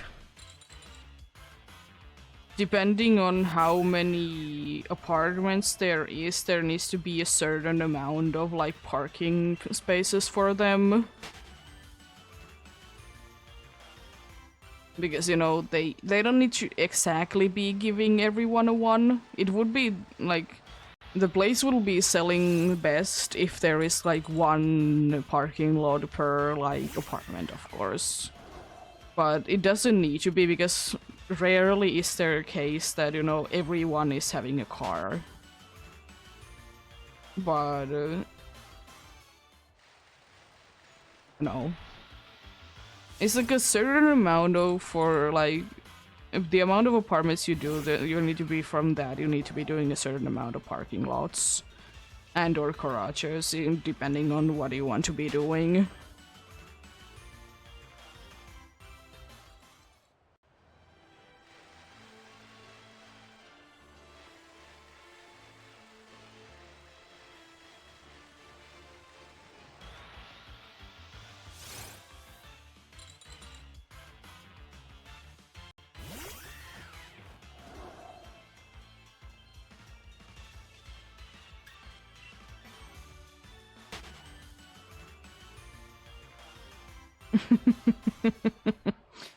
Yeah, it can be.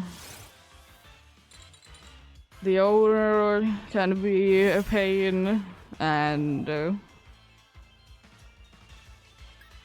sometimes the people living there can be a pain.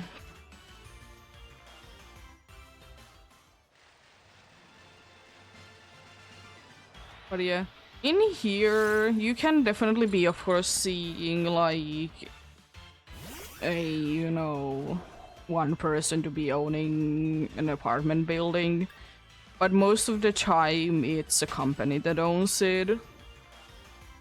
Maybe someone in the company has like the responsibilities over it more, but usually it's companies.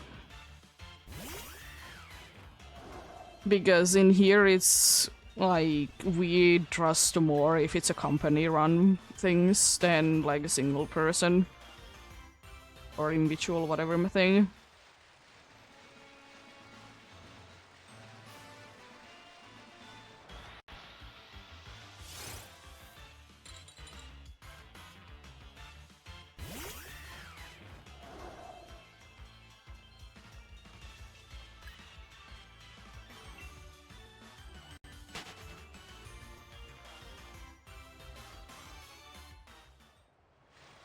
But yeah, it's complicated always, though. Moving. Because I hate... Because mostly in here, if you are moving in and out of places, you need to only be contacting one place, and it basically informs everything else. For everything, everywhere and everything else, it informs it. There is few exceptions, though, unfortunately. But mostly if it's like run by the country, in quotes, then, you know, they are all gonna be getting their information in one place that, you know, we always have to be informing, are we moving in or out. But yeah. It's annoying though, especially with postal service. Because it's recommended that for at least a month you will be like redirecting, you know, everything that you can be getting from there to your new place. It's gonna be costing, of course, but it's just recommended, so you're not gonna be missing out on anything.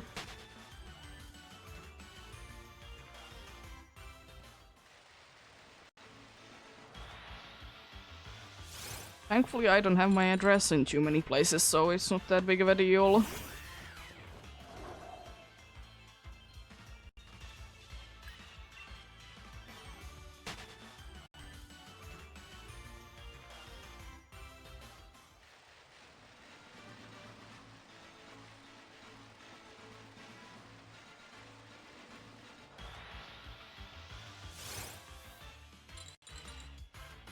And oh boy, is it fun to be sometimes for like months to be receiving the old dude's mail. It's so fun.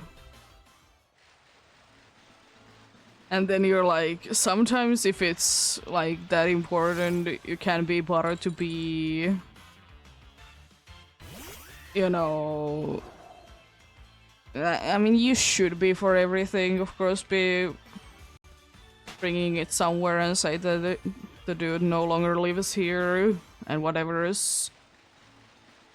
But like sometimes we have gotten ads that are specifically meant for those people, and like we're like, can't be bothered. Like it's literally ads. Can I be bothered to be going into the postal service and say that this came to the wrong address? Not really. I will say though that always the biggest problem is that if unfortunately someone has passed away and their kids or whatever else did forget to be informing and deleting everything that they would be getting. Because for those, what are you gonna be doing? nothing.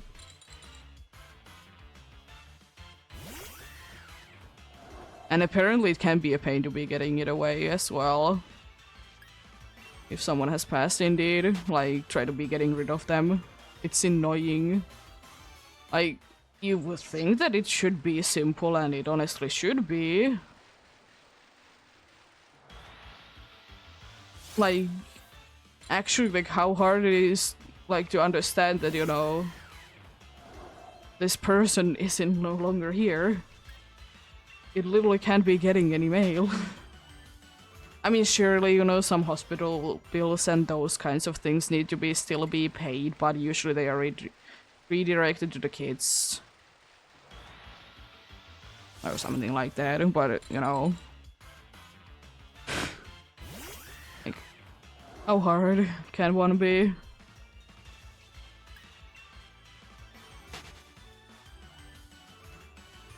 Like, for example, there is like one place that my boyfriend like uses to be like paying things later kind of thing.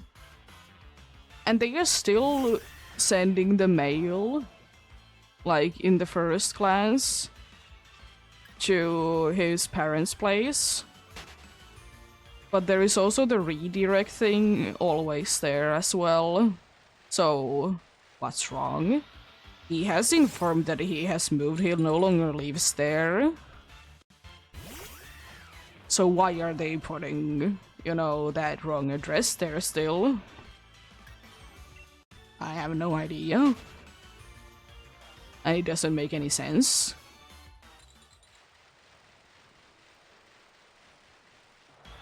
But...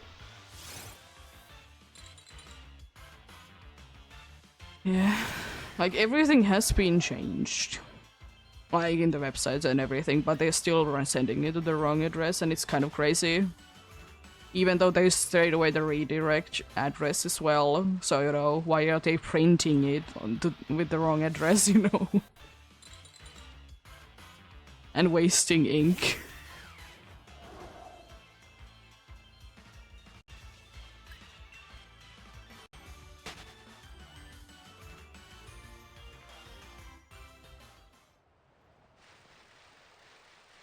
This ink is not too cheap, even if you would be a company. I mean, depends, I guess, if they're using a laser printer, but I doubt it. People in here still like to be using everything until they are broken.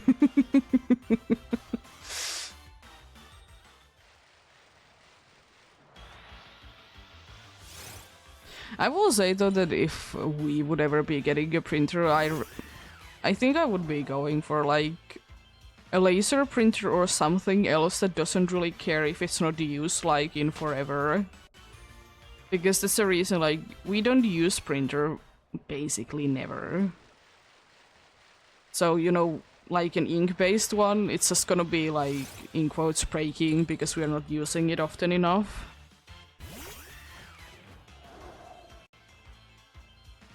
And stuff like that, so like something that would be working without it would be great. And something that is fine that it's not used in like months.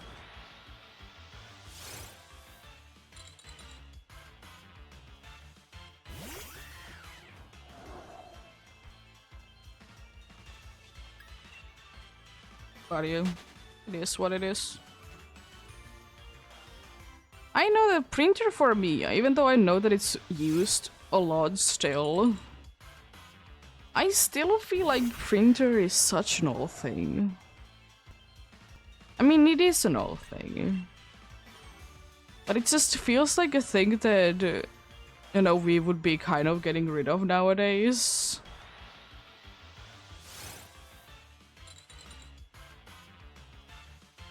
But yet we do still be very well using them.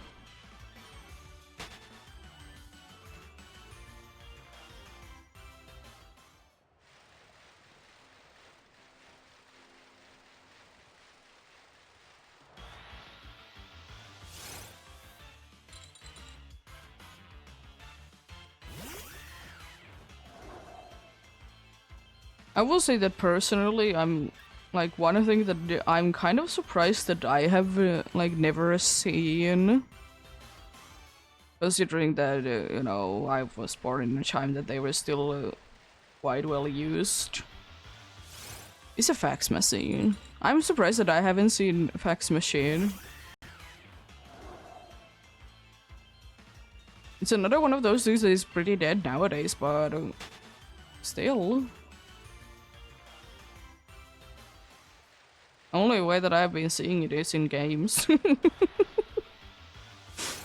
haven't seen one in real life.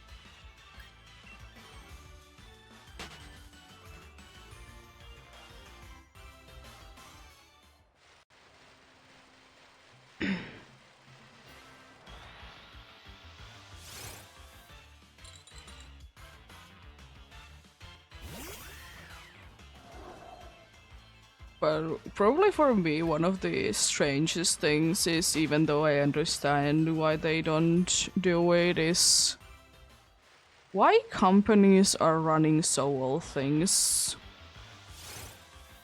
You know, I understand that, you know, it costs money and everything. But at the same time, you know, why are they using so well things? Because, you know, there was the thing like some time ago that, you know, hospitals they in all over the world, they do be using very old, you know, operating systems, and you know, they're not too secure. So, you know, they may or may not have been getting hacked a few times.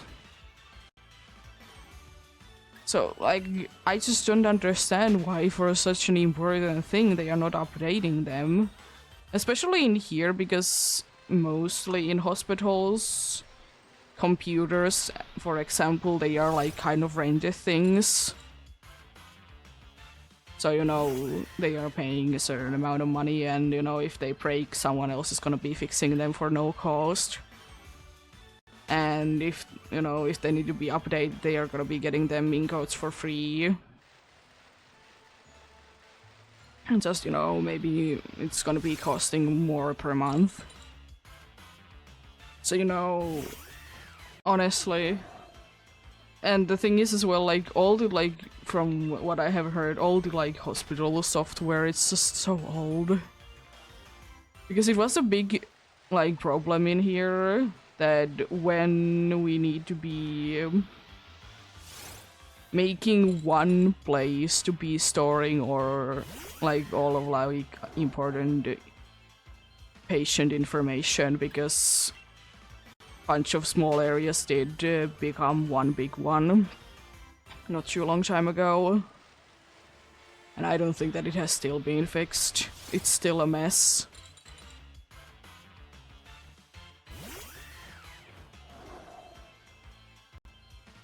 It's just honestly how. And one of the reasons why I never want to be going ahead and working there as a programmer. I don't think that my head would be able to handle it.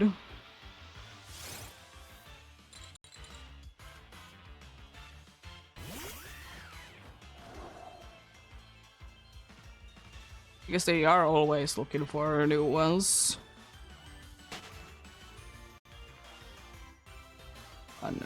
No. It's anyways a thing that I don't personally want to be working in a place that has a lot of, like, personal information about, you know, people. it's not like, you know, I would be doing anything with the information, you know? But it's just like, I don't know, feels wrong to be doing things like that, even though, you know, it's normal and, you know, someone has to be doing it. And of course, if I would ever be going ahead and working in that kind of place, I would need to be going ahead and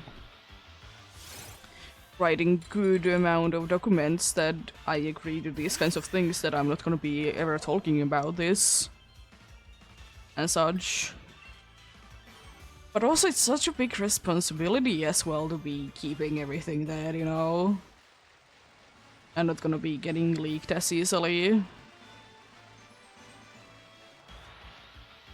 Because there has been numerous times that that has been going on. Even though, like, actual, like, what you're gonna be doing with that information. You know? But still, it's still, you know, private things.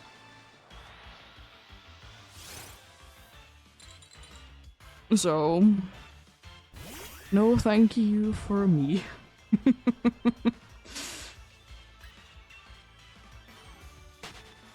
And also, I feel like it wouldn't really be like a part that I would be too knowledgeable about as well.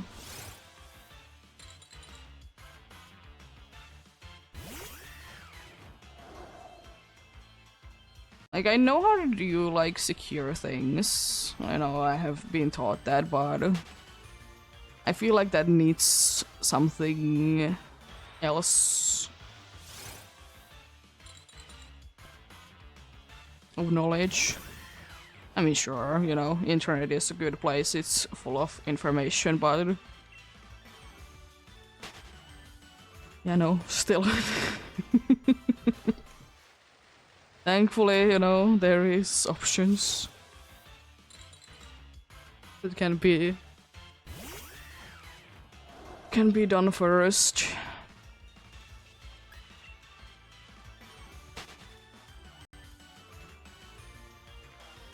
But one of the things that I have been seeing a little bit show up that I would be wishing to be seeing more is like the ones that are testing, like, is everything working correctly? And, you know, kind of purposely try to be breaking things even. I have seen only one, but the problem was that it was, I've talked about it before, I think, that I would be the leader of the group and I would need to be teaching how to be doing it and such, and I really didn't want that. I wouldn't mind to be the one that is testing though. But they didn't ask for one, so no. And it wouldn't be really the first place that I would be choosing as well. But I wouldn't mind it, you know, testing I'm fine with, I don't really care. It could be testing, you know, can you be breaking through it? Is it working correctly? That's one of my favorite things to honestly do in school. Try to be breaking things.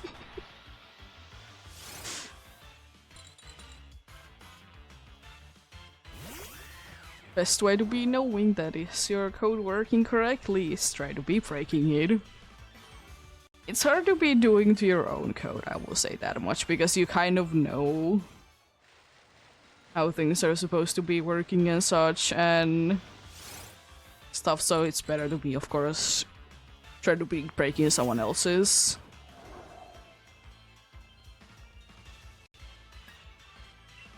And that was always done in, like, your things in mind as well. That, you know, a way to be learning, because, you know, how else you would be learning how to be making more secure things? And do, you know, someone be breaking them? I mean, surely it's nice to be making things working on the first try, yeah. But I honestly rather be failing a few times and then, you know, do the correct thing.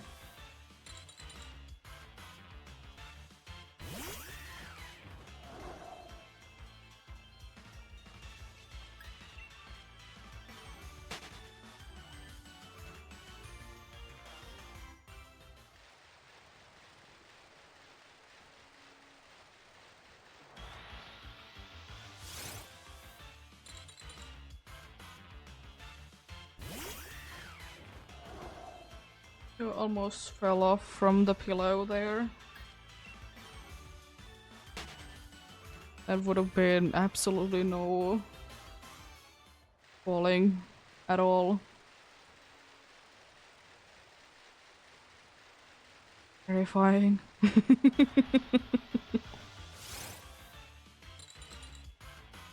I know. I know I was mean to you today. I didn't let you to be on my table. Because you wanted to be on my table when I was trying to be set upping for the day.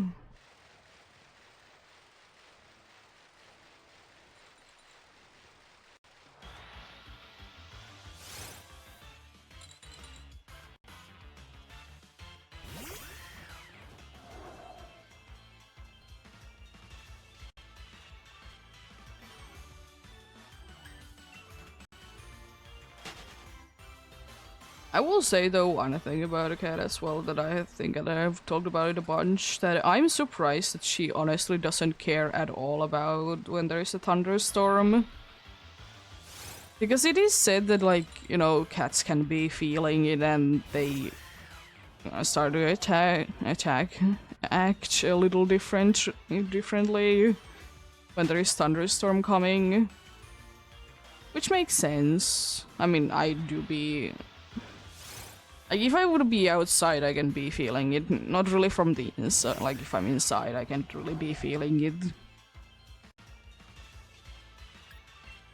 And from what I've heard, that it does something to do with, like, electricity and how, like, cats be feeling electricity. It's a long time ago that I remember hearing about it, though. Years ago. But it, you know, kind of makes sense, you know. Animals, they do be quite good at, you know, knowing when there is, in quotes, bad things happening in the wild indeed.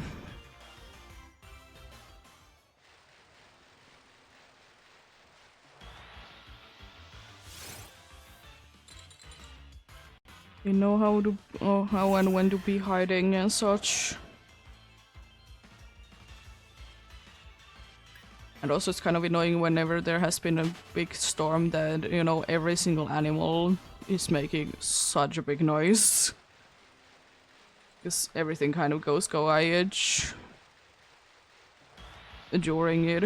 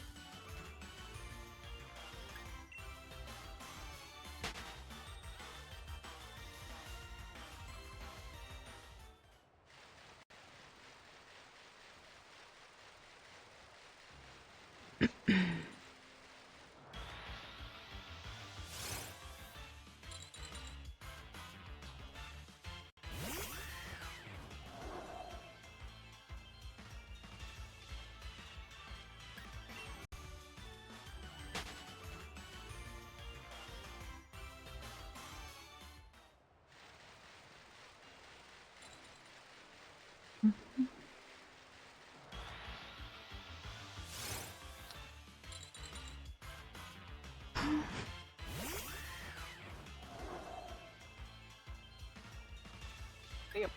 Yet another hour has passed indeed soon, so it do be meaning that yet another break-in is indeed in the play soonish.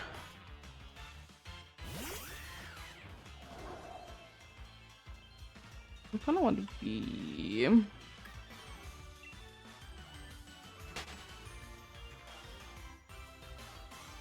checking out if there is. I don't think that there's any storms anymore coming in today, or they are gonna be later. If there's anything in... I was about to say years, but in hours, yeah, there's like nothing going on anymore. I mean, at least in here. Maybe a little rain, but a little rain doesn't usually hurt.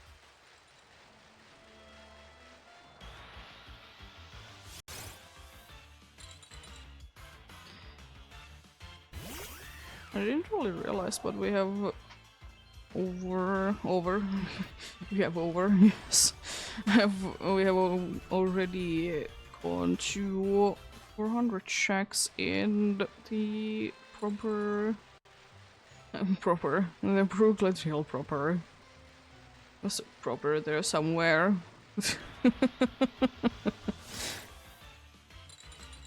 Already there indeed. Fine with the encounters today, even though, you know, once again, a little bit of a later start indeed.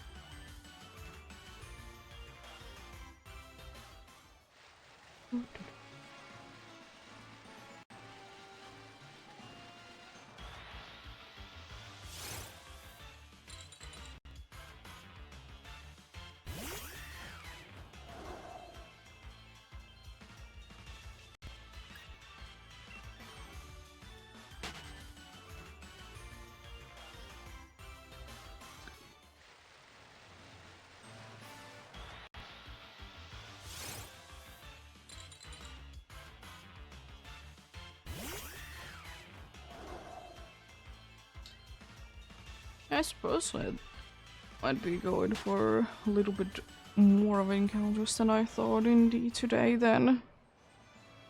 Because it's not gonna be taking that long to be hitting,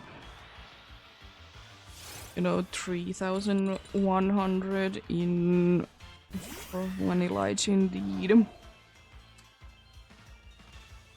So yeah, not be taking that long to be doing that indeed.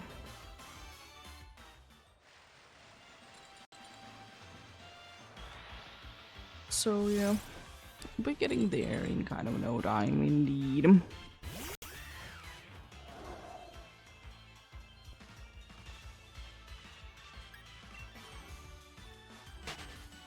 I'm gonna see, but I don't know, today seems like 1,000 could be a possibility.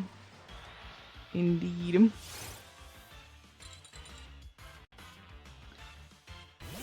Thousand indeed there.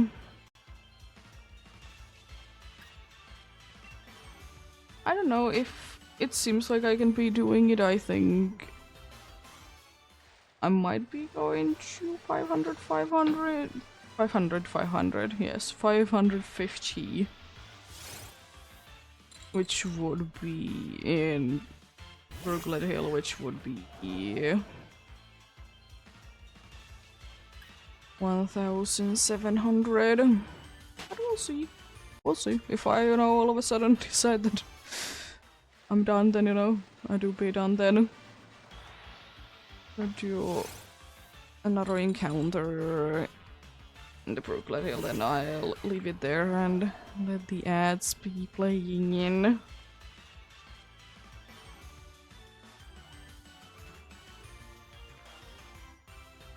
And of course, continue when they are done indeed.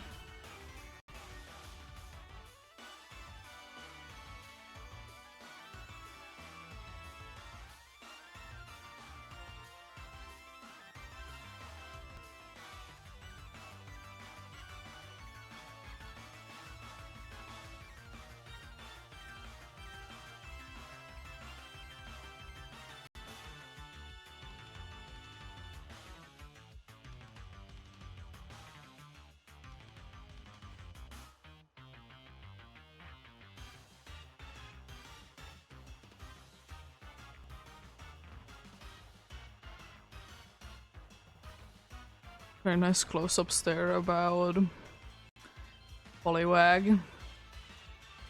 Starting to make me question, is she shiny bottom?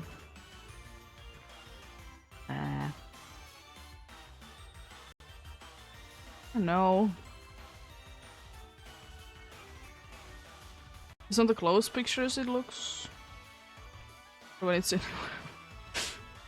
further away it doesn't. So I'm thinking just to zoom in kind of does something.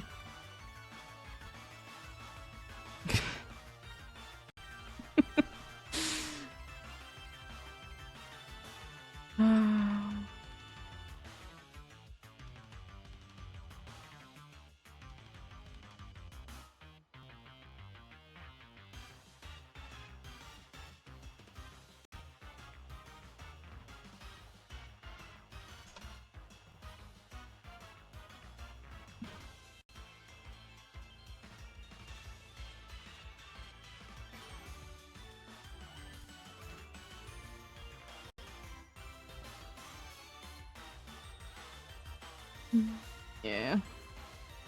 Just wanted to check out the ad. It should be pretty obvious in these games. I thought so anyways. Well, wanted to be sure it's like quite clearly lighter. It's definitely brighter.